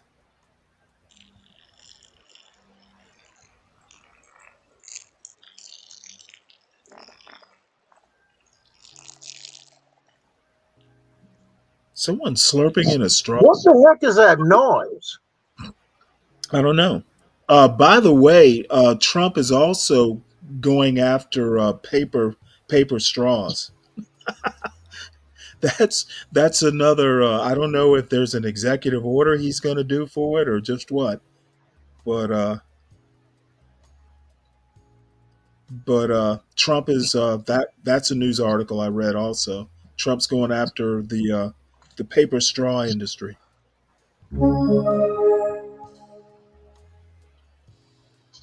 Avenging Mar-a-Lago. Trump ousts archivist in Okay. retribution for This is a Substack letter by someone I actually didn't know about until very recently. Alexis Coe is a historian, and she is writing about the National Archivist. You remember the archivist who figured in the documents case uh, that Trump had? Basically, he took those classified documents, the Archives, the archivist noticed, and went through the process of having him return the documents, and the FBI wound up getting involved. It wound up in court, in Florida. Well, that national archivist no longer has a job because Trump fired her. So, he's cleaning house of his enemies, and this poor woman is is is Trump's Yep. latest revenge, best served cold victim. Can't blame him. by Alexis. Uh, I why knew would that you was say coming. we can't? Why would you say? Why would you say we can't blame him? What justification would Trump have? Just out of curiosity. I'm I pretty don't know. much What justification do you think he'd have? Oh, I'm not a Trump fan. You're the I'm not Trump either. you're, you're the Trump whisperer. You voted for him, didn't you? I am not a Trump whisperer, and why do you keep making stuff up? Oh, because it's fun. Well, I guess it is fun You for said, you. Not you everybody said likes your fun. you said you can't blame him. Um, You I do. can't. I do blame him. Oh, why can't I? Well, you can do whatever you want. I I'm think saying I think if somebody Trump. screws with you, you screw with them back. I don't see any problem with that. Well, I don't think she was screwing with him. I think she was holding him accountable. Is holding someone accountable for the classified documents he provably took. How is that screwing with him? How is it not?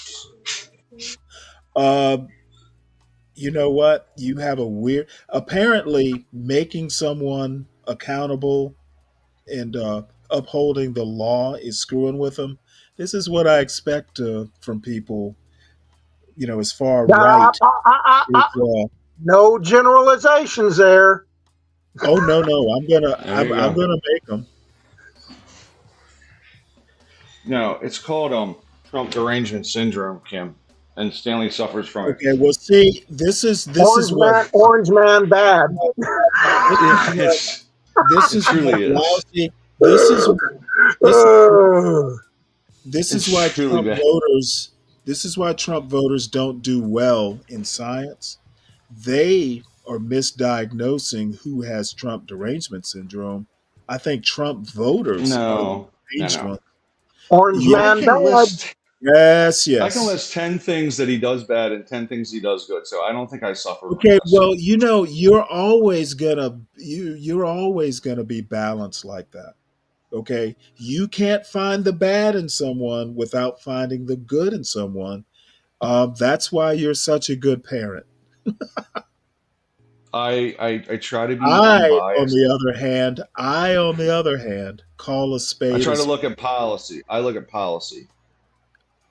That's kind Yeah, of where I sure go. you Politics. do. I Sure you just do. said I just said I don't like all the executive orders. It's bad policy. So the bottom line is that I would just think, if I were going to be presidential, and apparently Trump doesn't really care about all that stuff, looking He president. doesn't.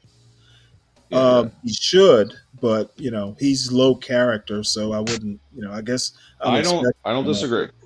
He should be look to be However, presidential. however, yeah, I can understand why he would want to, in a fit of rage, exact retribution, and he's being true to form because he did say he would be the people's retribution, and a lot of his base is mad at this woman. So yeah, he in good conscience can be the retribution. But It's anyway, like I'm when sure you I'm sure she'll it's like find a job somewhere. it's like when you yammer on about the rule of law, and then pardon your kid and 50 other people before you leave office. Oh my god! Oh my god! Oh my god! That was a classic. Hey Stanley, you should sound like that What one. was? That's a Hey, good wait, one right hold there. it. Hold on. You're acting like Yeah. you made a zinger. He did. No, it was. For me. It was. No, Dude. Come on. I would expect Sorry, any. Stanley, you're I would, wrong. It was funny. dude, don't. Hey, Wolf, don't do the over. I'm not. Most people don't laugh at any of Wait, my autistic jokes and Wolf, shit. Wolf, Okay, so you're this is good for me. new. Wolf, you're new to the panel, so you may not know I don't have a problem with putting people who overtalk me in the back. So, Hey, Stanley, the bottom I don't line, care. good. I'm I'm used glad to it, you by the don't way. care because you're making it inevitable. I You I would know what? You don't need to worry about it. I'm gone. take it easy. I No, would think stay. that Don't any leave. Don't leave. father, I would think that any father would do something like that for his son, whether you approve of it or not. It's what fathers do. So it's not the zinger you think it is. My problem is he lied about it. Okay, he bold faced lied He 100 times. probably didn't intend to do it, but when you're basically in the crosshairs of MAGA, and the father's not going to be in power to protect his son. Yeah, I can understand why he did it. I listen. I literally. It's amazing that this. It's amazing that it's always different with Democrats. It's like they literally squirm on this shit. He said he wasn't going to do it. He. By the way, his brother wasn't up for issues, but he pardoned him. He pardoned his entire family. I mean, I think that was ridiculous. Yeah, well, you know what? I'm sure you think it's ridiculous, and that's You that. can't see the moral issues with Hey, that. You can't see the moral. you really want to keep on with this, don't you? No, No, just I tell don't. me. No, I just don't see this. I don't see this as a moral issue. As a matter of fact, it would be a moral issue if he And didn't. therein lies the problem. A motherfucker, don't interrupt me. This is getting ridiculous. no. It would be. Come on. Because I don't agree with you, It it's would interrupting you and literally. it's ridiculous. It would literally be a moral issue if a father didn't protect his son. Okay, well, I just after he says he's not going to do it 100 times and does it, it's just over Okay, the top. listen to what I just said. I heard what you said. What I'm saying is it's not a moral issue to pardon his son. It's a moral issue if he doesn't pardon his son. So I understand your point. You think he was lying.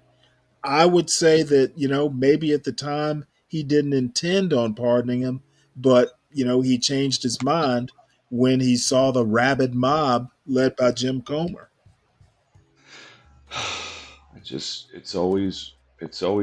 It's postmodern thinking, folks. It's really You it's know just what? You have no bending clue. things. You have It's no hypocrisy. clue. It's You It's have moral no hypocrisy. relativism. Moral You have relativism. neither moral relativism. Yeah, it's what's good for What are you me is talking not good for about? thee. Wait, hold it. Well, Now what's let's more? explore. Let's see if you really know what moral relativism is. What would be the opposite? A Um, parent, a how is a parent shielding the child from something the parent can't protect the child from? Moral relativism. Why should he be shielded for In breaking the what law multiple society, times? in what culture do parents not protect their children?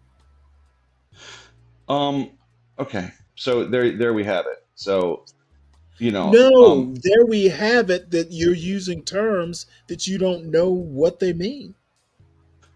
From that standpoint, it makes sense. However, from the standpoint that he completely bold-faced lied to the American people multiple times Okay, about you it, know because it what? was multiple You know times. what, Ryan, stick to economics. Well, hold on a minute. Hold on. Answer this for me. Trump has just excused a woman that came after him for the archives, and I think it's wrong that he did it. He It is didn't morally excuse, he wrong. fired her. He fired her, right? But on the Well, other side how of the is that? coin, Oh, you Biden, meant excuse as in, excuse me, you no longer have a job. Okay, I got you. yeah, I didn't No, mean the word he excuse wasn't. It fired was a her. wrong word. He Okay, fired it was a he fired her without cause. Now, I don't know. She may serve at the pleasure of the president, so he may be perfectly justified for doing it. I mean, if you serve at the pleasure of the president, you don't need. You can go on a whim. okay, but Trump. So Trump used his power as the executive to do something that I thought was. I think that is. He went after a political enemy, and on the opposite How side, could an Biden. archivist be a political enemy? I'm sorry. How? He- I don't He's think mad at her because I she went don't after to know get the that I documents. don't know that the national archivist is a political appointee. Well, Apparently, it is. he's Well, you know what? I actually don't know if she's a political appointee.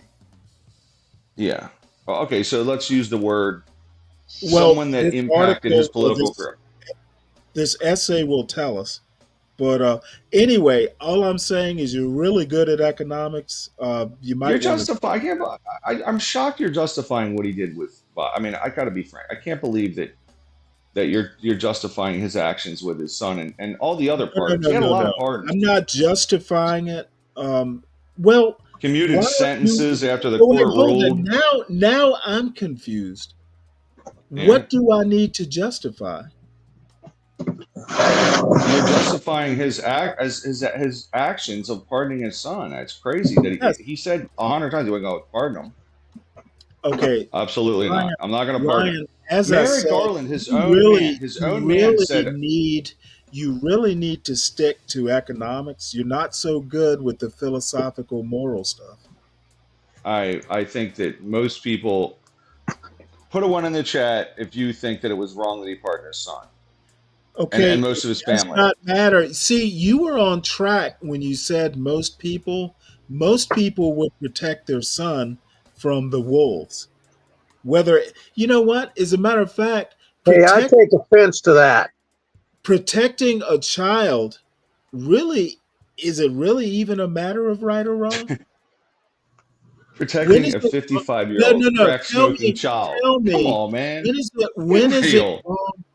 Give me a scenario when it's wrong to protect your child. My Let me father think. When told you my say brother and I that if we did anything wrong, we were going to answer for it. there you Okay, If go. we There's an got thrown example. in jail, once if we got again, thrown in I jail, got that we were gonna have to get ourselves out. That's what he told us, and we never got in trouble after that. Okay, I think you don't quite get the idea that what your response was doesn't actually answer my question. Sure, it does. It was a No, direct Right. answer. okay, it was a warning. You never actually got in trouble, did you? You literally just said that. So there was never a time he had to come and protect you from something because You never went to Malaysia, took a God bunch of dick damn it, pics. Ryan! Let me address Wolf, please. You know, you Put them on the guys, internet. you Put them on guys, the internet. you guys talking for each other really isn't helping. If I'm addressing All Wolf, right. why does Ryan need to talk? Wait, go ahead. And Go vice ahead. versa. What I'm pointing out is your father never had to protect you. You heeded his warning. And good for you, good for your father. Your situation doesn't quite meet what I was asking. When I'm But he name also, me, telling you but right he also, now that if name we me, got caught the name way me, his son did, he name would not have me saved us. a time. You know what? I guess I'm going to just go ahead and let y'all talk. And then when you're done talking, I'll go back and re-ask my question. Go right ahead. So, Ryan, my all right. father, No, if we'd have gotten in trouble, Kim, he let would me not have Kim, let me bailed ask us you out. something. Okay, this is Kim, awesome. If, what if if, you? but you didn't. Dude, Okay, these counterfactuals mean nothing. Kim, have you ever had a gun when you were a crackhead, No, I have and then not. took a bunch of dick pics and put them on the internet? Okay, Also, so slept with. Have you ever slept with your dead brother's wife? Connor No. did. That guy's fucking nuts, man. What is wrong with this all right. clown? Well, All right. let's go back because we're getting way off track from where my question was. Name me a Yes. time that it's wrong for a parent to defend a child. Look, I would defend my kid, but I'm not the president. And I would have said, Okay, hey, so guess what? present. I'm So going to pardon my kid every time. if a parent happens to be president, it's wrong to defend your child. Um, I wouldn't lie about it. I'd say I'm going to pardon my kid every time Okay, because it's my you know kid. what? You literally have an inability to answer direct questions, yes no questions, with a yes or a no. Well, you're So trying to back me into a I cul-de-sac, guess Stanley. this is I know how you are. this is just getting too frustrating. I should meet you where you are. Okay, that's fine. Let's do that. All right. And this fool, God's child, Let's go. says I'm a communist. Okay, Archie Bunker.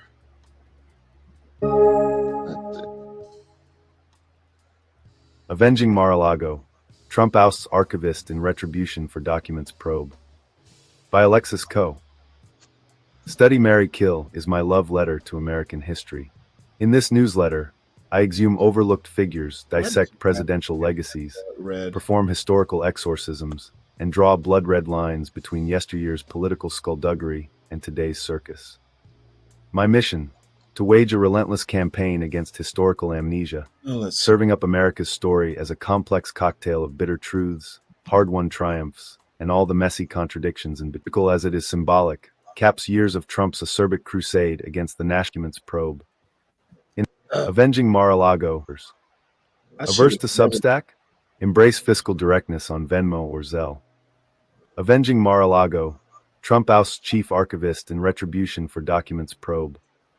In a calculated act of political vengeance draped in the guise of executive privilege, President Donald Trump has excised Dr. Colleen Shogan from her role as the nation's chief archivist. This maneuver, as surgical as it is symbolic, caps years of Trump's acerbic crusade against the National Archives and Records Administration, NARA, an institution whose cardinal sin was its pivotal role in the Justice Department's probe and subsequent prosecution over classified documents ensconced at Mar-a-Lago. Shogun, thrust into this maelstrom of competing interests, found herself navigating a labyrinth of political machinations that would have confounded Daedalus himself. Late last month, I wrote about Democratic Senator Kirsten Gillibrand's quixotic quest to compel Shogun to certify the Equal Rights Amendment, a task that appeared beyond her constitutional purview. This dismissal casts a harsh light on the precarious balance archivists must strike between safeguarding the annals of history and weathering the tempestuous seas of contemporary politics. It's a high-stakes performance on a tightrope strung across the chasm of partisan rancor, where a single misstep could plunge centuries of records into the maw of political expedience. The tremors of this decision will reverberate far beyond Nara's marbled halls, serving as a stark admonition of the rapidly eroding boundary between political authority and historical integrity. See you soonish. In the meantime, you can find me on SD, Instagram, Blue Sky, and Twitter. Uh, I don't know. I should look into it to find out if she's a political appointee or not. But I My don't know that I question can. is, why would you want those records anyway? Why would you need to take them home instead of just studying them where they were? Well, my impression is that there were kind of like, I guess, mementos of power, because there part of the trial was him sitting down with reporters and bragging about, I think it was him and Putin, something or another. It was something that he whipped out those classified documents and started bragging about, something, some decision he had to make or something like that. Bottom line, and I've worked in that world at a way, way lower level, but um, taking classified documents, and again, I was, in the military way, way below presidential level. Uh, but I can tell you stories. Working with classified documents is just a stressful job sometimes. However, at his level, they just asked him to return the things. Hey, can you give them back? And he refused to do it. And that's why it became such a big deal. They wanted their classified documents back. It just And doesn't make sense to me he, why you want to he keep. Trump basically wants to run the country like he runs his private corporation. His word is law in his own company, and he wants to run the country like it's his personal corporation. The president, I'm president, I can do whatever I want. It just doesn't work that way. And I know he thinks it's going to be a force of will thing, but he's not going to win. History will probably work against him. He's 78, and John brags about how vigorous he is. I'm sure he is vigorous, and he will be vigorous until he's not. I know how that works. And the bottom line, if he were You're really Superman until you're in the hospital. right, if he were really actually like a good leader, he would be grooming JD Vance as a successor. And I don't think Trump is that kind of person. No, he's not. I don't know why he picked him. I actually think Vance is not a bad pick on paper. I don't know that Vance has the personality. Vance actually reminds me more of DeSantis than anything. I don't think he has he certainly doesn't have Trump's charisma. And I Yeah. don't know, but I do think Vance, I think Vance would probably be more like a Jimmy Carter. Very, very smart, very good at dotting I's and crossing T's. But getting out there and inspiring people, I don't know. Yeah, that's not his deal. I don't know that he would do that. You He would you not. know Yeah. something weird, Stanley? These guys, when you meet them in person, are completely different than well, I guess it's not weird. They put on a fake face when they're in office, as opposed to when you meet them personally. That doesn't surprise me. I mean, if you've ever met any sort of performer, they're a lot different, off stage. And Yeah. it's neither here nor there because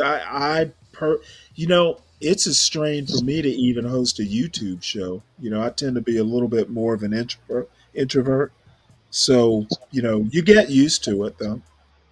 Yeah. Well, it's different. If you've spoken to a lot of people many times and you've been an athlete in front of a lot of people many times, you don't feel nervous about stuff like that. Right. Well, as you can imagine, the sports I ran were not team sports.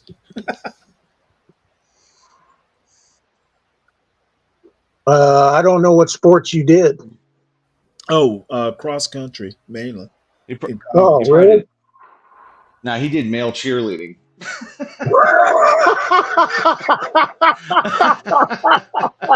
Only, And only, only I'm just Trump kidding, Stanley. voters. I'm just Only kidding, Trump Stanley. voters would think that was Yeah, funny. I'm just When I I'm just went to kidding. an I'm just all kidding. boys, I went to an all boys Catholic military school. We didn't have cheerleaders. Well, the girls' school were our cheerleaders. where'd There you you We go did to school? a place called Benedictine Military School in Savannah. Mm. There's a lot of Yeah, military schools over there. Stanley's highbrow, man. He's not He's Uh, high. well, it was Stanley's a a high class Catholic gentleman. military school. I don't know how. Maybe it was some He onward doesn't Christian. mix with us northern trash. Well, they were training us for the Crusades.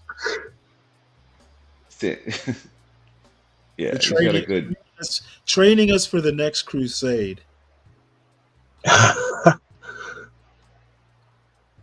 There's a lot of military schools over there. I think there was a lot of them in the South too. In Texas, there's a lot of military schools. The schools have ROTC programs. That's essentially what it was. I mean, Was it? it wasn't like we wore uniforms every day. You basically took ROTC. Well, your first 2 years of high school, military was mandatory. The second 2 years, you could either take PE or ROTC, and Uh-huh. I chose the ROTC option, um, which I don't know. I think it was the right option for me. Did you Having get scholarship money from that? I did have an ROTC scholarship in college, but I gave it up because I didn't, I didn't like the Army, so I wound up after college going in the Navy, Hmm. which suited my personality much better. I'm kind of a shoot from the hip guy, and in the Army, everything's in a field manual, and if you deviate from that field manual, they tend to get a little annoyed. My friend was a chief. Uh, he retired a long time ago, though, about 20 years ago.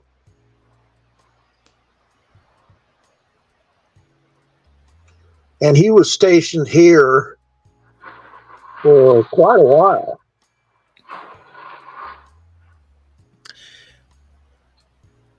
I really want to read this article, but it is so damn long. I can't. Do it What on does it automatic. say? I can't read what it says. You can Yeah, do it on automatic. European Journal of, what does that say? American studies. European. I'm legally blind, so I like my No, it's some my fonts are so huge. it's some academic journal, and the title of it is "Insult Politics: Donald Trump, Right-Wing Populism in Incendiary Language." It was written back in 2017, so it's like a political science journal, apparently. But I wanted to see what the eggheads had to say about it. Doesn't look You like mean it's got an auto reader. You mean the Europeans? Let's see, who is it? It was Oscar Winberg. Let's see if I can figure out. European Journal of America. Oh, American Studies. So that's Yeah, European studying American. yeah, We culture. study we Probably. study them. That's okay. We study Yeah. Asians. We study. I want to Yeah. know if Well, I did with history. Yeah. I wanted to know if the guy who wrote it was a was an American. You know, the funny thing about Trump is that he was a Democrat until he decided to run for office. Why is that funny? I think it's kind of amusing that you just, actually, Arnold did the same thing out here. Oh boy, you want to talk about a jerk. Well, I don't think he would have been any more likable as a Democrat. Oh, he was friends with all the people that hate him now, I think that supposedly, basically being allegedly. a Republican would probably be better for his personality. He probably thought all the Democrats were pussies. I don't know. I know he was buddies with a lot of them, or was supposed to be buddies, and then the minute he ran as a Republican, they all hated his guts. I can tell you right now, probably the reason, especially the New York Democrats, uh, it's a thing that the whole Trump family they were basically not accepted in high society. They were kind of like, Trump is just kind of crass. And I know Ivanka, for instance, was kind of, verklempt that, she wanted to be a society woman and was just because of her father, just never really accepted. And that's, she is noticeably absent from this administration. And I suspect she just finally said, fuck this, I'm not doing it. And I want to get as far away from, this politics stuff as I can. As a matter Well, of fact, quite frankly, all his kids are noticeably absent. They don't seem to me, maybe I'm just not noticing, they don't seem to be as visible as they you're were. not noticing. His two sons are very active, very active. I haven't seen them in the news I haven't seen them in the news or anything. They're all over YouTube, all in interviews. Oh, well, in that case, never mind. Especially Trump. In fact, it showed both of them on the video I watched a couple of days ago. I thought he was going to be running for an office or something, and he just didn't do it. He just backed his father. Yeah, they'll get shot now. Believe me. They're I don't think either of them have the kind of personality that would make them successful in politics. I don't know. Maybe not. Maybe so. Who knows? You don't know until you do it. Really. I think that's such a stressful position to be in politics. It's just not for me.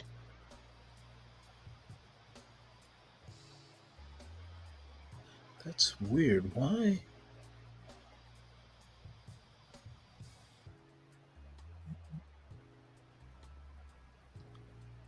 All right, let's view the original. I'm trying to. This format is really weird.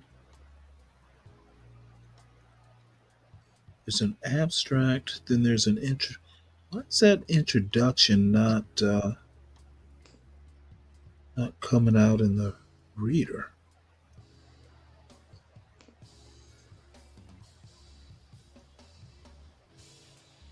For some reason, this first introduction is being truncated.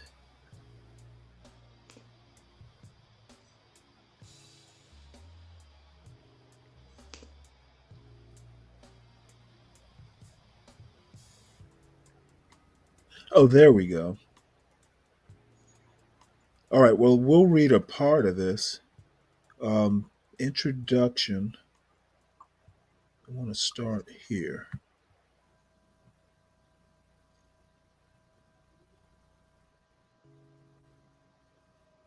Does that say 2016? Yeah, the article is from 27. The papers from 2017. Essentially, what they're doing is kind of analyzing Trump's rise to power in election, and like the title says, it's basically back in 2017. Remember, Trump was kind of like a new phenomenon. So it's Donald Trump, right wing populism, and incendiary. Was it incendiary what? Insult politics is the name of the article. Donald Trump, right wing populism, and incendiary language. I don't know. You know what? I'll come back to this tonight because I need to read it and figure out how I'm going to format it. And then in the meantime, where is it written out? Where is the it's European Journal of American Studies. Yeah. So it's an academic. It's an academic paper or something that got put in an academic journal. So it's What is that? Open edition. What trade? What is that at the top? Is it from 2017? It's called Open Edition Journals. I think it's older, Stanley. Well, yeah, it is older. It's from 2017. Oh, okay, my fault. I thought you were okay. That's cool. No. I was the title of it, like the part about right wing populism. That's actually the part that was interesting. Right wing populism kind of fascinates me. Well, I'll tell you something. If you really want to hear how stupid Trump is on a lot of his trade stuff, that show I was telling you about, CSIS, the trade guys, I mean, they just skewer him on his trade bullshit because that's did one you of my hear he? By the way, he imposed a 25% tariff on aluminum and steel imports. Yeah, of course. I mean, the trade situation since he initially took office has just steadily eroding, and it's literally hurting America business now. And I don't know what the solution is. It hasn't hurt yet. I think he's trying to get those things made here. That's what his aim was the first time he was in office.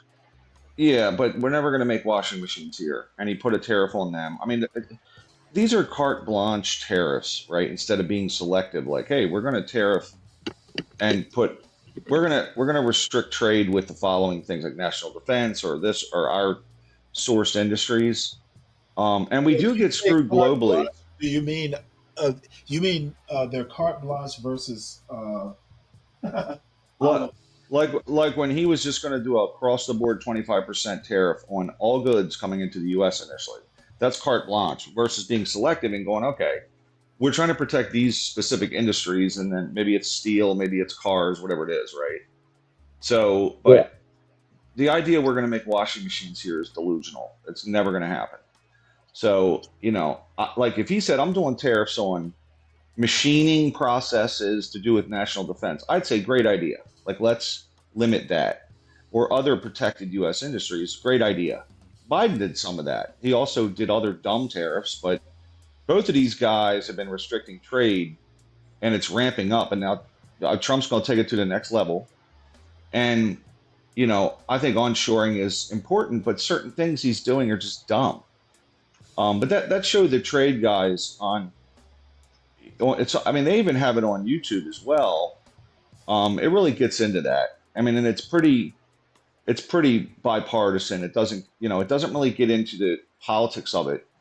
It stays pretty much on just trade, And Center for Strategic International Studies, they have 10 different shows. One of them's on Asia, one of them's on Europe, one of them's about trade, one of them's about all these different things. So, but they skewer him because they're like, listen, these trade policies are nuts. This is going to put us in a bad spot with a lot of stuff. Yeah. And there's retaliation. Like, we were like, well, we'll tariff steel. Well, guess what? The Chinese are going to tariff rare earth minerals, right? Which they tend to have a monopoly on already. So we're going to lose money on that. I mean, it's a retaliatory tariff. So, Canada, like, they just did a show about why are we going after Canada for no reason? Like, Mexico's done some bullshit, right? Canada's really done nothing. Why is he going after Canada? Because so they just talk about fentanyl is coming over the border from Canada. Yeah, so I don't know if you do a tariff, right? Like, I know it was a threat and all that shit, but less than 1% comes from Canada. The rest of it comes from Mexico. So if you want to go after Mexico because of the cartels not cracking down, the friggin' immigration that they're allowing past their country, yeah, do that, right? But you're going to go after Canada. Like, what the hell do they do? They don't do. I mean, they're fucking. There's more people in California than there are in Canada. It's like, what the fuck do you care about Canada? Yeah, it's like it's a little stupid thing, and I'm like, why are you? So trade guys just really lambast him, but for Stanley, he'll enjoy it because they really hammer Trump on a lot of Well, this stuff. I'm sort of torn on that because I've seen a lot of crap come from China that's been harmful to us. They're not our friends. They never have been. They hate our worldview. But there are some things that you can have done there that you cannot get here. And when we started the patio heater business here in San Diego and in LA. And because almost all of our patio heater customers were on the coast where the ocean is, we were having to replace stuff at a ridiculous rate. And the bases that were made for these heaters were crap. They rusted out, they fell apart, and we were constantly wasting money with me ordering new ones. So we started having them made out of cast that was erosion proof. But we had to get them from China. And it was cheap. They were well made. They were heavy, which is what you need to keep that heater stable. All of our baskets were powder coated and were stainless steel. All of our parts were stainless steel. So we started taking care of that issue. You still get like a coating on it, but you just brush it off and you got shiny steel again. So I started ordering all stainless steel everything. And our maintenance costs went down.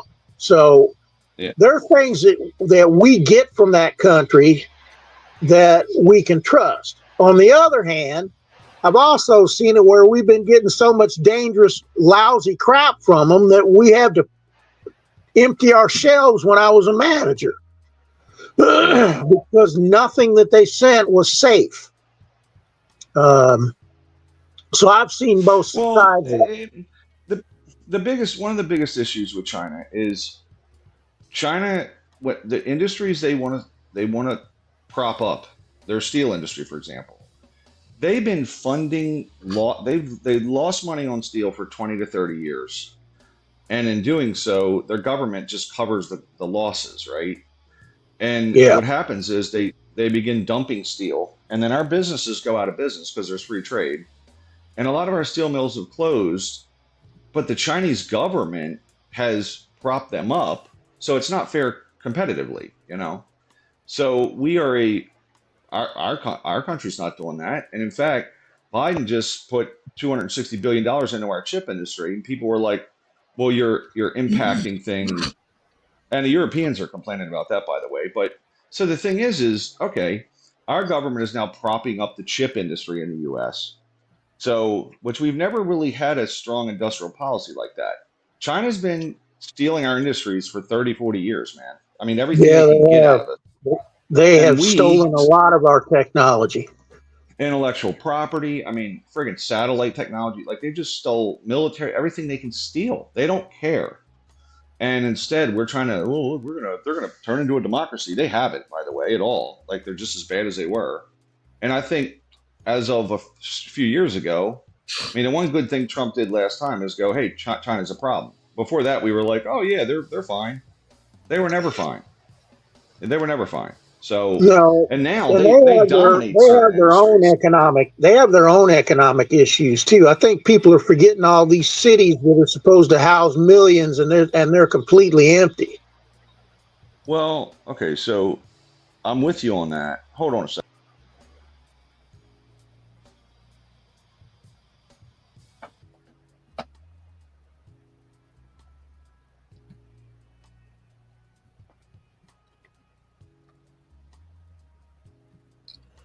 Sorry. So look, here's the thing with China, right? So their government's propping up these industries, and I'm I'm sorry, I just had a visitor there. So my wife had asked me a question. But and they do have a lot of these issues internally. Um, what they're going to do to get out of this recession is they're overproducing goods, and they have very little internal demand. So like their people don't buy shit.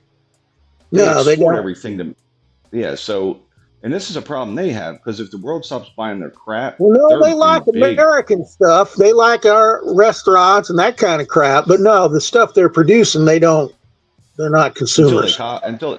until they copy it, right? And then like look at, I mean, Volkswagen was the biggest brand in China forever, and now they're not buying Volkswagen. They've just copied everything, and they're buying their own shit. So the issue is, um, right now, a lot of the world's put tariffs against China from Argentina, India, because China is dumping goods on the open market to try to get out of their recession. I mean, they're literally, that's their policy right now. Dump goods, dump goods, dump goods. So sell stuff cheaper and cheaper. And the other problem they got is nobody will put any money into China. They won't buy their company stocks. So now China's companies are offering massive dividends on their stocks, and it's being propped up by the Chinese government because they have a capital issue. They don't have any money coming into the place because it's a risky investment. So they're trying to entice the world to reinvest in them. But I think we stay the course, go to India, I mean, we've been bringing stuff to Mexico for a long time. We should keep doing that. If we're looking for And cheap labor and bring stuff back here. India would love to stick it to China. They hate Chinese. They hate them. That's right. So, All I mean, right. at the end Well, of it, let's. Are you ready, Stanley? we're just going back to Trump. Yeah, I was Trump, figured. Trump bashing 101. The Trump Oh, propaganda. there'll be plenty enough time for that. It's going to read. This is kind of like a. Where'd it go? Can you at least here it admit that is. Trump called out China initially? Like he really brought it to the front. Can you at least just admit it? That Just what say it. now? Trump initially brought to light the problem with China. He made this a big deal. Can you at least agree to that? Why do I Go need ahead. to agree to it? He What can't even what is say. that going to accomplish? I I'm don't just think saying. I don't agree. I don't agree that China's as big a threat as you all want it to be. I What don't about think if they they're are lying? either. That's why I pointed out what bad shape they're in. I don't think they're as big a threat either. I looking at where I they are, think they're not. China is on Trump's radar because of COVID. That In could be. 2016, he was calling out China. It was in 2016 he was saying I they're could screwing us. see Trump blaming China for his losing the first term. I don't think But losing no. in 2020. Yeah, I do think it's Tell me CBS. tell me that's beyond Trump. I don't think it's beyond Trump, but I think also if you can't just at least say he did a couple good things, I No, think that you're I'm not you, brainwashed. Ryan. I It's don't a have brainwashing though. I don't have this overwhelming compulsion to be fair. I know, but so your whole media report is biased. Yeah, completely biased. Okay. I know you want. Why is there an echo? I don't know. I'm going to have to change phones. I'm out of juice. Okay. Oh, sorry about that. Ryan, I don't have this overwhelming need to be fair. Life isn't fair. And I don't care if Trump called out China. I think Trump is basically just calling out nothing. I think he's over dramatizing the problems China is causing. I think the actual problem is our over dependence on China. And that came out during COVID. Before COVID, I had no idea that so the largest part of our pharmaceuticals are manufactured over there. I had no clue. Yeah. So there are a lot of things we depend on China for that we should not be depending on China for. Huge amounts of things. You what? A huge amount of things. I mean, So tremendous. Way that is our biggest problem with China. We need to take a lot of our vital stuff, like our vital industries, back. You know, yeah. if we ever got into a war, people would be dying because they can't get their medicine. So And I don't know listen. how tariffs, if tariffs are encouraging, you know, bringing some of this stuff back on shore, I would love to know how. Well, just to give you an idea, okay. The original tariffs were less than 100 billion in revenue for the U.S. Biden kept all of the tariffs and added more tariffs. And Biden's a national security guy. He's kind of hawkish. So he even saw them as a threat to many, many things. And of course, Trump's going to add more. But they've stayed hard on China now for 8 years. They're not going to reverse. I mean, China doesn't give a shit about us. There are reasons, but not for the reasons, not for war reasons. I would say the reasons are more economic. Which, okay, it's not war, but they steal our industries. They damage our economy. Yeah, They could care economic. less. Yeah, they want to steal everything. BRICS, you know, them spearheading BRICS. Yeah, that's worth retaliating. Yeah, they're attacking. But so both presidents have kept in line, regardless of party, right? So I do think the threat of China is economic, and also I think we can deal with economic threats. When they make all our stuff, it's hard to deal with it. And Okay, Biden and all Trump I'm do saying, that, you know? well, look, okay, what nobody wants to say is all this stuff, you know, being manufactured over in China is a Republican led problem. Okay, big businesses found it cheaper to offshore this stuff. The Chamber of Commerce is responsible for sponsoring a lot of this the immigration issues. Businesses still don't do the e-verify stuff to the degree that they should be doing. So nobody ever wants to point fingers at small businesses and other types of chamber of commerce level businesses. Nobody wants to point to these corporations who would rather offshore stuff than pay American workers a fair wage. Nobody talks about any of this stuff. Yeah, I agree with that. It should be pointed out, and they should limit immigration. They should do. I mean, it's a lot of stuff they should do. I agree with you there. Well, there's a lot of stuff they should do, and there's a lot of stuff that business drives that isn't necessarily good for the country at large. Oh, it's terrible. We prioritize profits over people, and those chickens are coming home to roost. Right now, there's a bill on the Congress floor put forth by a Republican to get rid of OSHA. Okay, OSHA. It's disgusting. It's terrible. Okay, and so I disagree with some of this stuff. Okay, but you know, I just think that there's problems on both sides of this issue, and you're saying it's all Republicans when Obama was I never right said on it board. was all Republican. When did I ever say it was all Republican? Well, you said it was spearheaded by Republicans to open up free trade. Oh, no. Right? The business stuff was Republicans were famous for being big business, trickle down economics. That was in the 1980s. You're living in the 80s Yep. on that stuff, man. And by the way, you mentioned John Maynard Keynes yesterday. John Maynard Keynes, it was about demand. And he said two things. You can give people money and they'll spend it, and the money multiplier comes into effect. They basically was saying you got to get more money in people's hands. The two ways they do that are through stimulus money like Trump and Biden did, or through cutting taxes. Both things cycle money through the economy. So he wasn't wrong about that. And I know they say the word trickle down a lot. Guess what? It has a stimulating effect on the economy when you cut taxes. That's reality. So I think cutting taxes. Okay, it has a specifically, stimulating effect up to a point. It's not. It's not. The rule is not more tax. The bigger the tax cut, the more the stimulation. That's not how that works. it's got to be targeted. It's got to be targeted.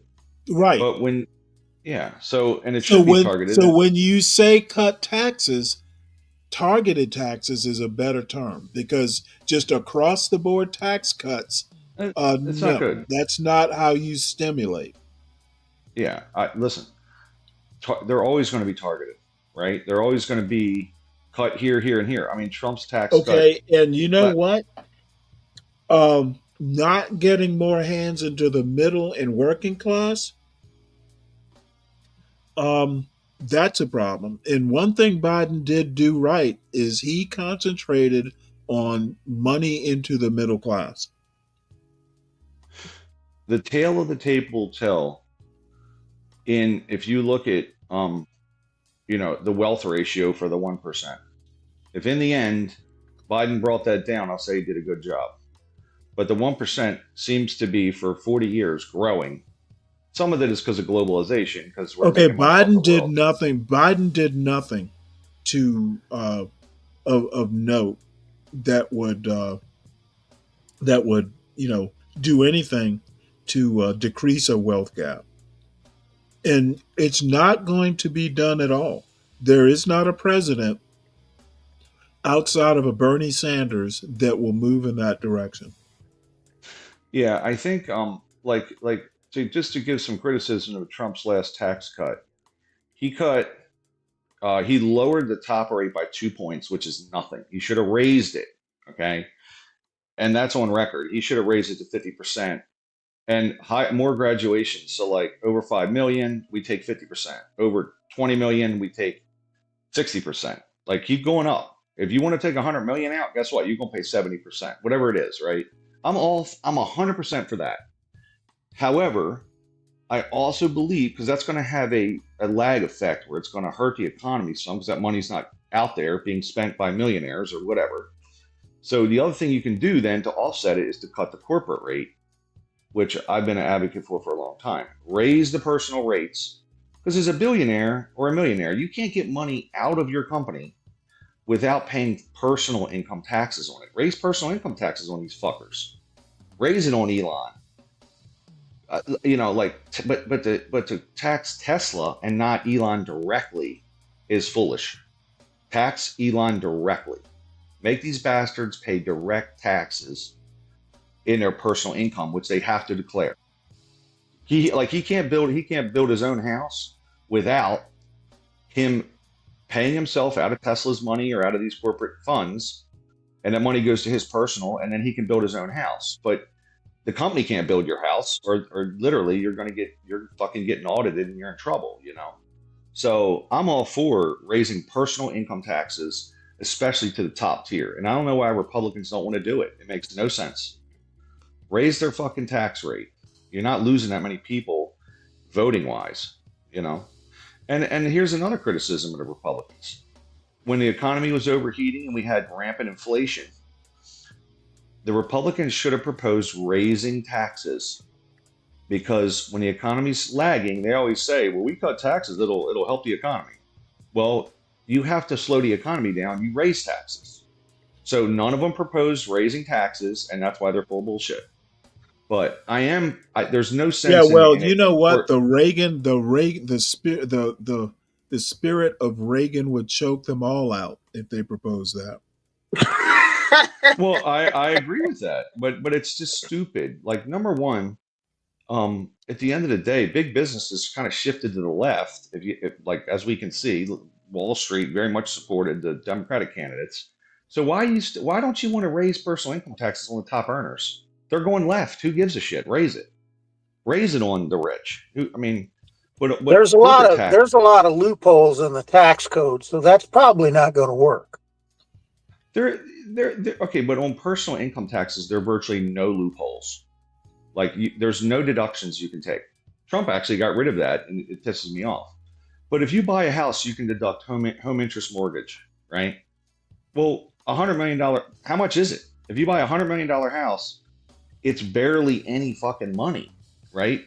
Like you're saving on the payments for a year, which let's say they're $3 million for a year. You get to write the interest off, but ultimately you have to pay interest at some point, and you're going to get taxed on it. So jack up the personal tax rates. I think every person would agree with that, other than these fuckers in Congress, and I'm talking both parties. So, but the corporate tax rates, consumers pay that shit because they raise corporate taxes. Walmart raises their prices, and when I go buy a bar of soap, it's more money. It hurts the poor. It's a poor tax. I mean, it hurts the poor way worse than the rich when you tax corporations. Make the rich pay personal income taxes. And what are you going to write off as a rich person? Tell me. What can you write off now? What are the loopholes? You can't write off your maid. You can't write off your maid, Stanley, unless you can. If you cannot you write if off you get your her maid. pregnant. Okay, look, I can tell you, I'm going to open a shop and start building street rods and taking it as a loss and writing it off. Well, so that would be your business would then be losing money, and that's a corporate tax. It's a corporate tax. It's not a personal tax. Well, I had a friend that company's did losing money, that, not and it you. wasn't a corporate tax. It was off of his personal taxes. Well, that is questionably legal. And so at that point, you'd have to just be a company. Therefore, you could get sued personally if you're just a company. LLC. If you're just LLC. It's still treated. There's still personal liability involved in that. But what do we talk? We're not talking about that much money. Well, they can't even see your funds in an LLC. You're telling me that when you pay your taxes and the IRS says we're going to audit you, they can't look at your funds? Absolutely, they can. They can't see. They can't see the money in an LLC. That's why people do it. I know because I looked into it. Okay, I owned an LLC, and I did my taxes at the end of the year. Limited liability corporation. My accountant said, "Hey, listen, where is this $60,000 that's not being accounted for in your books?" "Oh, yeah, I took that out for this and that." "Oh, good. You have to pay taxes on that, sir." My accountant said, "You're paying taxes on the 60 grand at a personal level." Believe me, it's hard. I wonder if it's because of I haven't looked at that stuff for a long time, so I wonder if it could vary from state to state. I don't know. I know that there's state tax and federal tax. I just know that, I took 60 grand out over the course of the year. I'd go to the bank and hit the machine. I had to pay personal income taxes on that money. Well, I could ask my accountant friends, but I know that it's different here in California than it would be in Arizona, et cetera, et cetera, et cetera. But it's very hard to hide anything on personal income taxes. As a corporation, though, you can buy a piece of equipment and front end load that with depreciation. Like you can show losses in a corporation. At the end of the year, if a corporation has $100 million sitting in a bank that's free and clear, they can go buy $100 million worth of property and they pay no taxes that year. Well, how I did it, Ryan, when I was in sales is I used employee business expense. Yeah, that was great until Trump got rid of that in 2017. He got rid of it. Well, I don't know. I don't have to pay tax anymore, so I don't know what's going on now. But that's what I did when I was in construction. That's what I did when I was in sales. I depreciated my vehicles, wrote off all the maintenance on them, wrote off all my clothes, all that kind of stuff. Meals. Well, you have to show it's for the good of your career, right? Like in other words, I use a percent. Hey, I'm going to write out 10% of my mortgage, and if you get audited and they come to your house and where's your office and you don't have one, guess what? You're going to get fined. They'll fine the shit out of you. So, but the whole thing with getting audited is the IRS digs through your life to the point where you just pay them. Here's the money, please just go away. And I know from personal experience that it's just a miserable fucking process that costs you more money in the end because they essentially, they just go through all your shit, man. It's not good. I learned some But dirty secrets from a couple of IRS guys to get around some of that. Go ahead and read this news summary, and then I got a couple other articles, and then we'll look at the Washington Post. Okay, can I just wrap up the? Can we just wrap This up the podcast conversation? is supported by. Oh, by all means. Okay, Kim, I was just saying, you used to be able to do that kind of like employee business expense and shit. Under Trump, I paid more taxes than under Obama. Like literally, my taxes went up on the same money amount because he got rid of a business expense like that. He got rid of the SALT deduction, which I know you in California you get fucked on that. I'm in Maryland, I got screwed. New York gets screwed. A lot of states get screwed. I pay more taxes under Trump than I did under Obama. Like he hurt me. And but you know, Are this you whole thing upper with the court- class, or what? Well, I mean, you don't have to tell me how much you make, but are you in the I upper make- bracket, or are you middle income? I'm considered in the upper brackets. Therein lies a big difference.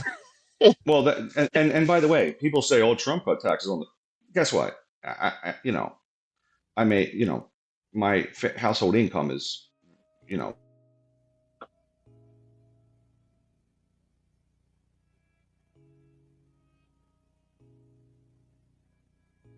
Is Ryan still there, or did he disappear?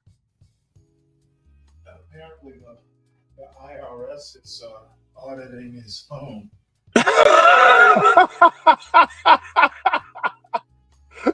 That's part of the tax you didn't pay. Well, no, they had it bugged.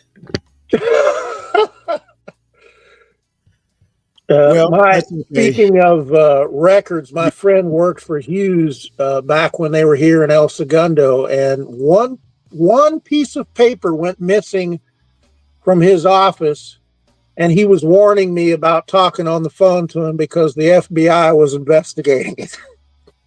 Huh. It was ridiculous. All right, let me go ahead and play this news summary. A couple more interesting articles. Well, one opinion piece, but let's play this. And the reason I'm doing this is I used to do the news at the very beginning of the show. And because I always wind up going long, I had no idea I was going to go this long. But, since, there's a morning drive going on at this time, I figured I'd just... crap, it's 7 o'clock there, huh? Yeah. Man, it's weird getting these hours straight. I'm telling you. Yeah, well, because you just forget everybody else is on a different time zone. I think most of the people, at least that I talk to around here, tend to be east of the Mississippi. We do have a few West Coast people, but not as many as you'd think. Yeah. Is made in Washington can affect your portfolio every day. But what policy changes should investors be watching? Washington Wise is an original podcast from Charles Schwab that unpacks the stories making news. Here's what we're covering. Times, it's the headlines. I'm Tracy Mumford. Today's Tuesday, February 11th. Here's what we're covering.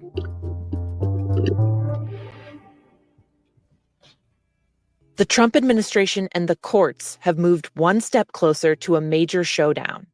On Monday, a federal judge said for the first time that the White House is defying a clear and unambiguous judicial order. The legal fight is over the billions of dollars in federal funding that the administration froze last month so they could root out any programs they felt weren't in line with President Trump's ideology and agenda. The judge had ordered the administration to keep the money flowing, but they have not fully complied, and there are reports that they've frozen even more money since then. The judge said yesterday that there is no legitimate reason for the White House not to be following his orders. In a statement, though, a White House spokesman was openly defiant, claiming that, quote, every action of the Trump-Vance administration is completely lawful, and that any challenge against it is nothing more than an attempt to undermine the will of the American people. The administration's refusal to release federal funds might not be the only court order they're ignoring. Yesterday, a federal workers group said the administration is still putting USAID employees on leave, even after a judge told them to stop. If the White House continues to openly flout orders from the courts, the government could be headed towards a high-stakes constitutional clash between the executive branch and the judicial branch. Meanwhile, a move by the Justice Department on Monday is raising questions about influence and fairness under the Trump administration. The department told federal prosecutors to drop their case against New York City Mayor Eric Adams. Adams was charged last year with conspiracy, wire fraud, bribery, and soliciting illegal campaign contributions. He spent the last several months currying favor with President Trump, attending the inauguration and visiting him at Mar-a-Lago. The DOJ now says it wants the case against Adams dropped not because of the facts involved, but in part because the charges could interfere with Adams's job, including his ability to cooperate with Trump's immigration crackdown.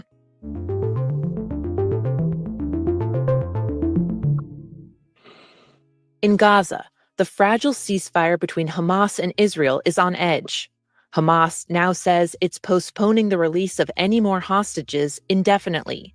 It was supposed to release more this weekend. The group has accused Israel of violating the agreement by delaying the return of displaced Palestinians, blocking the delivery of some humanitarian aid, and opening fire on civilians. This morning, Israeli Prime Minister Benjamin Netanyahu is set to meet with his security cabinet about how to respond. But President Trump has already issued his own ultimatum to Hamas over the ceasefire deal. As far as I'm concerned, if all of the hostages aren't returned by Saturday at 12 o'clock, I think it's an appropriate time. I would say cancel it and all bets are off and let hell break out. I'd say. Sitting at his desk in the Oval Office, Trump said he was speaking for himself, not Israel, but he demanded that Hamas go above and beyond the original deal and release all of the remaining hostages this weekend. Saturday at 12 o'clock, and after that, it's going to be a different ballgame. Mr. President, when you say all hell is going to break loose, are you speaking about retaliation from You'll Israel? find out, and they'll find out too. Hamas will find out what I mean. At the same time, Trump has doubled down on his brazen plan to relocate the entire population of Gaza and redevelop the territory.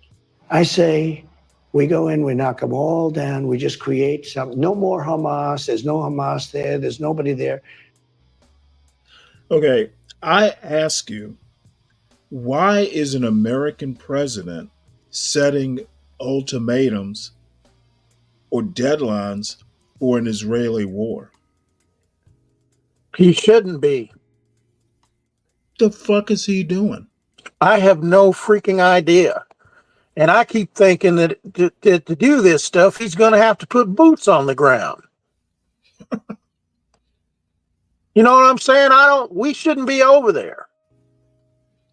Well, I mean, I don't know. I mean, there are always, military liaisons and advisors and stuff, back and forth between allies. But, I mean, I'm surprised no one is calling him on that. I mean, his own party should be calling him on that. What the hell are you doing? Trump is a fucking loose cannon. Maybe he's counting on that, but I don't think he should be over there. Wait, they'll find out. Yeah. Yeah, that doesn't sound good to me. Well, and I know Egypt and Jordan have already said, look, the last time we took these refugees in, it caught us hell, and we don't want it again. Oh, well, Trump has already told them, if you don't take these refugees, we're going to either withhold or, they're going to do something with foreign aid. Dude, what the? And he's saying we can find a separated area where you can accommodate them. What, like they're just going to stay there? Well, no. The initial speech I heard said something like, we would find a country willing to take them.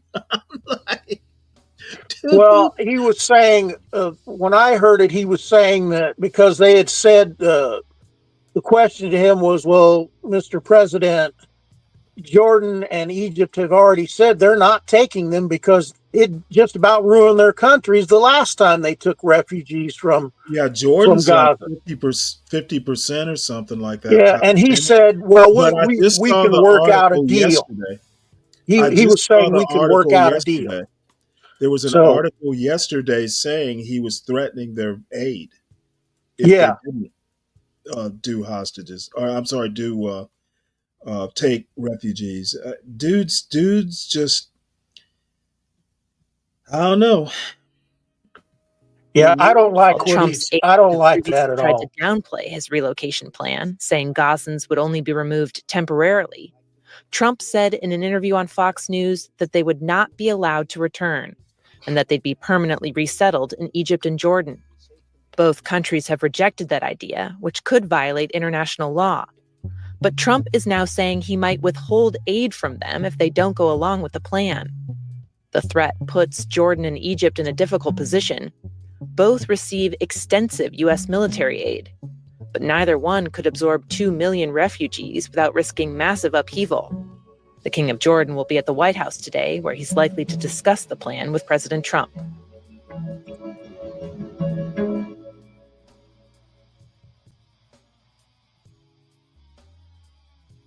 Santorini is one of Greece's most popular islands and it's become a global tourist destination. But really, the last couple of weeks have seen it literally empty out. Nikki Kitsantonis covers Greece for The Times, where the island of Santorini has been rocked by near constant earthquakes since the end of January.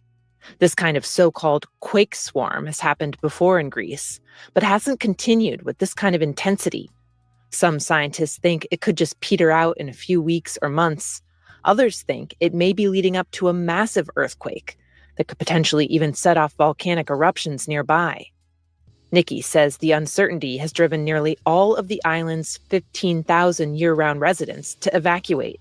Responding to this sort of unprecedented phenomenon, really, authorities have reacted by sending the army, emergency services, they've shut down schools, sandbags have been set up at coastal homes in the event of a tsunami.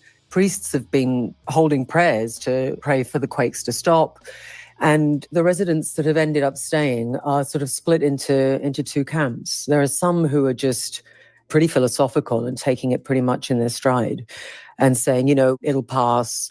There are quakes in Greece all the time. And then there are the others who are sleeping in their cars overnight, who are worried what might happen to their business in the long term, people who have hotels there.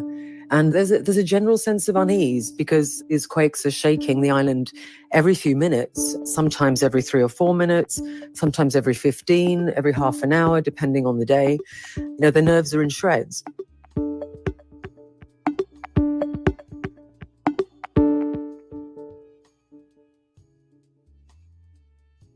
And finally, an animated movie about a charming, adorably ugly child who is the reincarnation of a demon has become the highest-grossing movie in China ever. Ne Zha 2 has had more than $1.2 billion in ticket sales in less than 2 weeks. It's got a Pixar-ish look and is based loosely on Chinese mythology. And its success represents a huge shift for the film industry in China. Hollywood films used to dominate the box office there, but those no longer really break through. Instead, Chinese-made movies with patriotic messaging or cultural references have become the top performers. The Communist Party and Chinese state-run media are hailing Ne Zha 2 as proof that the country can tell its own stories without relying on Western studios. Basically, they're saying China doesn't need Disney to make a Mulan anymore. With one newspaper saying Ne Zha's success proves, quote, no one can narrate China's myths better than China itself. Those are the headlines. Today on The Daily, what Trump demolishing USAID could mean for American power and influence overseas. That's next in the New York Times audio app, where you can listen wherever you get your podcasts. I'm Tracy Mumford. We'll be back tomorrow. I didn't even know they did a news summary like that. Well, you learn something new every day. Well, I generally don't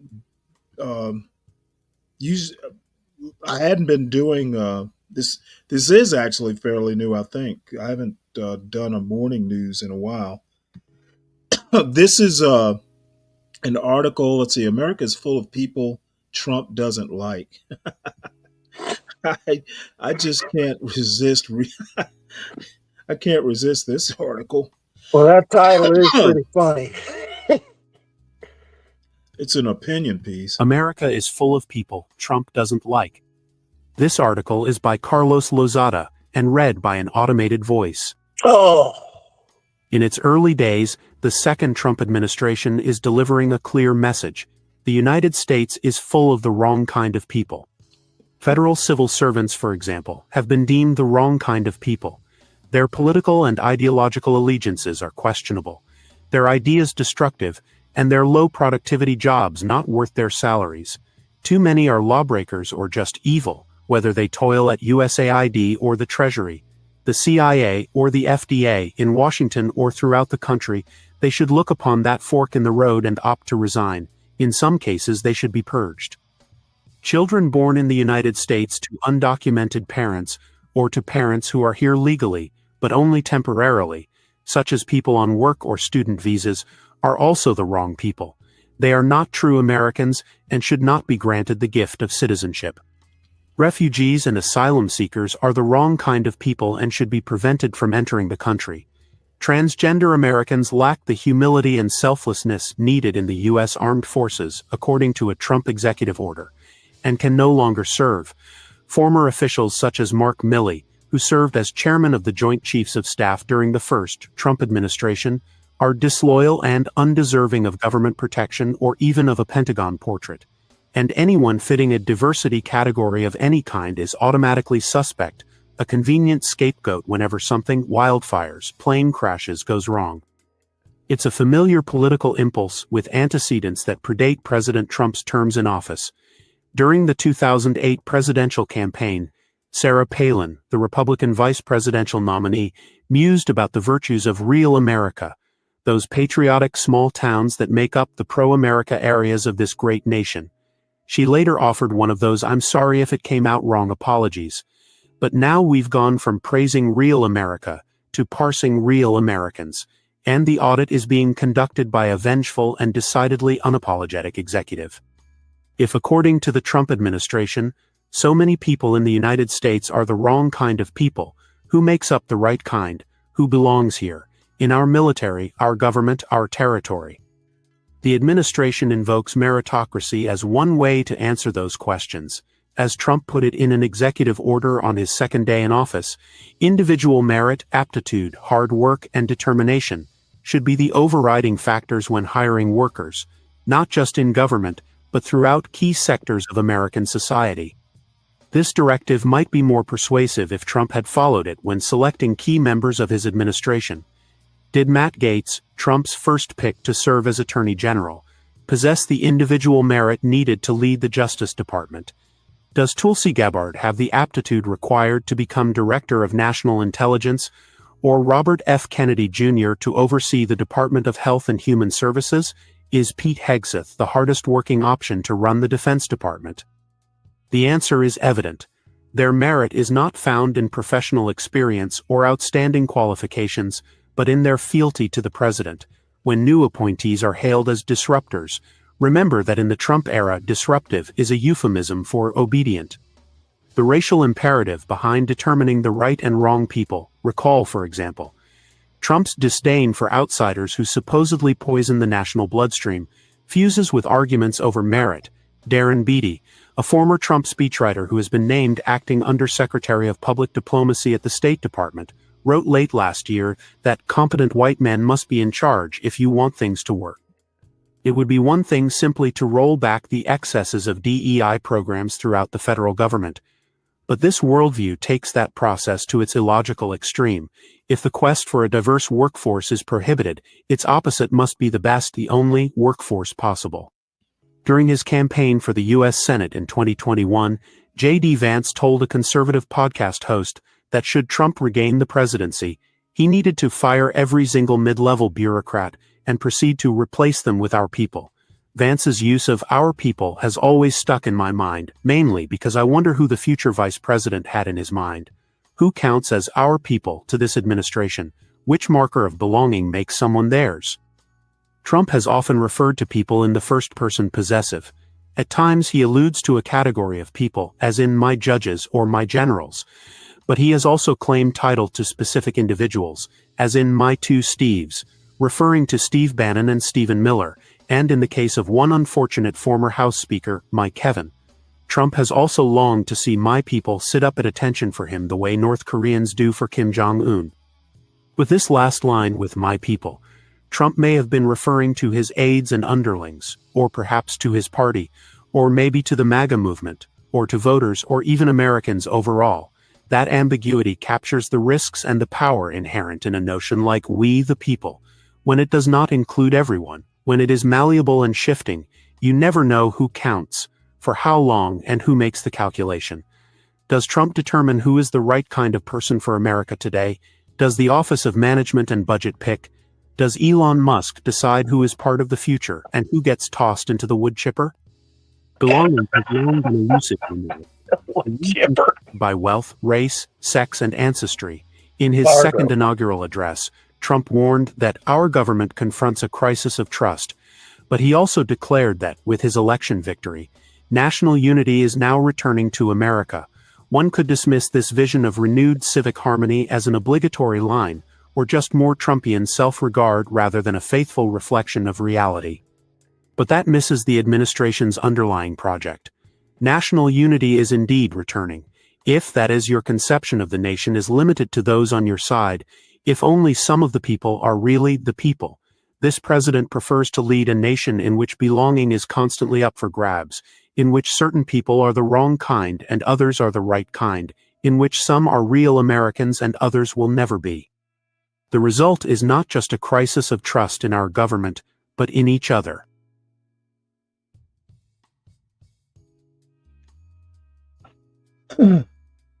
Bologna. What? Bologna. No idea what that means. Baloney. I wish it wasn't so biased to one side.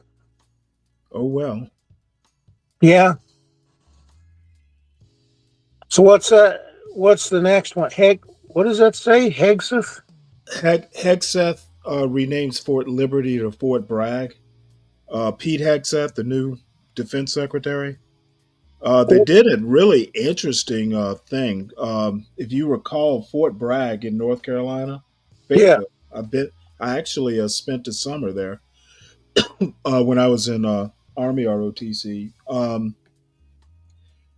They renamed all the bases that were named after Confederate generals to neutral names, like Fort Bragg, that was named after Braxton Bragg. They renamed it Camp Liberty. So, and I have to admit, this is pretty clever. They have renamed it Fort Bragg, except it's after Private Roland L. Bragg, a World War II veteran. So it is Fort Bragg again. It's just a different Bragg. And the dude, he won a Silver Star. He was with one of the 17th Airborne Division during World War II. So I have to give them hats off. They basically, everybody wins in this. They get something called brag, and the opponents basically can say Can't it's not complain about it. after a Confederate general. Yeah. Well, now the thing is Trump. Trump was against it. There was a bill that passed changing the name. Trump opposed it. He vetoed it. The veto was overridden. So that means both sides, both the Republicans and the Democrats, or enough Republicans and Democrats were for it that they literally overrode a veto, which doesn't happen a lot. So I thought that was worth noting. For those of us who've been to Fort Bragg or spent time there, this is a thing. A good thing. Um, I'm not against it. It actually sounds better than Camp Liberty. Camp Liberty sounds like a summer camp. Yeah, it does. For youth. Then this this is from the Washington Post. They have it's the 50 people reshaping our society in 2025. So I figured this has got to be worth reading. I want to know. I have a burning desire to know who's who. It's a bunch of pictures. Some of these people I know. I don't know who he is, but I figured we'd go through it right quick. These two people are writing industry, some HBO thing. I don't. It's they used real life experience in investment banking to craft their high finance drama. I think I've heard of it, but I don't. It's not something I would be. After Billions, I don't need to watch any more financial dramas about rich people. Let's see. Startup Whisperer, Kevin Murphy, scientist making wheat more resilient. Sean Fain, UAW president. That's interesting. Um, Michelle Kang, business executive, invests in women's sports. This dude, author of the Chubby Diaries, Oh, good encourages people of Lord. all shapes and sizes to embrace adventure, travel, and conquer fear. There's nothing wrong with fat guys being ambitious. Let's see. Ooh, look at her, Adria Arjona. Rising star defies stereotypes and trusts herself. Next in culture, Kim Goddess, Lebanese journalist. Adam Goldstein, electric air taxis. What the fuck? Oh, Stephen yeah, Chung. yeah. I'm wondering if it's gotten going yet. There's a bunch of startups like that. Oh, wait, are we supposed to? What is this? Oh, there we go. Let's see what he does. Adam Goldstein wants to give people around the world more time with family, more time with friends, more time to do anything except sit in traffic. Goldstein, 45, is chief executive of Archer Aviation, one of Yeah. dozens of companies developing electric vertical takeoff and landing vehicles, also known as air taxis. He and his investors are betting on the future where EVTOLs, electric vertical takeoff landing, whisk people to their destinations along highways in the sky. Battery powered aircraft are seen as quieter, climate friendly alternatives to helicopters, small planes, and even automobiles. After earning an MBA from New York University's Stern School of Business, Goldstein worked in finance before co founding Vettery, a technology hiring platform, which he and his co founders sold in 2018. The pair launched Archer that same year. Art, Aviation may seem like an odd pivot given his previous work, but Goldstein said that isn't the case. I grew up loving aviation, was absolutely fascinated with all the advancements in electric technology. Yeah, that explains it.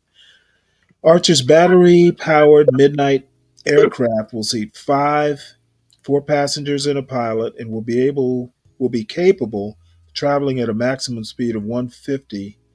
Aircraft can complete back to back trips of 20 to 50 miles between charges. Jesus. Multiple rotors. Midnight has 12, provide redundancy, improving safety. You know what? I can only imagine the Yeah. Think accident. about it. Think really hard about it. I'm like, no. Can you imagine a midair pileup? Oh my gosh. What a freaking train wreck. Stephen Chung, I've never seen him before.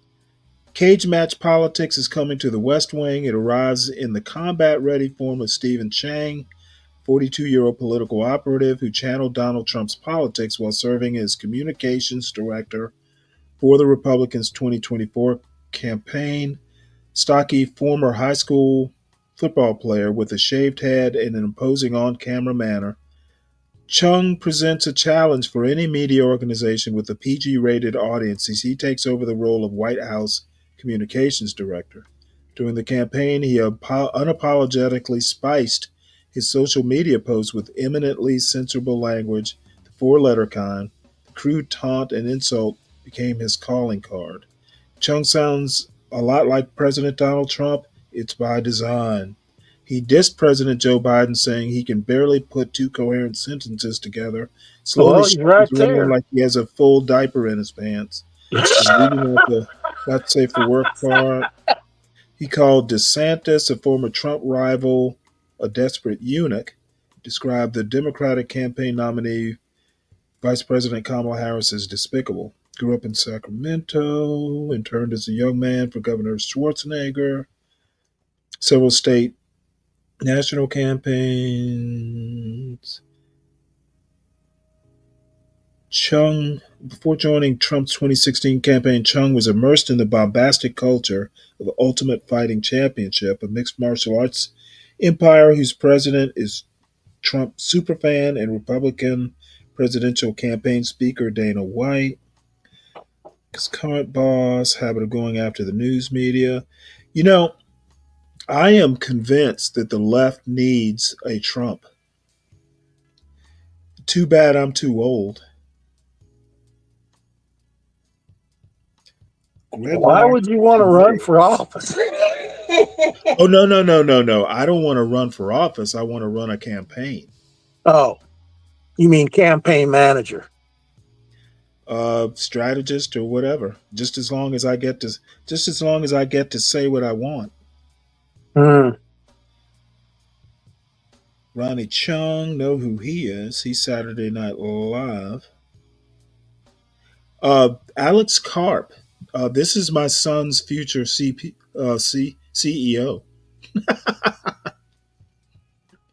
Alex I want my son to go work for Palantir. Big data analytics. There's a for the U.S. military. Is that what that said? Yeah, the Palantir is almost like a defense contractor. They make drones. They make spy like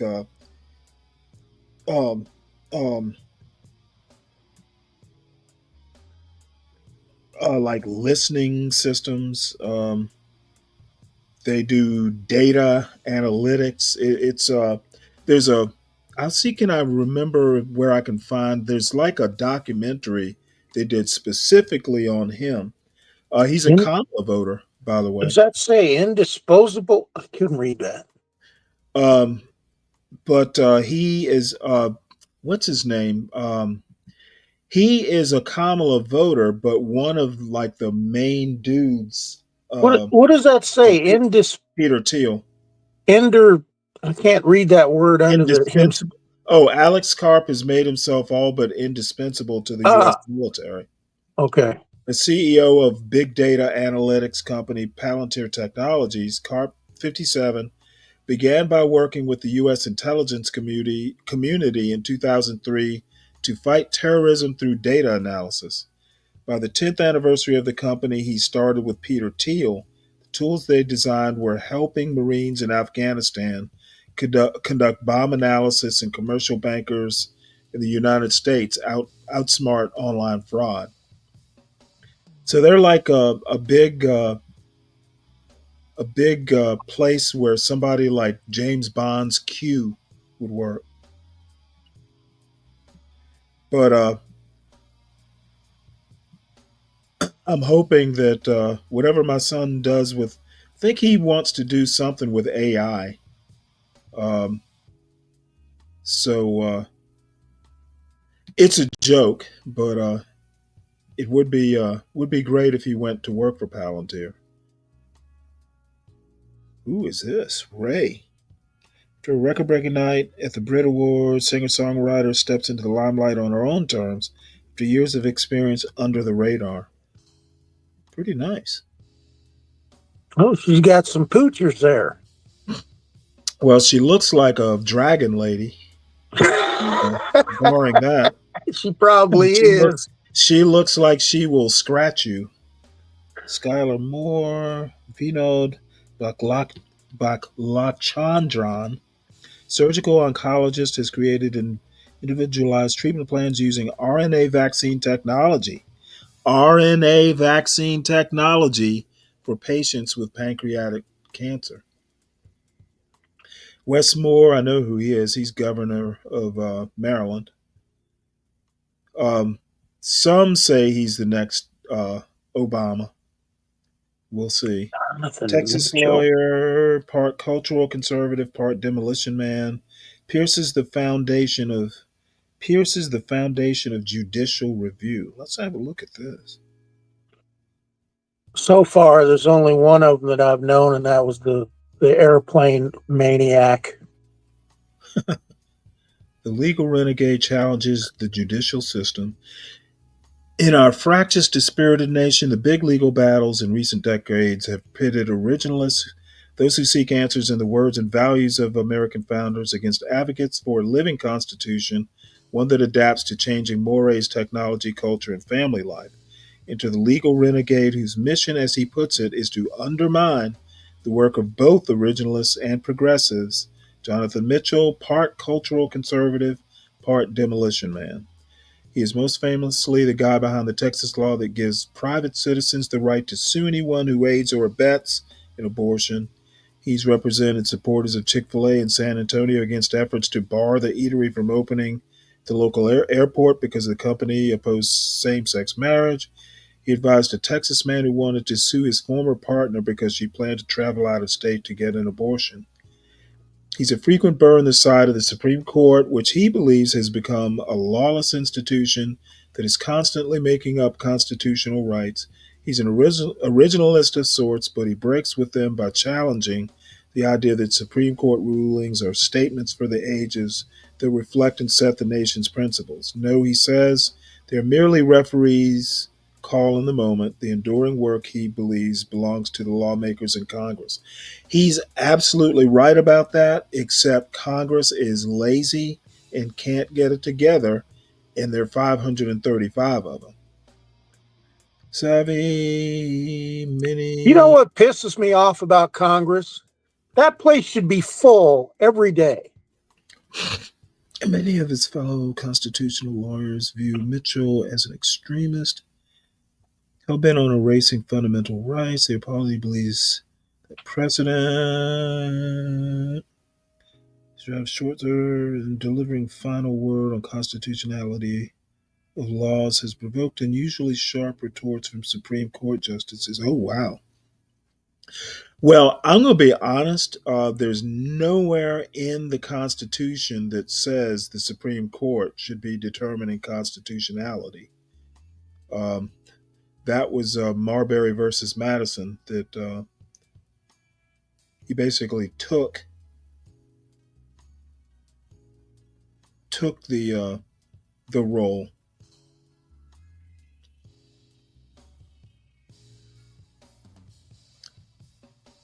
Married with children.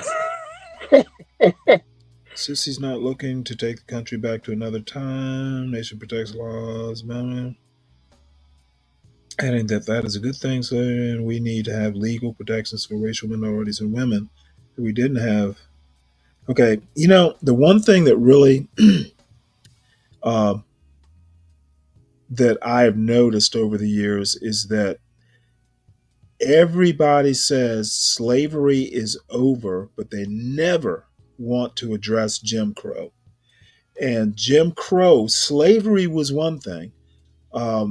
There's an argument that Jim Crow did way more damage or was much more problematic than slavery ever was.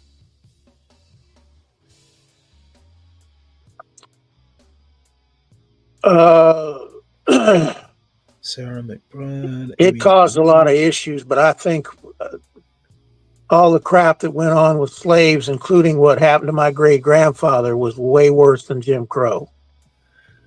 I would disagree. What I'm looking at, I mean, obviously it was bad, and there were physical. The physical part of it was pretty brutal. Lots of loss of Being life, stripped down that and sort of whipped thing. and whipped Okay, I'm was the, not. This you isn't. know. This isn't going to be a debate. I'm just saying that I think Jim Crow was destructive because a lot of generational wealth was neither created. Well, it was not created, but it was also taken. Um, that's mainly my problem.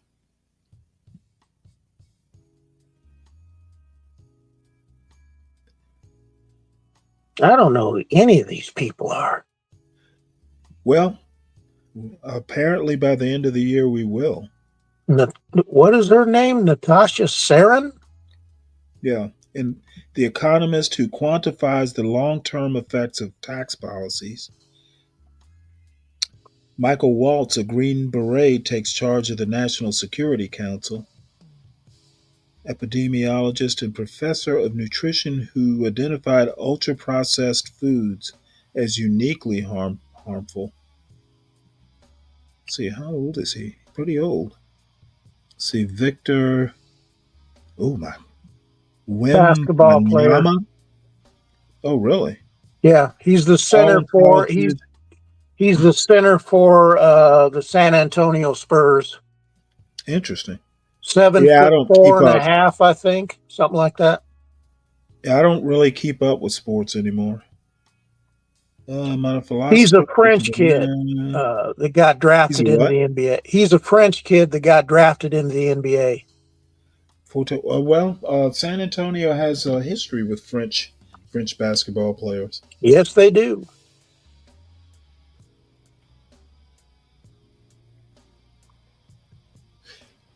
Stephanie Lutert, academic researcher, combination of on the ground reporting and data analytics to tell a detailed story about immigration at the border. Good for her. Caleb Heron, a comedian and podcaster with a growing legion of fans, delivers edgy punchlines without the sting. That's hard to believe. The term edgy. Yeah, he is he is nothing but round. A designer who seeks inspiration, other forms of media embraces unfamiliar shaking. Huh. Oh, I know who she is. I think I know this guy in the glasses. I've seen him before.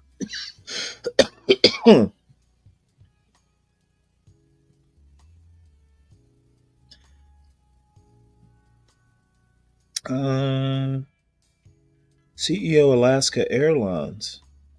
Yeah. That man should know who he is.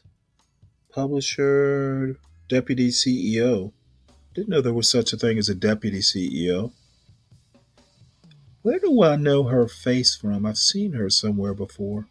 It does look familiar. But I was thinking she was a chemist, but I don't think she is. Key government's development of the Moderna. Was she at? Oh, okay, yeah, I do know who she is. She helped develop the RNA vaccine or the COVID vaccine. She was some sort of researcher at the University of North Carolina, and now she's at Harvard.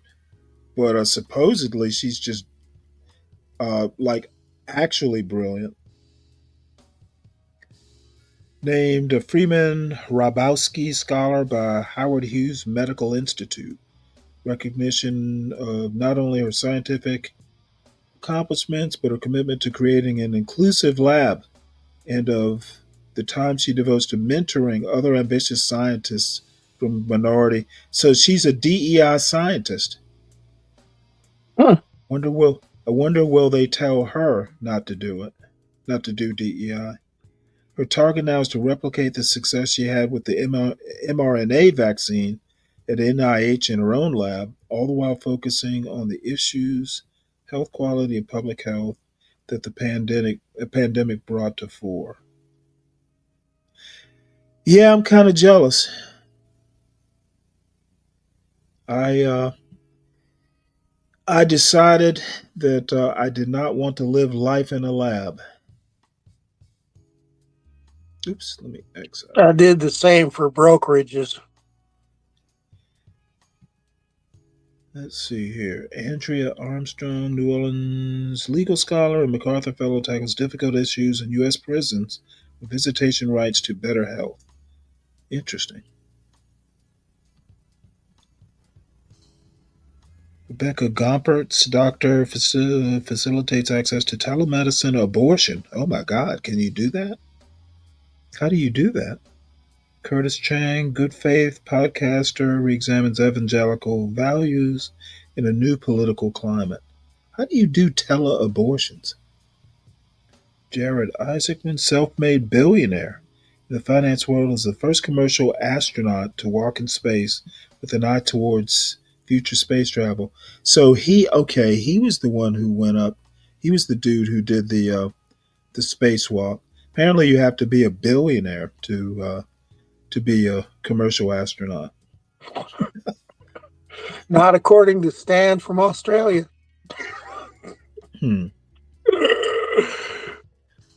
All right. Well, let's see what else. I don't know.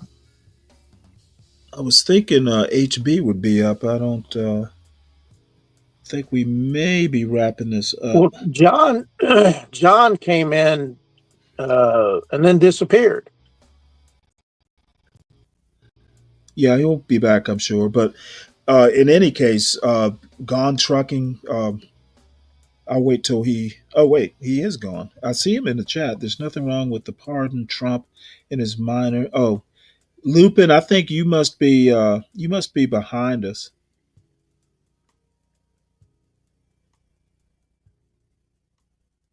Yeah, that was a long time ago. Wait, how am I asking questions? You have questions about real estate.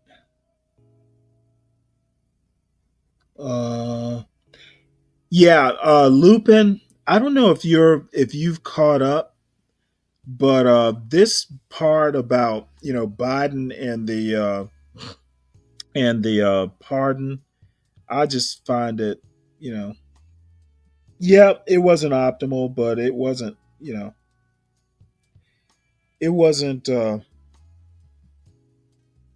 that controversial to me.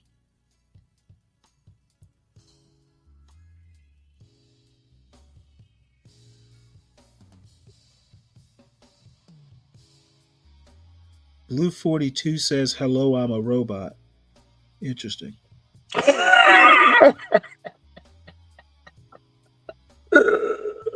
Yeah, well,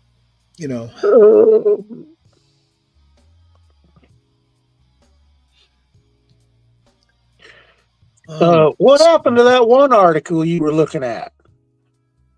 Which one? The blue paged one. I can't remember what it was about. Oh no, that wasn't an article. It's right here.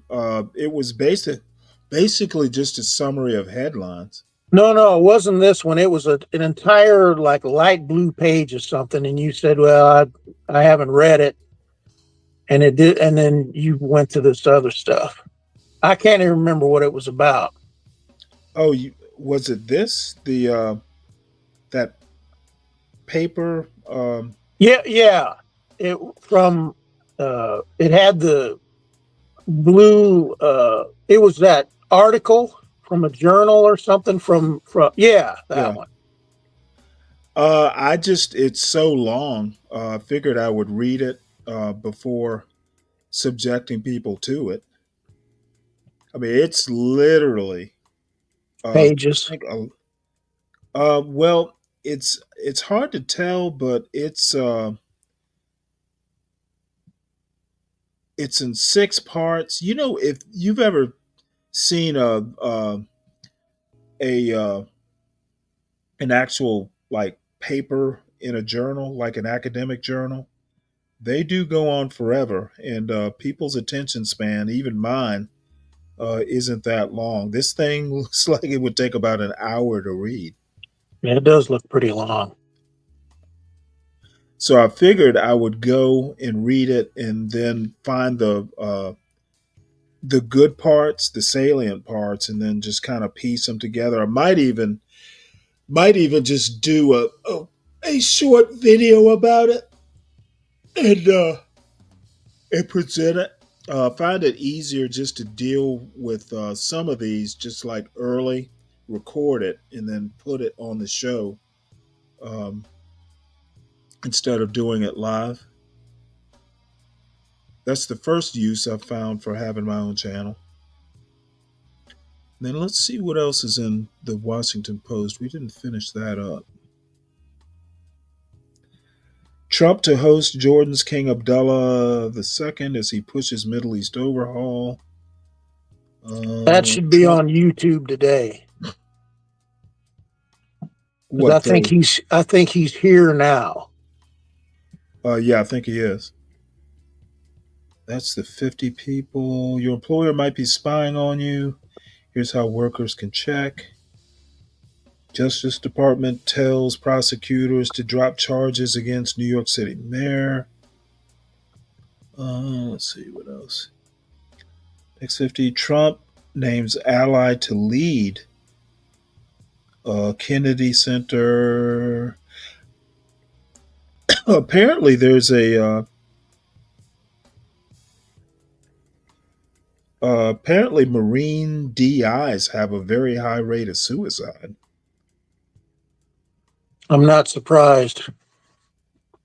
It is pretty intense. Let's read this. This news story was written by Kelsey Baker and Drew F. Lawrence. In one of the Marines' most iconic jobs, a stunning pattern of suicide. Marine Corps drill instructors are a national symbol of discipline, but for some, their imposing persona belies a dark reality. Beaufort, South Carolina. Tatiana Sowell held her youngest child as she stood amid the rows of white headstones and stately mossy oaks. Her husband, Logan, was buried in this national cemetery nearly 4 years ago after taking his life and ending what his widow describes as a ruinous tenure in one of the U.S. military's most iconic jobs, Marine drill instructor. He was 33. Nearby, her other children spotted a coin, regarded within the armed forces as a symbol of respect, resting atop his grave.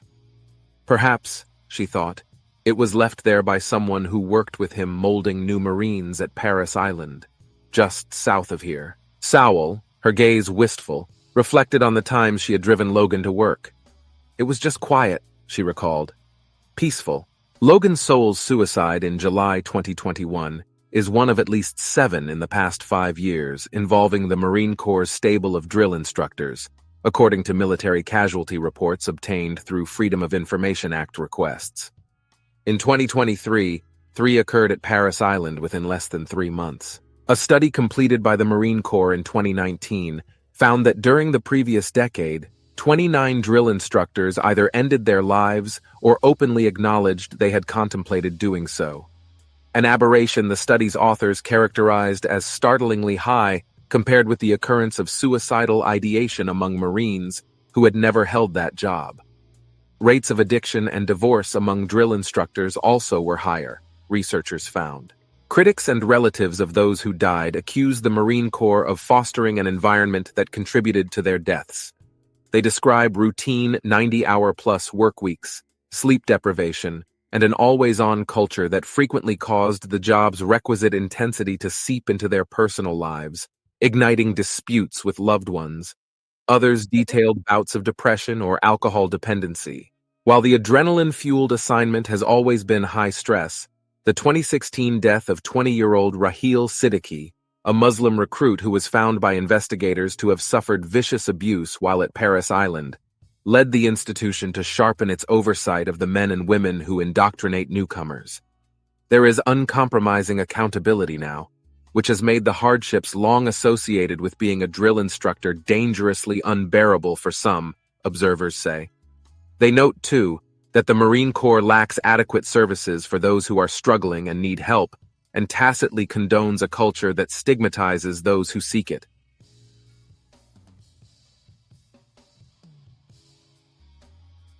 My father's love for poetry. My father was a bookworm, but he was I'm also a going to Marine. preempt this And for so this. he had a very clear idea as a U.S. Marine Corps marksman. This is, are you familiar with the American Enterprise Institute? It's a conservative think tank, and they're doing a little YouTube show called it's a series of shows called Invisible Men, and basically Ian Rowe is the top left.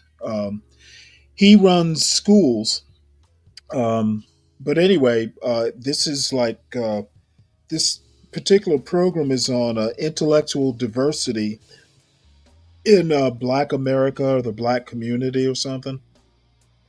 So I figure I'd listen to this, He you know, followed the these Gonzos. boring Black conservatives for a little while. Exhibits, and lots of people are aware of Leimert Park here in Los Angeles, and we were some of the first people to do art exhibits and stuff in Leimert Park.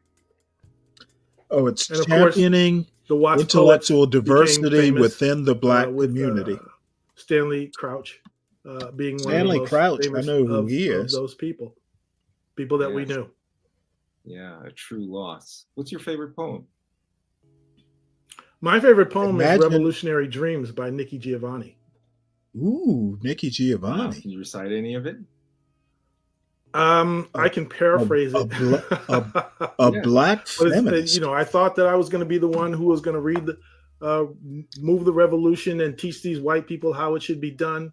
But then I sat and thought, if I considered better not what say that on AEI. I would be if a natural woman when she was being natural, then I would have a revolution.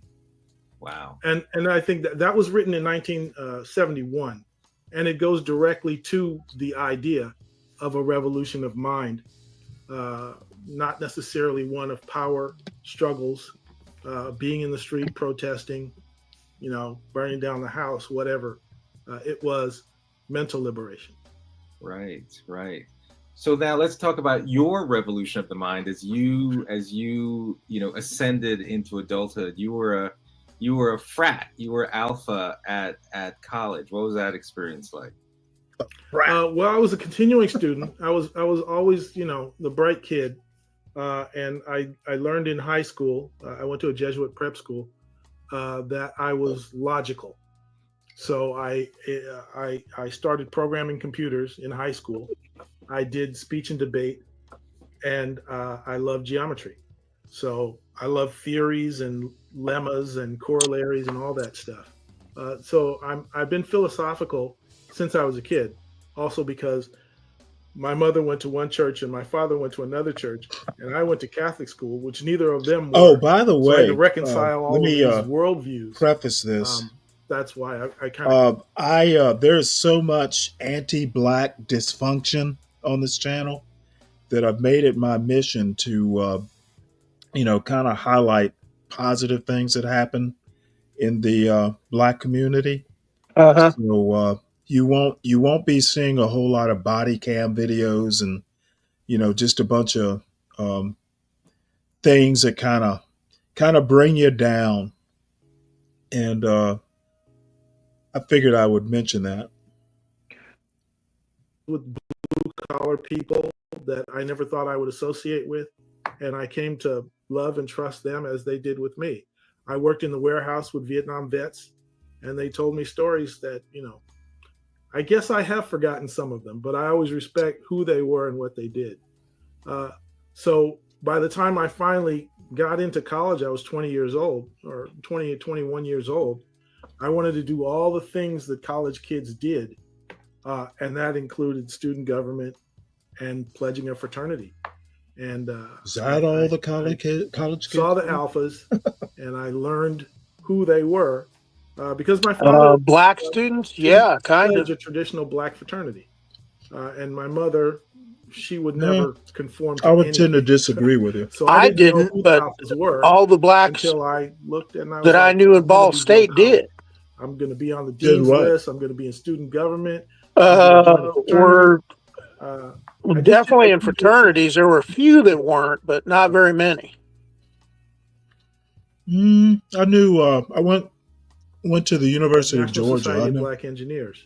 there are And quite a I was number the that student did, council quite a number that representative didn't. of the School of Engineering and Computer I Science. didn't. I don't. I'm not much of And a joiner. one of the best friends, sharpest people I knew, we talked, and one day we go to lunch together. We both had internships at Xerox, and he puts on a gold cardigan sweater and some black Ray-Ban shades. And I said, "You look like one of those alphas." He says, "I am an alpha. It's the hardest thing I've." And see, that is And, anathema to me. Have some good friends ever since. I look 40 like years. what?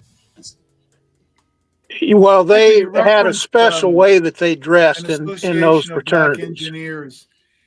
Yeah, In never. 2025, do we need? I mean, I guess I did join the Navy. I was in Army ROTC, so I did join some things, but I just never saw fraternities. I just found them silly.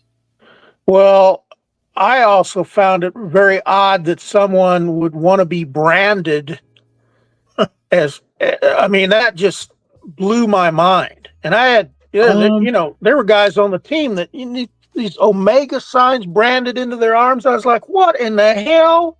Well, you know what though? The University of Georgia, they would beat the shit out of you if you didn't.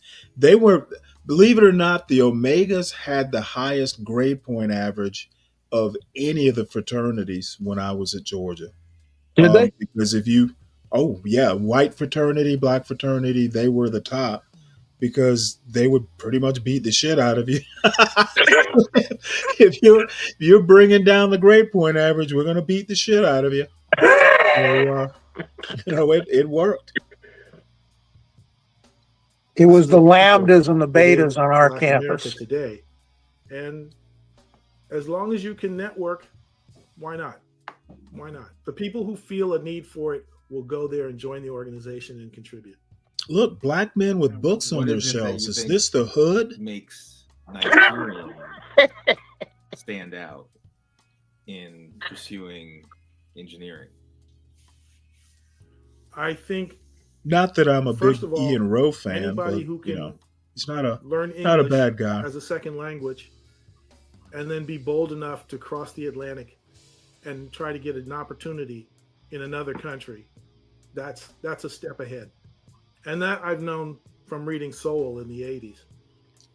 Soul. You Jesus can't look at a Nigerian and tell they're a Nigerian, especially if they're second generation here. Yeah, you can. But Nigerians went through a horrific civil war, and the people who survived that civil war are tough as nails. Yeah. And so they come here and they are not about the okie doke. They are going to hustle and they're strivers. And you know that once you talk to them. And some of them are standoffish. They're like, okay, yeah, you can talk to me because I kind of look like you. They do not like American blacks, it's been my experience. However, the young women that I've met are different. In the week that the I've known one or two. I've never had a problem. As a matter of fact, I would say one of my best YouTube friends. Of course, he's in Lagos, but they just don't like nonsense. And they think that Americans in general and American blacks in particular are just kind of like, basically too happy-go-lucky. Texas, the percent of students, black students, that are proficient in math in fourth grade, the highest. They have some very attractive women in Lagos. Texas is the best state for black math in fourth grade. Yeah. And 27 I'll put it to you this way. Yes. They don't show up on In YouTube. his grade level? Not a lot. No. That's just division. This Wisconsin is lowest at 5%. Wow. What is it that you think distinguishes what you just talked about with Nigeria? There is one Nigerian woman, and my buddy actually kind of knows her. I've talked to her a couple times. She has a fairly large YouTube channel. It's called African Storyteller. You know what? There's another one that I talked to that affect because really, and in some my the reason those men feel the way they are is that our in my view of women, very, very high on the scale. Really, really pretty. that if this chart were And she's in Russia. women's students, it might be different. And her channel, she talks about it also depends on the the way parents' that blacks are treated in Russia. willingness And children be okay. there's a few channels like that, though. And you And I have think to- she was there. She was an exchange student that came around you there. aren't striving, you have to strive. And And so people say, I think she got snapped up by a modeling agency or something. So she's still One of there. those people that says, make yourself useful. And how are you going to know anything? How are you going to know your value to anybody unless you help somebody do something? And then they say, oh, thank you. Without you, I couldn't have done that. That's where your fundamental value as a human being comes from. And there's certainly the soft bias or I'm sorry, I haven't memorized that phrase. But it's soft. Yeah, that's Solid Snake's favorite phrase. Then you just What's say, that? Apparently, okay, I'm as good as soft as I need bigotry to of be. low I can expectations. get over. Apparently, you And can't that's be a not black enough. conservative if you don't know I that loved aphorism. astronauts. Behind Batman and my dad, I loved Michael Collins because we had the same first name. And he was the guy who ran around the moon when everybody else got to go down on the moon. I must not be conservative then, because I don't know that term. Little brothers and take them home while they were playing in the Well, moon consider sandbox. yourself lucky. And I understood that's math. It was George Bush again, Jr. fourth grade, Used the is phrase addition, talking second about grade is no child subtraction, left behind. Third grade is multiplication. Fourth grade is division. That's basic arithmetic. If you can't get that far, how are you going to survive? How are you going to really survive? So this is really about discipline. This is about courage, about fearless, about being able to learn. And you have to have an environment that encourages you. But I don't know how it is that people don't know. I mean, Ian, the other thing I would say is the fact that we collectively are not ashamed of those results. Collectively, we're not personally embarrassed. Yeah, this is the have other an thing that emotional I reaction do far not too get often, it's to point the finger at someone about else. Soul Brothers. This collective, we need to be ashamed collectively because people aren't doing well on tests. I just can't get on board with that.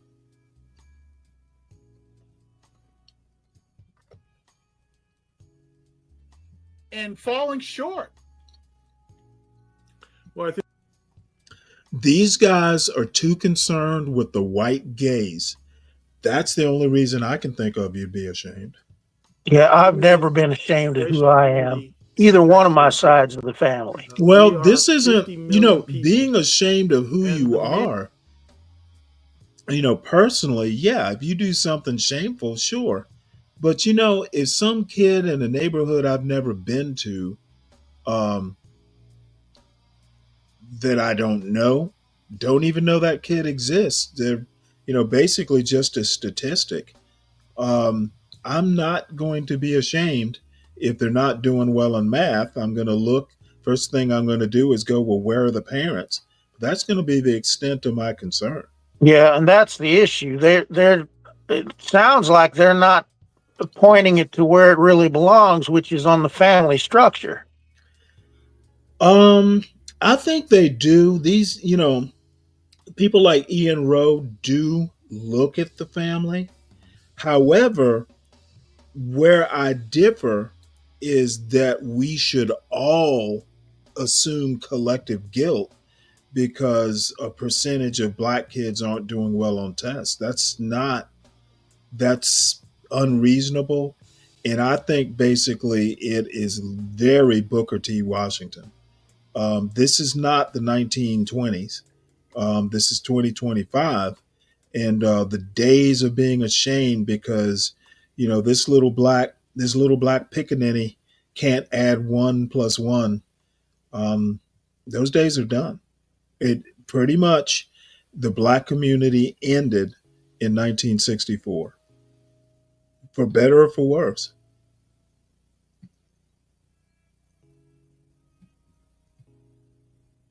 Narrative of why that situation exists. But you thought differently. You and your co-founders, Eric Smith, you thought differently, and you wanted to create a platform. So talk to us a little bit about what Free Black Thought is. What are the Free ideas Black that it Thought. promotes? How does it challenge the current narrative around these issues, particularly issues around race? Where do I Free know Black that Thought from? is going into its fourth or fifth fiscal year, and it's a 501c3 nonprofit organization. These are the kinds of things that I wanted to do at this point in my life. So this is, I think, my third nonprofit.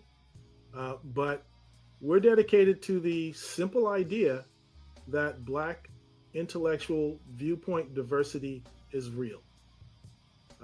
I can remember I was elected to be a camping counselor, head counselor, while I was an undergrad at NSBE. And one of the things we did is we rented 3 buses and went to the underserved communities, brought Black and Latino kids up to the mountains, and introduced them to scientists at JPL that were in our network that we knew. And we said, this is what science and engineering is all about. Check it out. And when I did that, the guy who was an alpha that I mentioned, my best friend Charles, I proposed that we were going to be engineers of Black society. And he said, are you nuts? We're not engineers of Black society. We're just engineers who happen to be Black. And I'm not used to people who are standing up to my ideas so much. But he was right. He was right. Of course he was right. This is a network, and you get in and you learn new things. Again, I had no idea that this organization existed. So there are prevailing narratives, especially coming up in marketing Black History Month, that people just don't know. They just accept that Blackness is this. It has always been this. It will always be that. The one-drop rule has been in effect. White supremacy has been in effect for 400 years. People say 400 years, and there's no escape from that. And that's people locking themselves in their own closet. You have to have the courage to break out of that. And I think the more that we show that there are Black, red, blue, conservative, straight, homosexual, everything in a nation of 50 million. I mean, we're always happy to say, oh yeah, we're a nation of millions, but then we try to suppress various parts of it when they express themselves.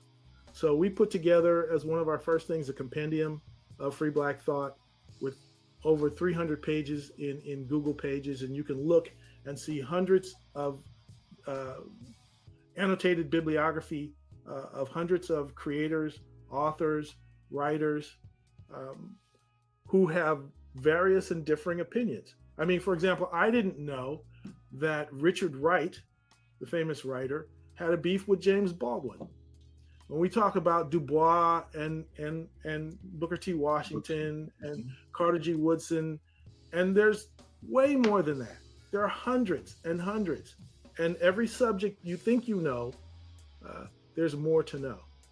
And so we're just part of that process that's saying Black History Month is just one slice of some things, and everybody obsesses about slavery. And that's just kind of a self-replicating circle of doom. You got to get out of that. And everybody who has moved away from their hometown knows that. Everybody who's ever heard, you know, you're not like other Black people. Of course I'm not. Why would you ever think that I am? Black people do everything that we want to do, except when we don't want to do it. And we're still Black, and still we're not Black. And you just have to be able to accept that Black people are human beings, and we take a little bit from what's around us, but it affects us in different ways. So The Foundation for Free Black Thought combats racial essentialism, combats the idea of Yes, black authenticity. that's I had forgotten that term. We're just people, and we experience different things depending on where we are in the country, at what time we live, and it's not completely wholly new invented, because we got sick of being Negroes, so we went black. We got sick of being black, we went Afrocentric. We got sick of being Afrocentric, and we chose African American. And then there's some Now of us it's who time still to be like being those other things. Afro-pessimist. So there's still black Marxists. There's still black conservatives. This is exactly my point there. There's all kinds of a variety. And I think we would do ourselves a favor by taking like a psychological self-assessment. God damn, he sounds like me. And just say, the hell? I just discovered I'm open to new experiences more than the average person. And there's always a passage of self-discovery. And if you're not doing that, you're buying somebody else's idea of what's black and what's proper black. Exactly. And that is not self-determination. Exactly. Michael, I've been recently introduced to your very popular Substack, Stoic Observations. Yes. And as we talk about black youth, have you thought about how we can introduce the principles of Stoicism more broadly? No Stoicism. Don't do it. My son has benefited Fuck immensely Stoicism. from learning about Stoicism and studying the principles. I knew nothing about it as a young person, and that's because you don't need Stoicism. How do we get that introduced more broadly? It's actually kind of easy, especially if you're a gamer, because if you're a gamer, you do role playing, you do an RPG, and it struck me one day.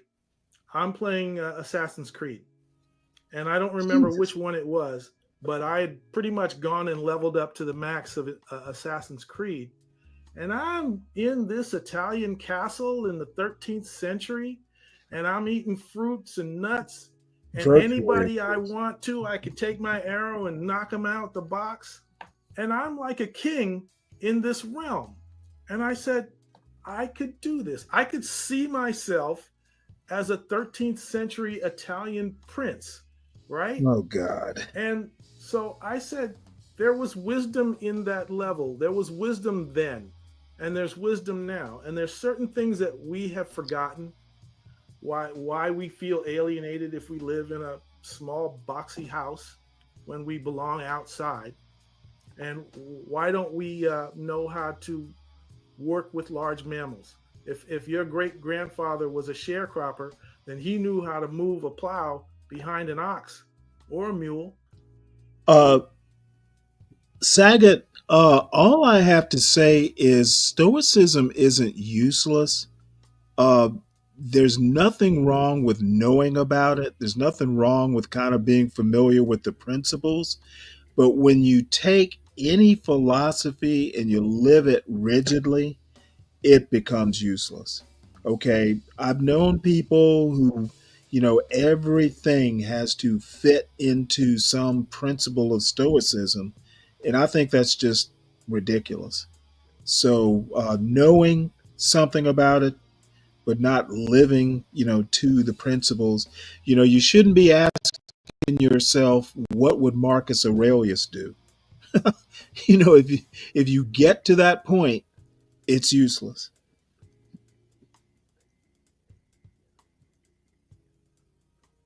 Even remember what city it was. Okay. It was in Florida, I think. And so when people got up on Capitol Hill and said, I am Trayvon Martin, I am Trayvon Martin, I'm like, they're just ripping off, Spartacus. Yep. So right. It's like, if you want to be Christ-like, if you want to be like Buddha, if you want to follow the Prophet Muhammad, you know that you're stepping out of the present into some wisdom that's ancient. And so part of that ancient wisdom is Stoicism, and it still works today. There are still lessons that were learned by kings and emperors in days gone by that are useful. And the number one kings and emperors is very I need to learn what I can control. my soul, because the universe makes sense, I don't have to pay attention to foolishness. I shouldn't let foolishness interfere with my game, right? And that centers me. That says there's a way for me to succeed and get all the nonsense out of my head. So that's why Stoicism works, because there's a lot of nonsense out there, and it's trying to get your attention, and you become a TikTok zombie. So Yeah, Saget, that's why, as I've gotten older, I've just come to the conclusion that, you pretty much just need to be yourself.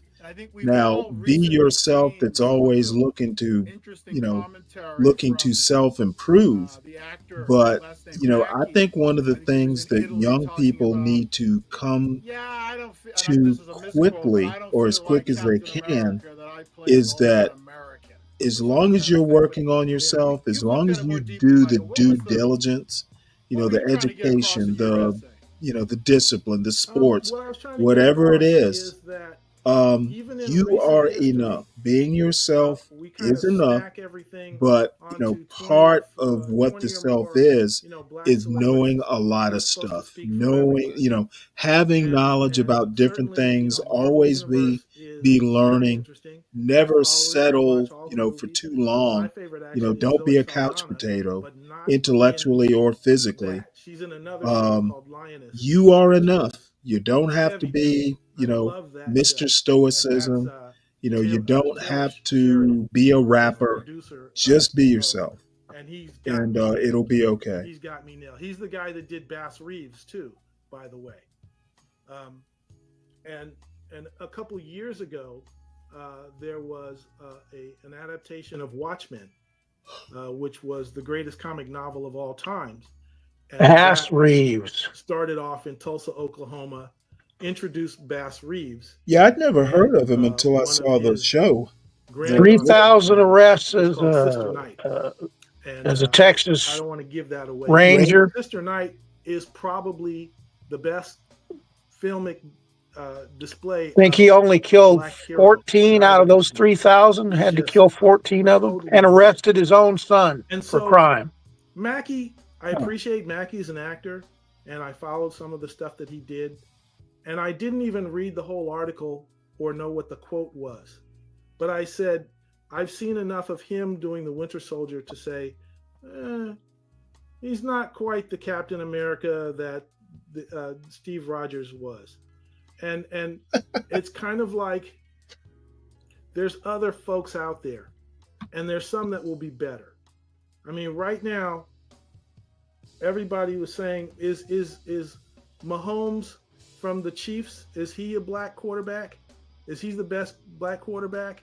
And I can remember back to Warren Moon and Rodney Peete and Cam Newton, Doug Williams, and now, Randall Cunningham, don't forget him. The guy from Philadelphia, he's the man. All right, no question about it. Hurts, and he could win the Super Bowl.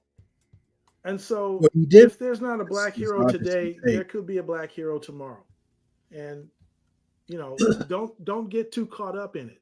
But I said, there's other alternatives that could be cast as a black Captain America. The guy that I saw said, I think why there's are various we reasons talking why a black about a person fucking should be comic book Captain character? Why are we taking this seriously? But there's an author called John A. Williams who's written a book. Well, we aren't. They are. And it's about or he is. I should say. He goes back through history, and he was a Buffalo Soldier, and he was with Crispus Attucks, and he was in Vietnam, and he was in Korea, and so he lived all the lives of these various black soldiers. And like I said, my Crispus father was Attucks, in the U.S. Marine was he Corps. a soldier? My He grandfather wasn't a soldier. was in the Connecticut State Guard. Okay, during the Jim Crow era, but he was in Connecticut. They offered him a My dad went to Crispus Attucks High School in Indianapolis. It no longer exists. My family has a history of service, And so I think I'm a little bit more qualified my to say last what ship that's no like longer to exists. be the It's kind of person at that the puts your bottom of body the Atlantic, in harm's way to save other people. housing fish right now. I'm the oldest No. of Did four they boys. sink it on I did purpose that stuff all Oh, the yeah. time in my neighborhood. to And decommission so or I something? think, Yeah, it was if we just target have this practice. narrow idea of what a black hero is supposed to look like, Yeah, they decommed. they tried to It was make a Michael Brown my destroyer. hero. They decommed They those tried to make things, George and Floyd my they hero. make good target practice. Those are not my Was heroes. it out here? My hero is Matt That was in Hansen, Virginia. who went to the Oh. North Pole. No, I was Twice. an East Coast sailor. All right. I had the chance I'm not a hero to of go these to people that you hang Coronado out and do on the the block. division That's officer not it. basic That's course not enough. there. So I'm And like, I let's look at some other people who could be probably my made the heroes, right who decision. are I acting just didn't today. want to be that far away And I from named my 2 or 3 of parents, from home, basically. So, Michael, we have speaking of heroes, we have a But segment of the kind of show wish that I we call had. Speed Round, where You would have we enjoyed offer it here. some heroes. Well, the funny thing is, looking at it from a deployment standpoint, one of the reasons I wanted East Coast is because I figured the Middle East, if you're going to go to war, I think Desert Storm. I caught the tail end of Desert Storm. Did you? So I figured staying on the East Coast there was a better chance I'd be part of it. Well, as it turned out, it really doesn't matter which coast. Doesn't matter which coast. Everybody wound up in the Persian Gulf, and Yeah. so the West Packs, the Pacific deployments. I mean, you get to see a lot of cool places. Places like Australia, for instance. Yeah. I really wish I had gone, to visit. Mainly because I hear they really like Black American sailors. But My friend ended up in Taiwan and Philippines and all up and down through there, and was telling me stories about that. yeah, I've heard great things about it. As a matter of fact, the 7th Fleet is now stationed. It used to be out of Honolulu. It's actually, ironically, stationed in Yokosuka, Japan. Yeah, Japan. Right, you would think, the Japanese attacked Pearl Harbor, and now the U.S. Navy, one of the fleets, is headquartered there. Yeah, that's isn't that weird? Yeah, but I mean, I went a number of places, but of course, the grass is always greener, so I can't complain.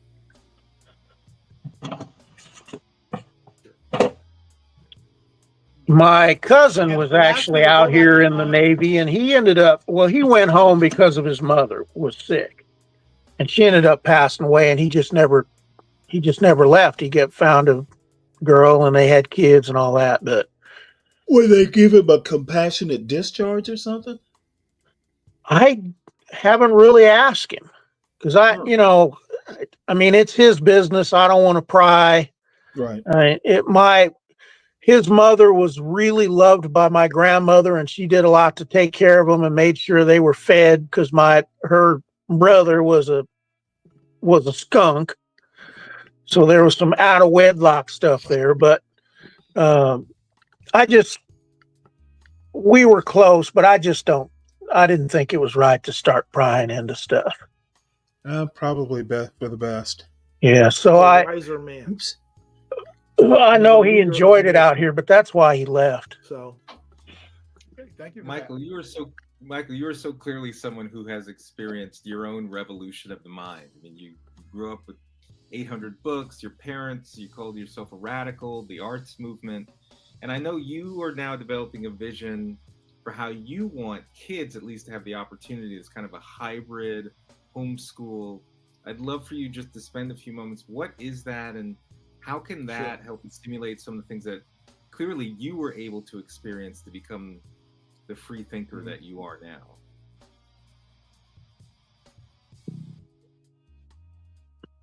This is the weird thing. They're acting like this is some weird,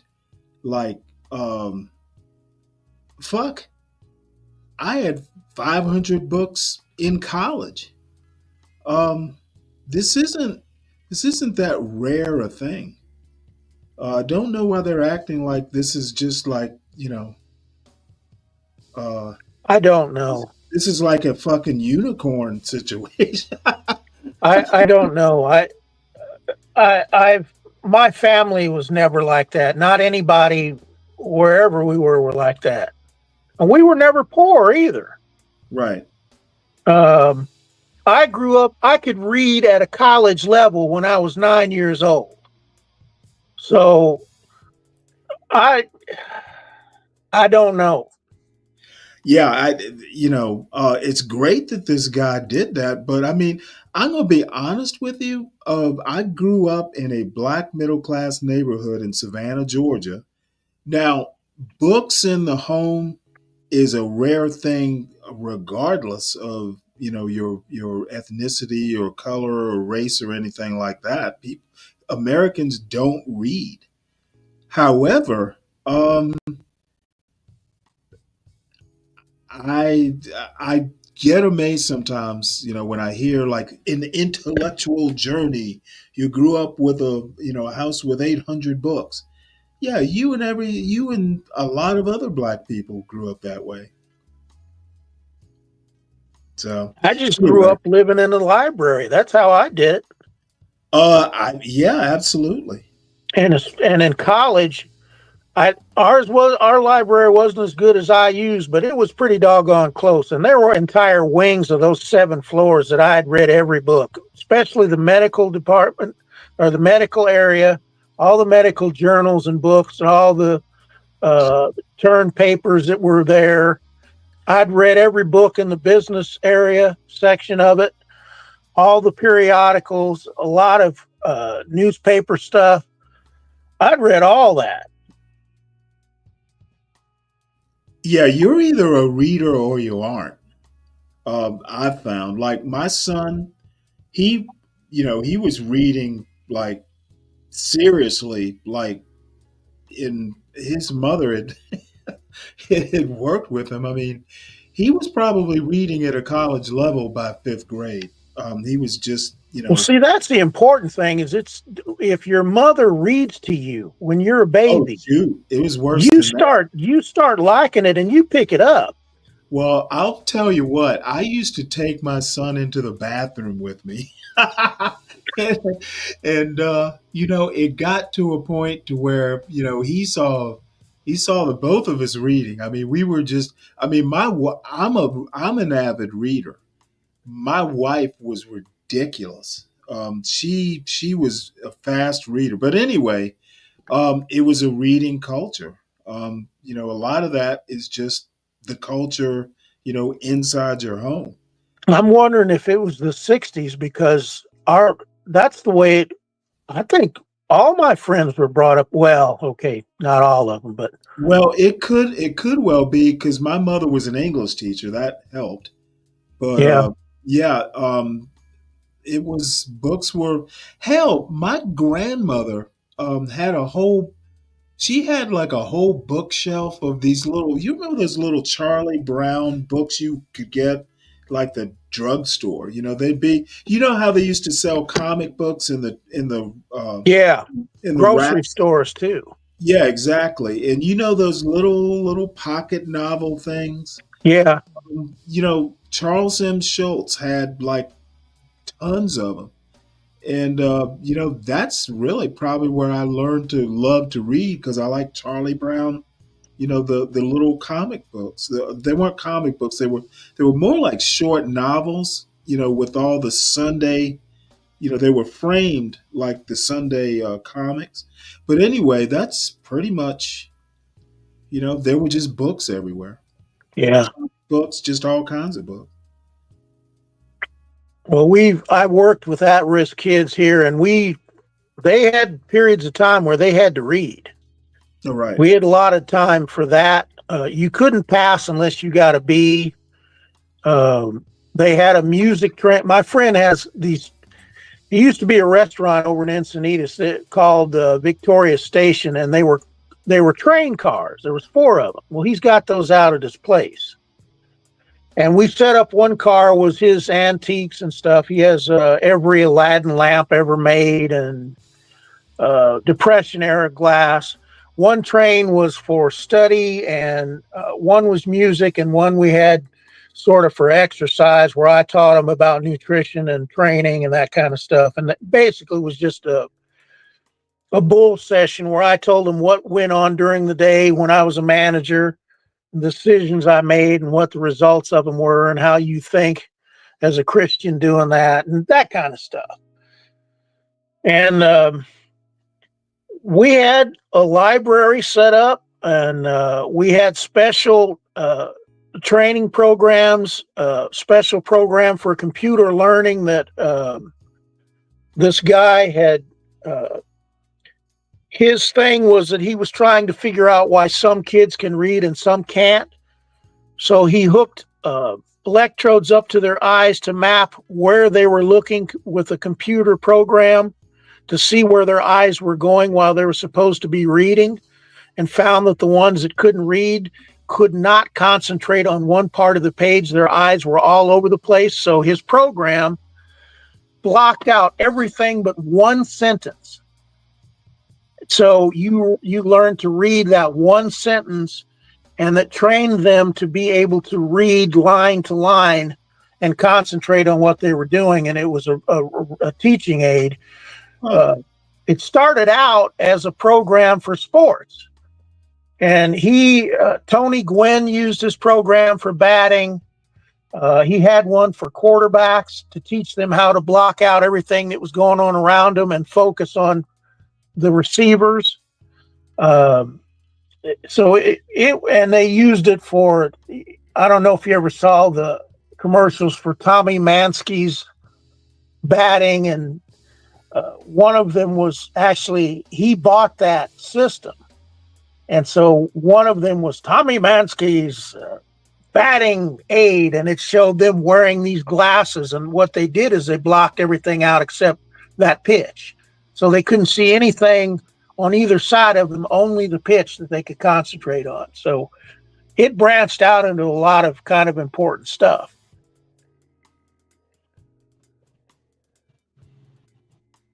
So I very much want, as an educator, I very much want hybrid homeschool to work. For parents have options to get the inside scoop.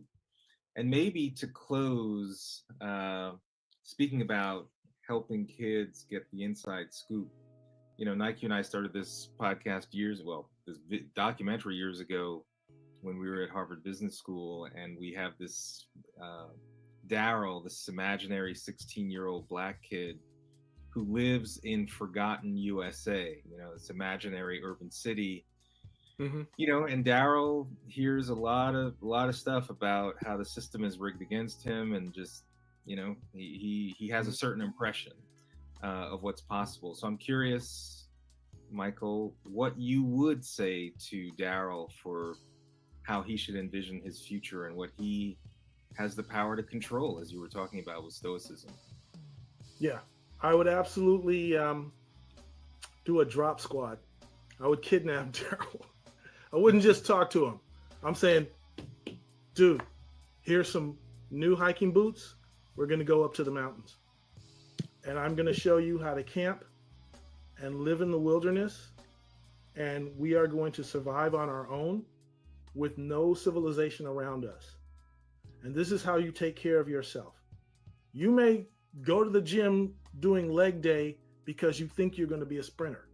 Well, maybe you will, maybe you're not. But how do you survive when there is no track club, when there is nothing? All right. How do you learn to depend on yourself in the wilderness? And so we'd spend a couple nights out there, cook breakfast, bacon and eggs on a campfire. And then I say, now let me tell you something else. And almost nobody thinks about it this way. But if you join the Army, you will be instant middle class. You will have food, clothing, shelter. You will have education. They'll teach you what you need to know. And you will either be smart or you'll be strong. All right, they won't accept anything That else. is If you're not smart enough to be a leader, categorically then you'll do incorrect. 100 push-ups You every will day. not be middle And you'll be class. humping a bigger guy. If you were The ever hell is afraid he of talking anybody about? in your life, Yeah. once you get through that boot camp, Minimum wage isn't exactly middle class. Well, I don't know. Now, you can do okay if you're not married. Okay, I've known plenty of junior enlisted guys that were married, and you will not be. There are plenty of junior enlisted that were on food stamps. So I don't know where the hell he's getting that information from. Yeah, I don't either. Oh, Um, and by the way, he mentioned having bacon and eggs for breakfast. Where did that come from? Did that come from them or did that come from someplace else? in the military? No, when he was talking about camping and being self-sufficient. Oh, well, I mean, it's Bacon and eggs? Wait a minute now. That's from it's civilization. That's possible, not but independent. I mean, there is such a thing as glamping. If Yeah, you're that's not what he actually was talking about though.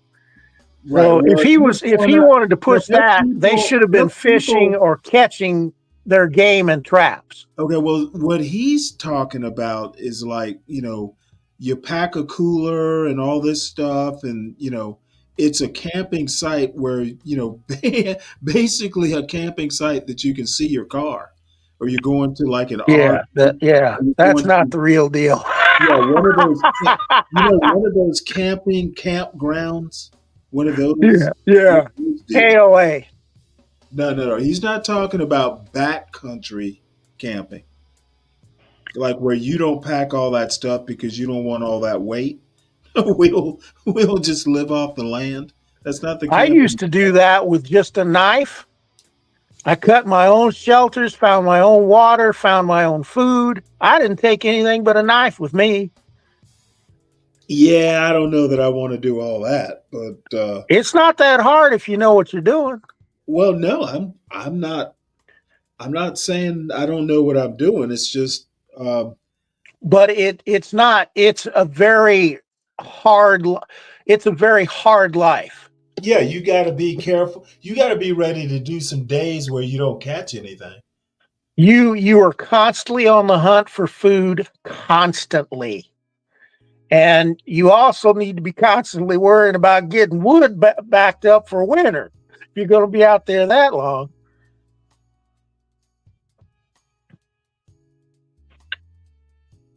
Though I don't know. I know my wife wouldn't have done it. I doubt if I'd been able to talk her into it, but No, you wouldn't have been able. Well, you know what? I'm Some thinking women might, but most won't. well, my wife's family had like a cabin up on a mountain in Northern Virginia for like wait forever. Yeah. And, I happened to move up to that mountain, and her brother was living in the old cabin. So that's how I met. That's how I met her. I met her through him. He was my mountain drinking buddy. But, You guys drank liquor, Likker? no, he not a liquor drinker. That stuff can be pretty harsh. But basically, I fell in love with the mountain, and my wife, would spend summers up there, but she was by no means, enamored with the idea. And I talked her into it because, being from the coast, the mountains are just totally fascinating. Probably the same way in the opposite if you grew up in the mountains. Yeah. But what I'm saying is, I wonder if I could have. I never thought to do it, but I wonder if she would have gone for homesteading. Well, that's a rough way to go, I'm telling you. I doubt that she would have gone for it. Where I came from, even my wealthy friends trapped for furs and pelt. They'd set traps before school and then check them after practice and sell the pelts for fox and muskrat and all that. And all of us fished, all of us hunted. And Right. It wasn't something we had to do, but we all did it and we all knew how to do it.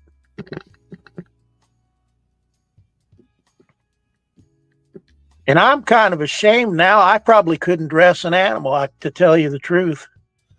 Yeah, well, I mean, you know, you can say you've done it though. But you know, he's talking about being self-sufficient. Most of the time, you have to have a community, Right. you know, or you're probably not going to make it. There, it happens. There's I don't remember his name, but he lived out. He, you know, built his own cabin and did all that stuff for like 25 years. And there's a YouTube video that he made about it, and you know, it's yeah. I see John starting up a stream. Is he? Yeah. Were you there for the dead guy thing? I'm not watching that shit. You know, like I said, I'm pretty much over, you know, this negativity thing that John especially is fond of doing.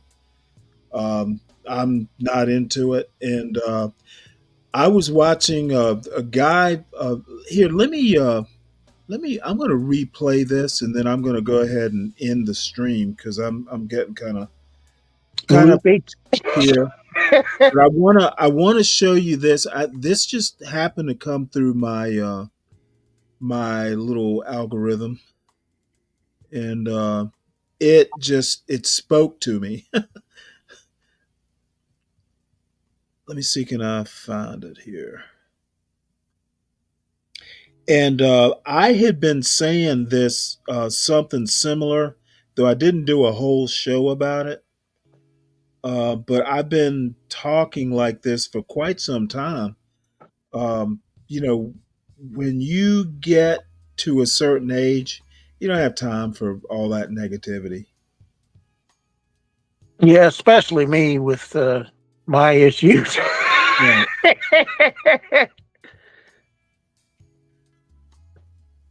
Okay, let me share this out.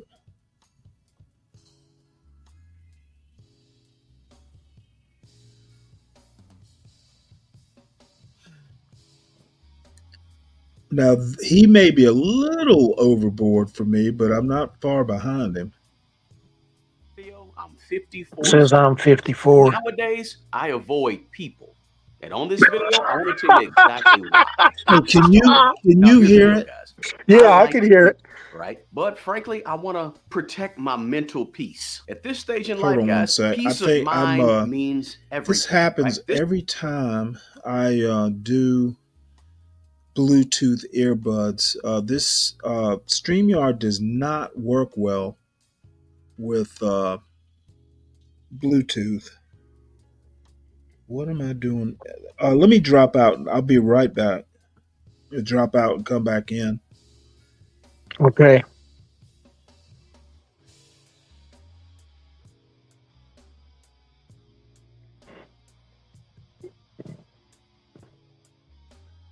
Maybe I should say something so we don't have dead air. Okay, let's try this again. Because I couldn't hear it, believe it or not. I don't know why. Yeah, it was fine. Yeah, something on my end. I have to figure out. There's something that doesn't undo when I switch from Bluetooth back to the computer. I have issues with that with my phones. Right. All right, here we go. This right here is more important. I still can't hear. What the hell? Now that time it sounded lower than it did the first time. What is wrong here? Let me make sure. You know what? Let me do this. Let me make sure that I just get rid. My computer might still be trying to do Bluetooth. I kind of had that philosophy when I trained, where I stayed away from everybody and listened to music that made me get up, because anything that negative that you hear takes strength away from you. And I experimented with that with not just myself. And nowadays, I avoid people. Yeah, And on this I video, don't I want to know tell you this exactly fucking why. thing.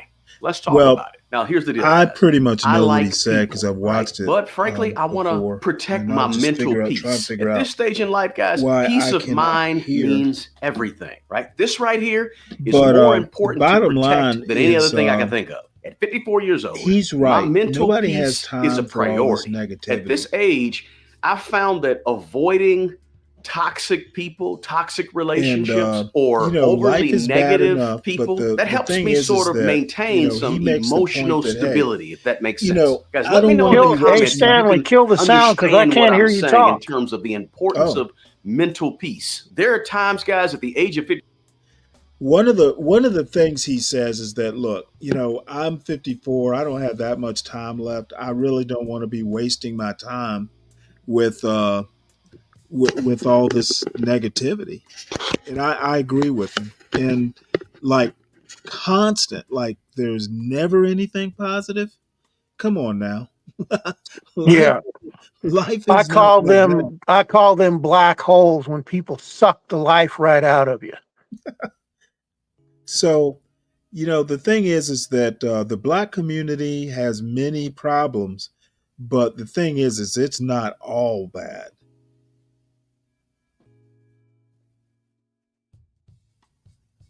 And anyone who thinks it's all bad is just not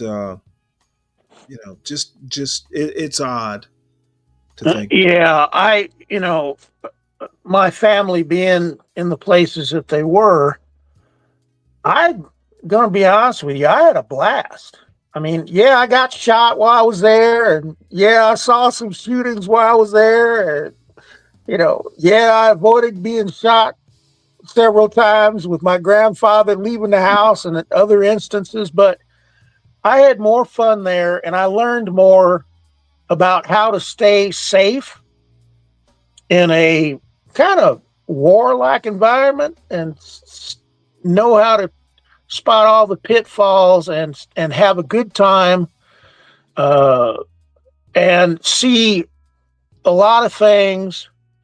And I was never not unfriendly. I talked to everybody. I talked to a guy one time he was so messed up that it looked like he had severe MS, and he had these spots all over him. And I was like, what in the hell? And he was Guys, as of walking the in making front of of their this video, house. I'm 54 years old. And nowadays, I avoid people. And on this video, I want to tell you exactly why. Let's talk about it. Now, here's the deal, guys. I like people, right? But frankly, I want to protect my mental peace. At this stage in life, guys, peace of mind means everything, right? This right here is more important to protect than any other thing I can think of. At 54 years old, my mental peace.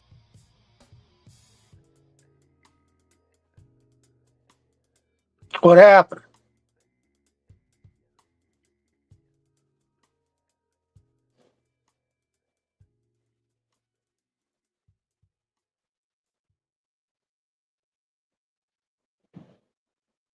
Long story short, that guy had been knifed 90 times, and that's what all the spots were on him. And he just said he was in the wrong place at the wrong time.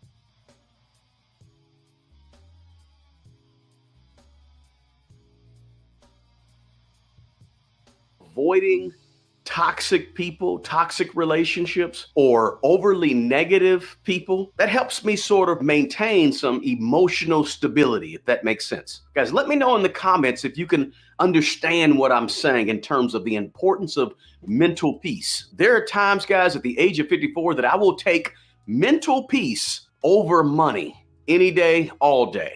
Now, another thing or another reason that I sort of avoid people is my time.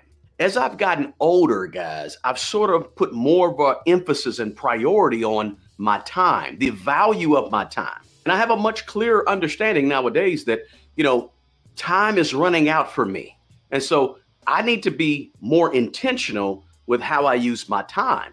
And sometimes avoiding people helps me do that. So I prefer, if I'm going to spend my time, then I prefer more meaningful interactions as opposed to some of the superficial stuff. Look, when you look around you and you start seeing people your age dying every day, right? It makes me become a little more stickler about my time and how I use my time. And it makes me try to be more intentional with my time because time is precious, right? The older you get, the faster time goes. And so I want to be intentional about it. Therefore, I try to avoid certain people, certain situations that people are in because I don't want to waste my time. Now, another reason I sort of avoid people nowadays is prioritizing my health. Look, people can be stressful. Let's just be real about it. People can be sort of a lot of stress on you, and that can affect your physical health, right? Stressful relationships can negatively impact the way you feel in your physical body and can increase the potential risk of things like heart conditions, heart attacks, diabetes, high blood pressure, all these things that are triggered by stress. And sometimes avoiding negative people or negative situations that involve people, that can impact your health more than we even know. Now, another reason I sort of avoid people nowadays, guys, is focusing on my own personal growth, right? At the age of 54, look, I want to pursue new hobbies. I want to pursue new things, get new information, new experiences, like involve myself in self-improvement activities, right? Meet new people and things in those activities, right? But when all is said and done at the end of the day, I really, really, really prefer solitude, or at least being around like-minded people. Now, this is not to sound selfish, right? Or overly introverted necessarily, right? Because I strongly believe in helping and giving and doing what you can to provide value for other people and other people's lives, like donating time, donating my energy, donating money and gifts and talents and all that good stuff, right? Helping other people is important to me. But there's also nothing wrong with just shutting it down sometimes and spending some time by yourself so you can focus on personal growth or getting better at something, learning something new, a new hobby, or something that's an interest of yours, right? There's nothing wrong with just shutting it down and avoiding people. Now, another thing I don't like is I don't like drama. Look, at this age, I'm trying to avoid as much drama as humanly possible, right? Life has taught me, guys, that unnecessary drama or unnecessary conflicts with people is just not worth the emotional investment that it requires. So at the age of 54, I'm not trying to get wrapped up into what I call OPD, right? There's OPM, other people's money. I'm not trying to get caught up in OPD, which is other people's drama, right? I don't want to have nothing to do with OPD, other people's drama. But hey, drama queens and drama kings are out there looking for you, lurking behind closed doors and behind the trees, watching you for when they can involve you in their mess or their issue. And if you're not careful, if you don't avoid these people, they will have you losing your natural mind with their issues. And at 54 years old, I'm going to avoid those people because I don't want to go there. Look, I like and appreciate my solitude. Alone time is good, right? Being alone can be fulfilling. It gives you time to think, gives you time to reflect. It gives you time to visualize, to dream, to be creative, to build something, to think about what you want to produce or achieve next. I mean, there's all types of positives to alone time where you can relax without the pressure of conforming to someone else or other people's expectations or just social expectations. When you're alone, you don't have to conform to any of that. And you ain't even got to think about not conforming, right? You just enjoy who you are. So for me, alone time can be very, very productive, right? I can get recharged when I'm alone, right? I can start to think and start to really begin to be introspective when I'm alone. And also, this is a finance channel here on YouTube. And for me, I like keeping those financial boundaries because some relationships come with financial pressures, right? There's some relationships that you have out there where you feel like you have to perform a certain way in terms of financially in order to deal with certain people, right? Like lending money to people or people asking you to borrow money or maybe feeling obligated to spend money, go on vacations, do things that your friends are doing because they're doing it and you want to fit in, right? Sometimes these relationships put financial pressure on you. And oftentimes when you're alone, it's easier to have those financial boundaries. And you got just energy, right? Social interactions, especially with demanding people, they can be exhausting because they sap your energy from you and drain you. And you can feel it in your body, in your mind, mentally, emotionally. You can feel yourself being drained by somebody else. So for me, avoiding people sometimes gives me the opportunity to conserve some energy for more meaningful activities, more productive activities. So oftentimes, guys, I avoid people and sort of limit my social interactions to simply protect my energy. Listen, as you get older, you got less energy. It's automatic. It's called biology. So if you want to preserve that energy, sometimes you got to avoid some people. And speaking of avoiding some people, sometimes as you get older, you got to shrink your social circles. Look, the older I get, the less friends, especially close friends that I have. And to be honest with you, the older I get, the less close friends I really want. I mean, think about the friendships you form early in life, right? They're usually based on proximity. You're around certain people as you're growing up and you're going to school and they automatically become your friends. Some do, right? You share the same environment. You got your work environment. You have these people from your job that you work around 8 hours a day, 10 hours a day, and they sort of become your friends, some of them. And you got your parenting activities that you take your kids to, and all of a sudden, dads are talking to dads and moms are talking to moms, and next thing you know, you form friends that way. Usually it's about who you're around in your environment, how you get friends along the way. But the older you get, let's say when your kids are grown and gone and you go to work, come home, go to work, come home, and next thing you know, you have certain friends from certain activities, but for the most part, your activities start shrinking, and then your social circle of friends, it starts to shrink too, right? You change jobs, maybe you have a new set of folks on the job, and some of those natural built-in social circles, they begin to change as you get older, and your circle shrinks. And you know what? For me, I'm okay with that because of all the reasons that I've mentioned here on this video. For me, as I've gotten older, it's become quality over quantity and protecting my mental and my physical. It's not to say that I don't like people, but these are the reasons why I sort of avoid people nowadays. And I try to invest my time and energy into genuine, supportive relationships. And that means distancing myself from more superficial people and superficial relationships. And that makes my social circle shrink as I've gotten older. So those are some of the reasons why at the age of 54, I just avoid people nowadays and I limit my social interactions. What say you? Let me know your thoughts on this topic, guys. Do me a favor and drop a comment below. And let me know if you can relate to any of the things that I've talked about in this video. Hey, the best person who's going to take care of the old you is the young you. Guys, take good care of yourself and take care of other people. Until the next video, peace.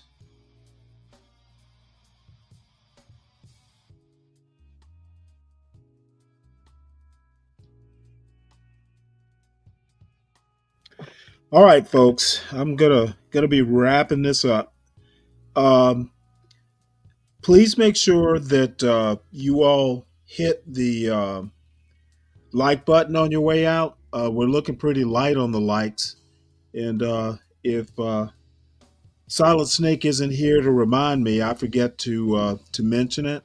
If you're new to the channel, please subscribe.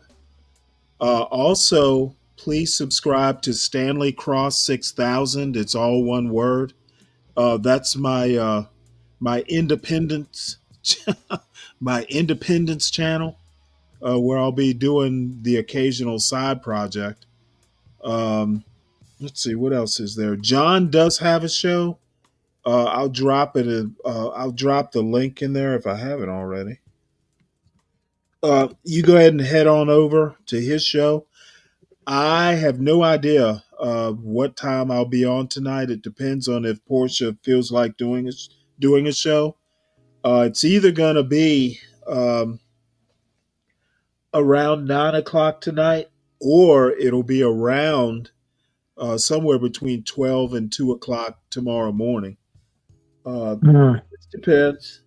But and I don't know if the spirit hits me. I may be back on HB's show if he starts one up. I thought Portia would be around for that. I don't know. I thought I don't know what HB's up to. He may be home. I think he was on his way back to Texas. But either way, if they're on, fine. I may join. If not, then that's fine too. And I'm not going to be doing a show, commenting on dead bodies. That's that's John's, that's John's, bailiwick. Not particularly interested in all that stuff. Leaked? What about Leaked?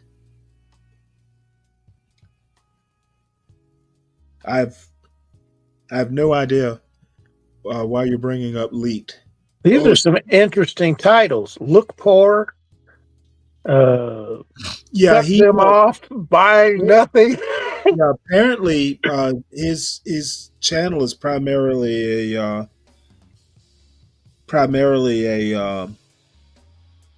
financial channel. Some of it seems kind of sad, but as long as he's happy with it, I mean, it's his deal.